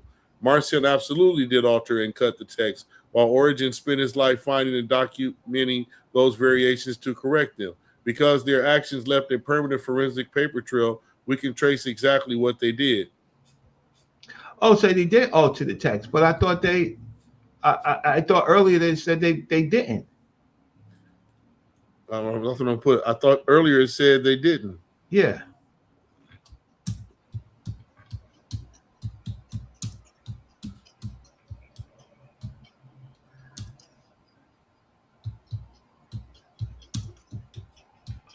I agree, Georgia Steele.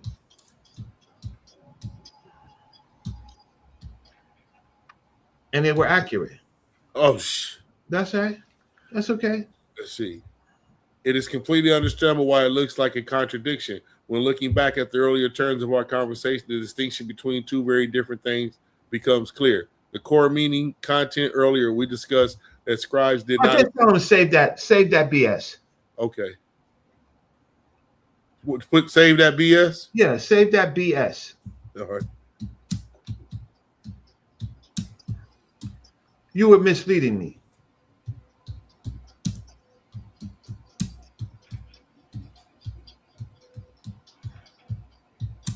They are not the word of God.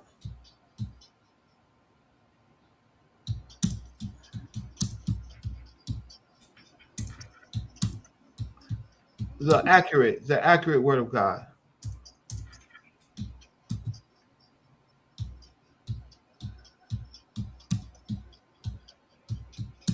That's right, Visor. We're gonna get to this shit. but not tonight. The ink. Hear you, and I apologize for causing that frustration. I will certainly back off the explanation. I hear you loud and clear that you view these manuscripts as inaccurate and not the word of God. I understand that preference now, and it will guide how we approach this going forward. My goal is to give you clear historical data, not to mislead you or try to convince you otherwise. If you still want to look at the history, language, or text tracking, let me know how you like to proceed, what specific or aspects historical. So I'm deeply disappointed. Right.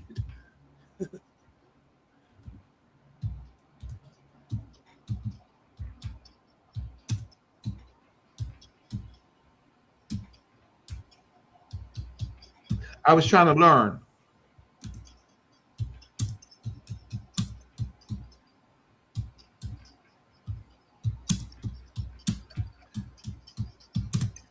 Okay, and then say which of the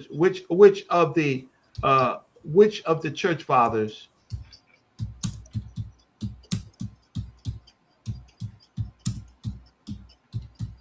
read Coptic?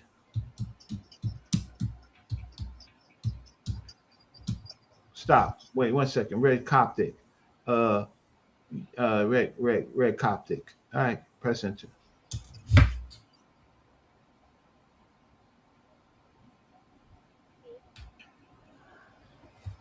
Visa, I'm gonna have Morpheus. We're gonna come and do this. So I'm gonna remember about the ink. Right? But yes, the red ink comes from the Egyptian scribes. Oh yeah, remember that in the Per Timaru, they got red sectors. Yep. Yeah, because Alexander was a bilingual in Egyptian society. Leaders of early Egypt had to speak Greek to communicate the Roman, but they had to know Coptic to pastor the native Egyptian population, thousands of monks living in the desert monasteries. Okay. The great Alex. Say all of this is late. Say all of this is late.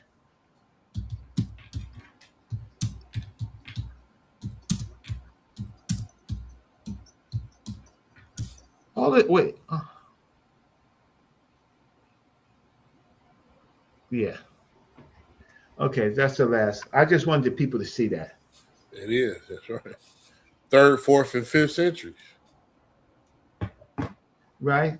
So I want to say to the people. So you expect me to believe that most of the copies that you do have is in the garbage dumps, and those garbage dumps become the Holy Bible, right? Those are the copies that we actually have, and they become the Holy Bible, right? And then the church fathers, who they just said Marcion and them did change the text, right?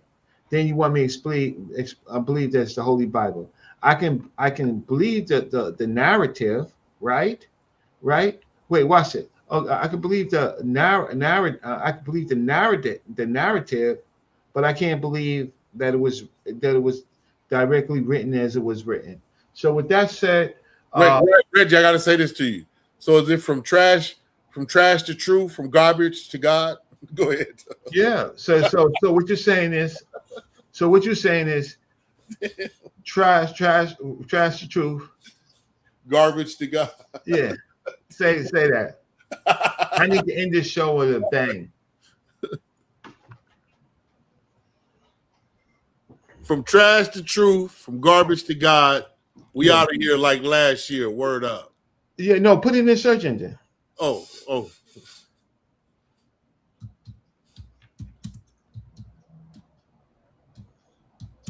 So we can retain it for the show, and then I can go back when I talk to Morpheus, and then I can look at what Visa said.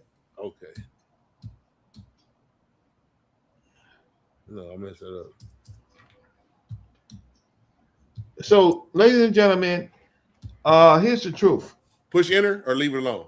Wait, well, I'm gonna make my speech first. So, ladies and gentlemen, there you have it. From trash to truth, from garbage to God. The surviving texts were not in holy places, but in garbage. And P46, Paul's letters showed up and was sold from antiquity dealers, right? P46, Paul's letters, right?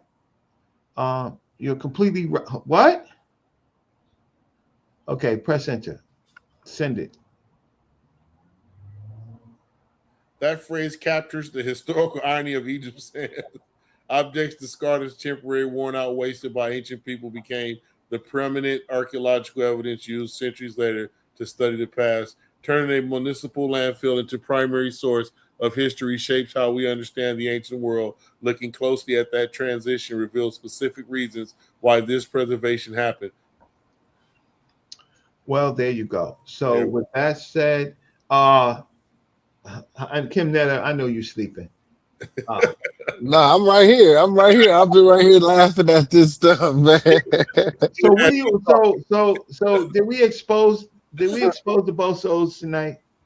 Oh man, they heads is taking off their shoulders, Huh? man. Did we You see, they expose didn't look. I would love to see somebody try to Hebrew shuffle their way out of this, man. they will, but not to us, right? Not to the people who watch the show. So all of a sudden they weren't reading in Greek now, right? But everything shows up in Greek. They were reading in Coptic, Wow. right?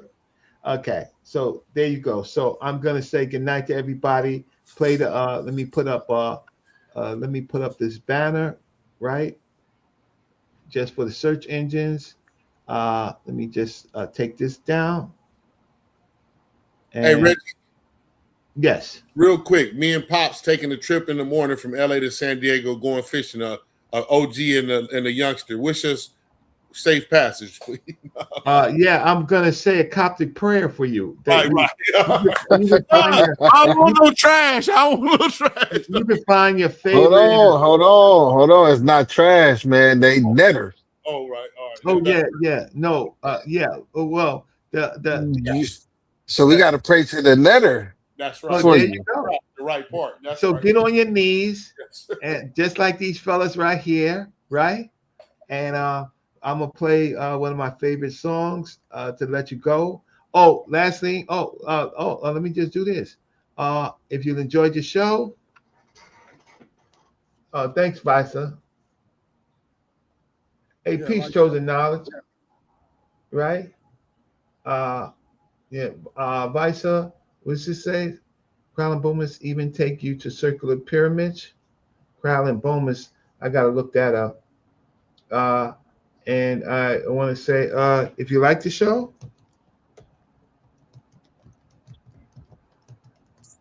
like the show, and I know you did.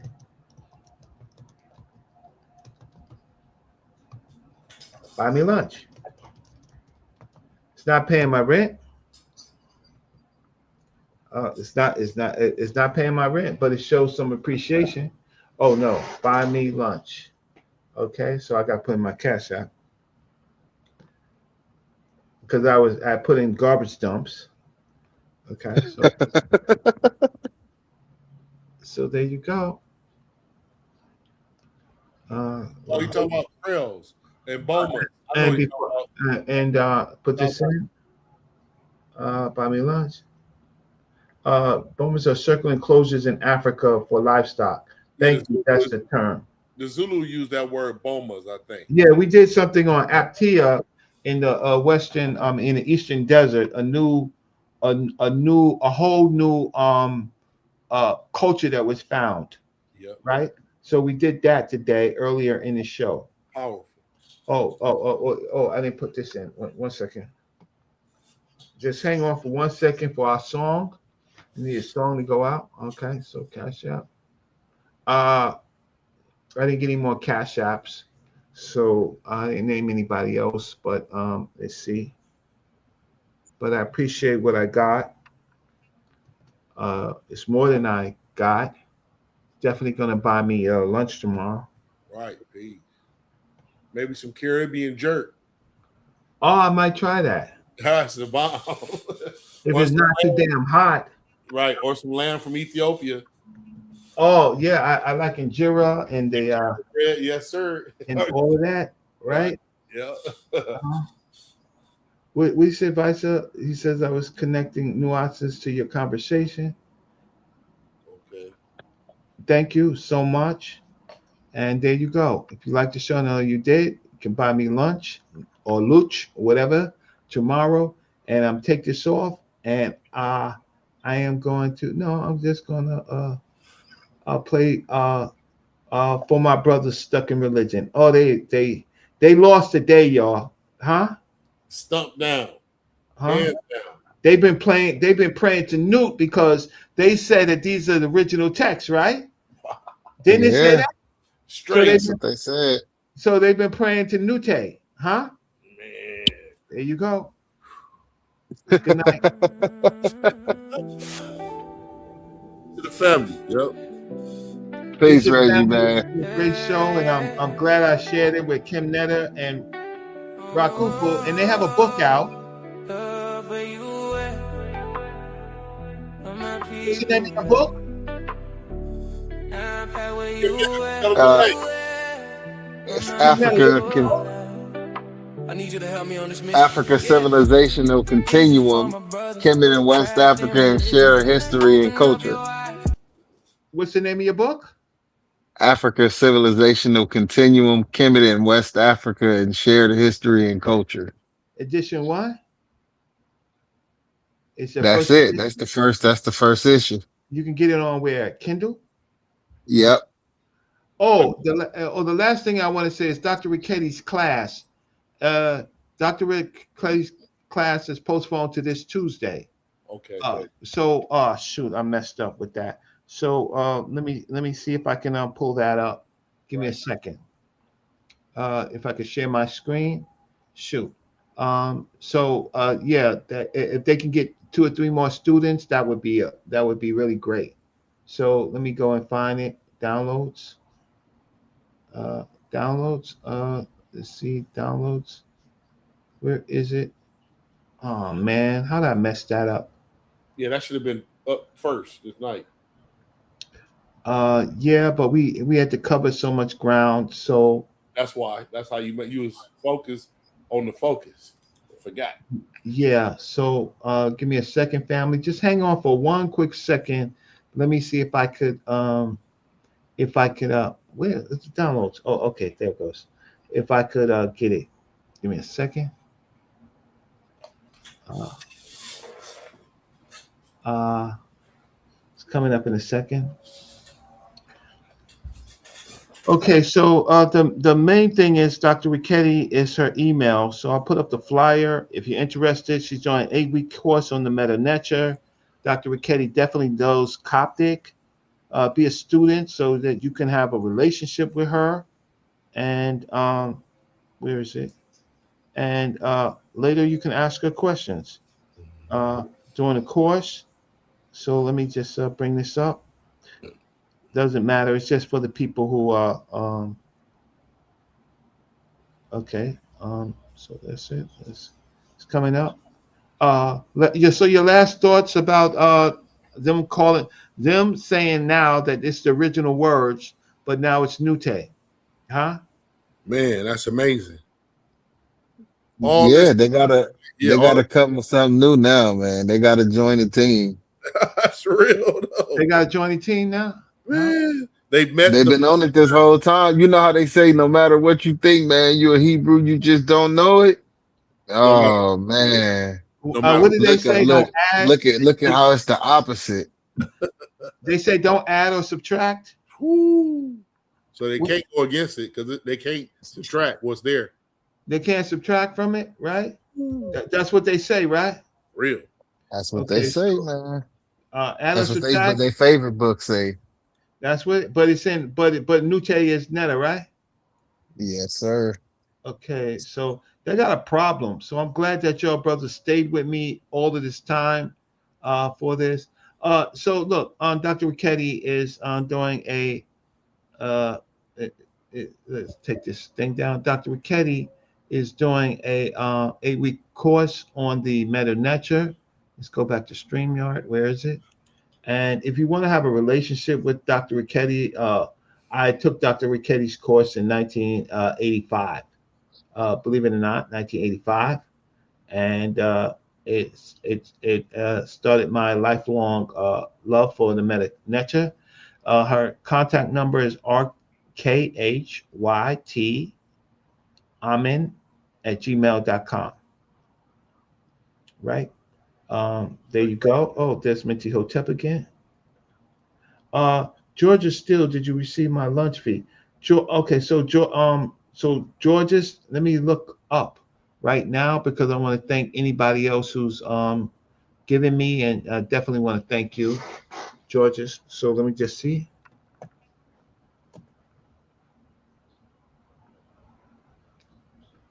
So the last person that gave me a donation was Myers and Visa. So Myers, Visa, and George T. Thank you so much. George, thank you, George, thank you so much. Wait.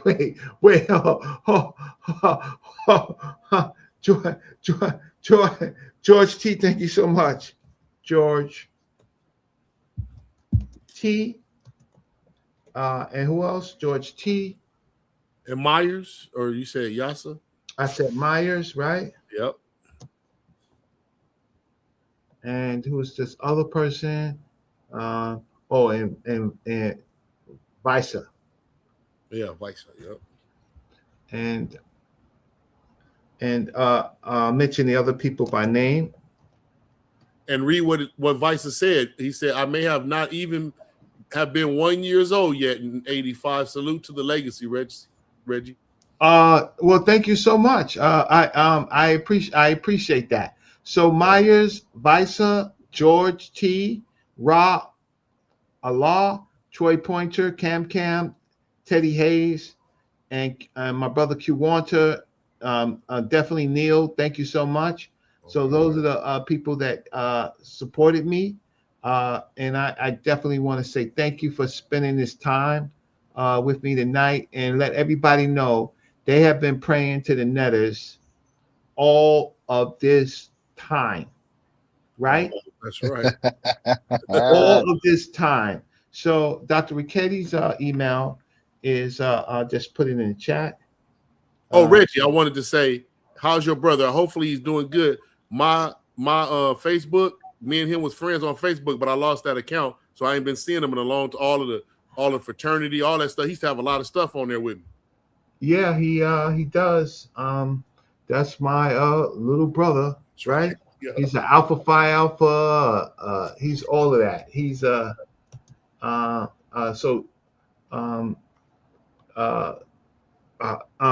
yeah, he just posts and he has sneakers. He does kinetic stuff. Once in a while he goes with me to museums. Once in a while, and he's just a married guy right now doing a whole bunch of things. Yeah. But I'm glad to hear he's doing all right. That's what's up. So for Apostle, I just want to say, put down the Abaya and pick up that divine word, man, which is that sa.neter in which your God come from. That's real. Your name, your whole everything. Yeah, he's look, he's gonna get together with the Three Stooges and he's gonna figure something out. Huh? Oh man.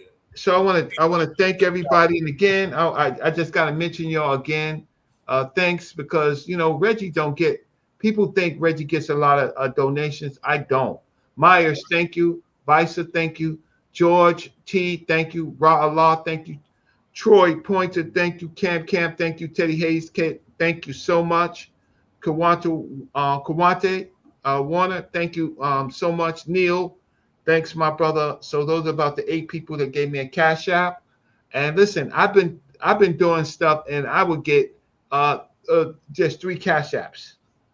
Yeah. Where's Minty Hotel? What'd she say? No, Minty, I am not. I have never been to California. Oh, you got to come out here, Red. We're gonna do it up right, man. Me, Kim Netter, and Seven Asar. We just got together and went to Leimert Park last week. Yeah, when sa.neter went to California, he was interviewing people, and there's people that want to beat brother up, saying because I'm not spiritual. What? Yeah, right. I'm not spiritual because I don't.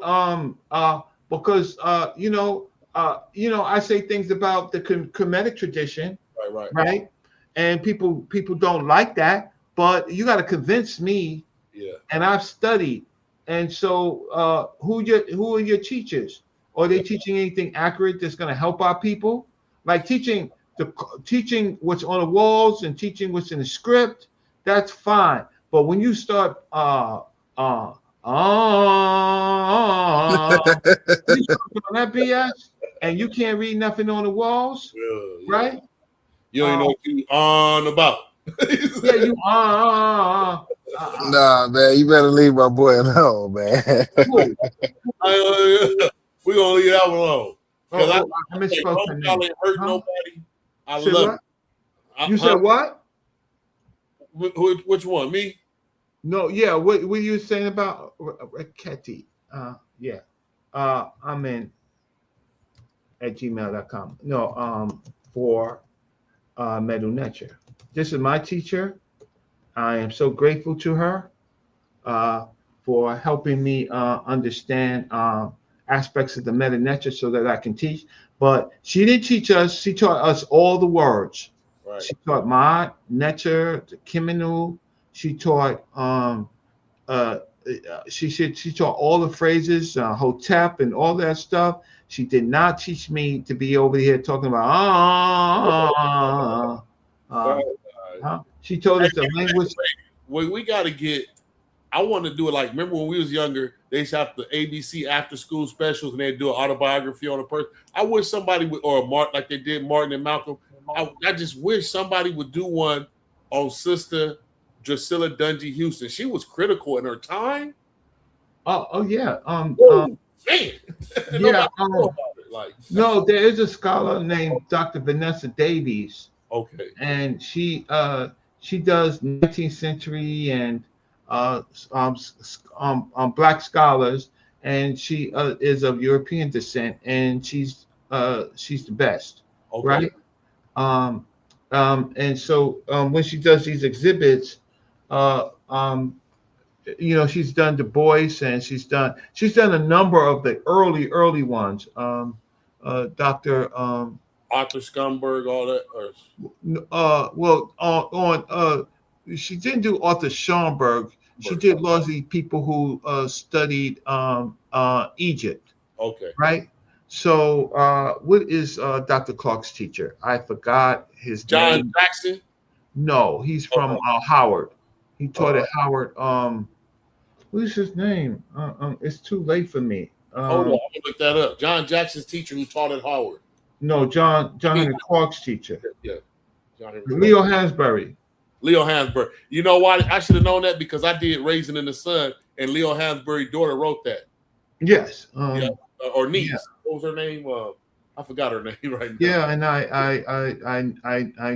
I've seen the work, the postcards at the Schomburg Center for Research in Black Culture, right? But yeah, so there we go. So with that said, I want to thank any more comments before I leave? The last comments get shown. I think we done already buried them, resurrected them in the sa.neter. We done did it all to him, man. Oh yeah, I mean, we can't go, bro. This is celebration day, bro. So Apostle, you've been praying. You've been praying to the netters all this time, huh? So yeah, Visa says, Brother Reggie, tell the brothers look into Roscoe Dungy and the Black Dispatch. I'm looking in it. So there you go. Let me take that picture of that. Let me hold up, Reggie. Don't take it off the screen. Give me 1 second. Take a picture of that. Well, it's gonna be on. I can get on. I got it. Yeah, I was about to say you can get it off the YouTube. Right. I think that was Roscoe. Was her brother had a printing company, and she was rumored to be a granddaughter of one of the vice presidents. Well, Vice is always on it. Acres of Diamonds. Yeah. Oklahoma, and all of those are out on that side, right? The Wall Street, Black Wall Street. That's Visa.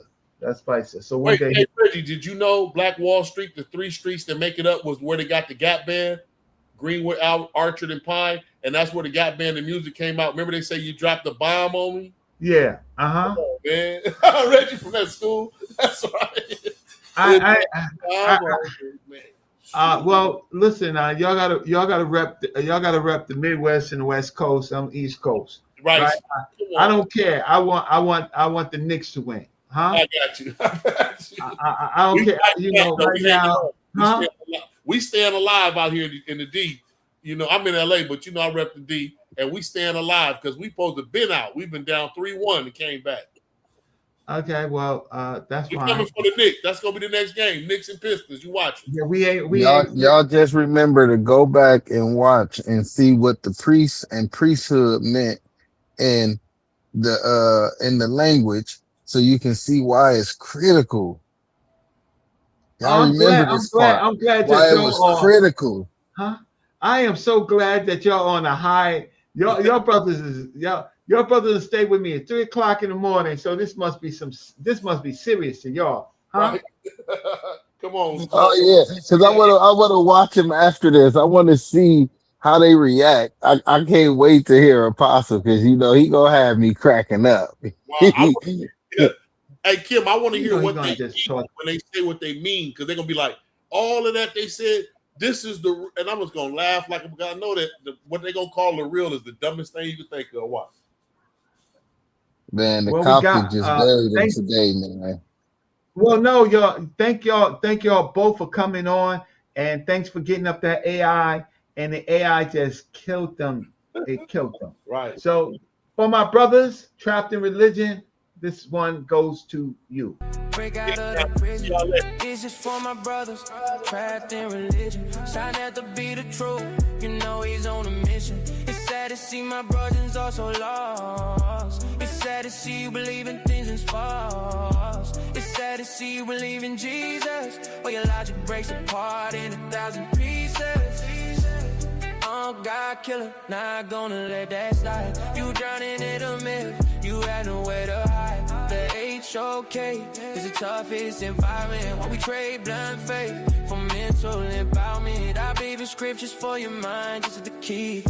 It's time to unlearn everything you believe. The house of consciousness, start looking within. That's where the real liberation begins. Oh, this is for my brothers trapped in religion. Open up your heart, break out of that prison. This is for my brother trapped in religion. Sa.neter be the truth. You know he's on a mission. The HOK is more than just a place. It's a tough environment where you check your faith. Bomb squad and pseudo killers who check your sources. Don't come in front cause you will live for losses. The Bible written to break your spirit, built to keep you low, feeding you metaphors, stopping your growth.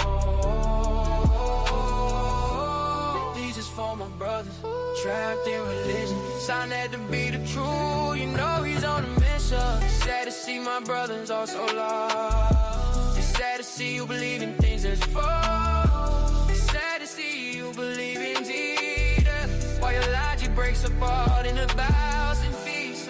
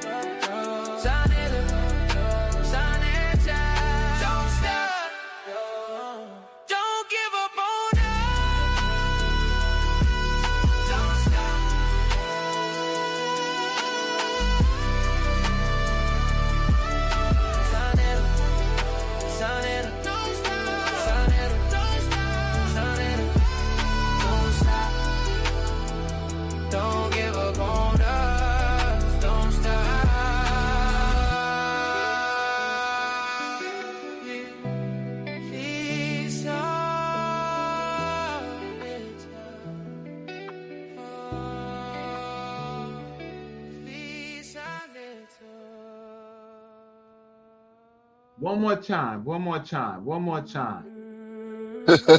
Get him, Reggie, man. Get him. One more time, Kim Nelly.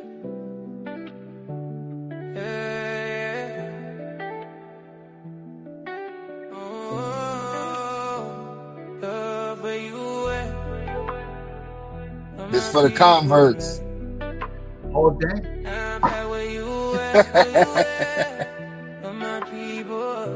Converted from the I need you to Netta, help me huh? on this mission. Yeah. This is for my brothers trapped in religion. They converted to the Netta. Break out of the prison. This is for my No, they was always in the netter. Sa.neter be the truth.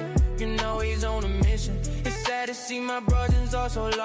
I ain't accepting them. They It's blind. sad to see you believe in things and false. It's sad to see you believe in They gotta Jesus. convert now. Your logic breaks apart You and gotta do your work in I'm Netta. a God killer, not gonna let that I'm gonna slide. retire. You drowning in a myth, you had nowhere to hide. The HOK is the toughest environment. While we trade blind faith for mental empowerment. I believe in scriptures for your mind, this is the key. It's time to unlearn everything you believe. The house of consciousness, start looking within.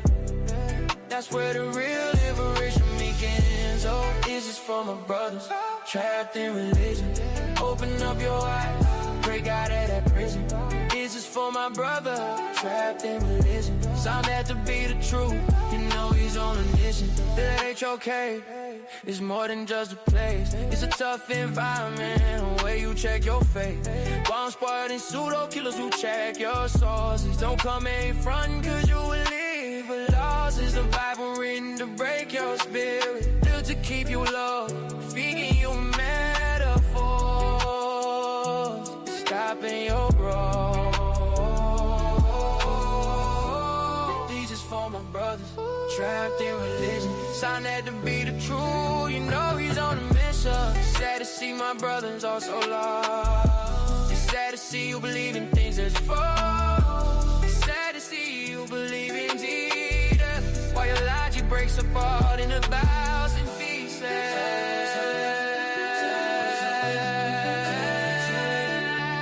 Don't stop, don't give up on us.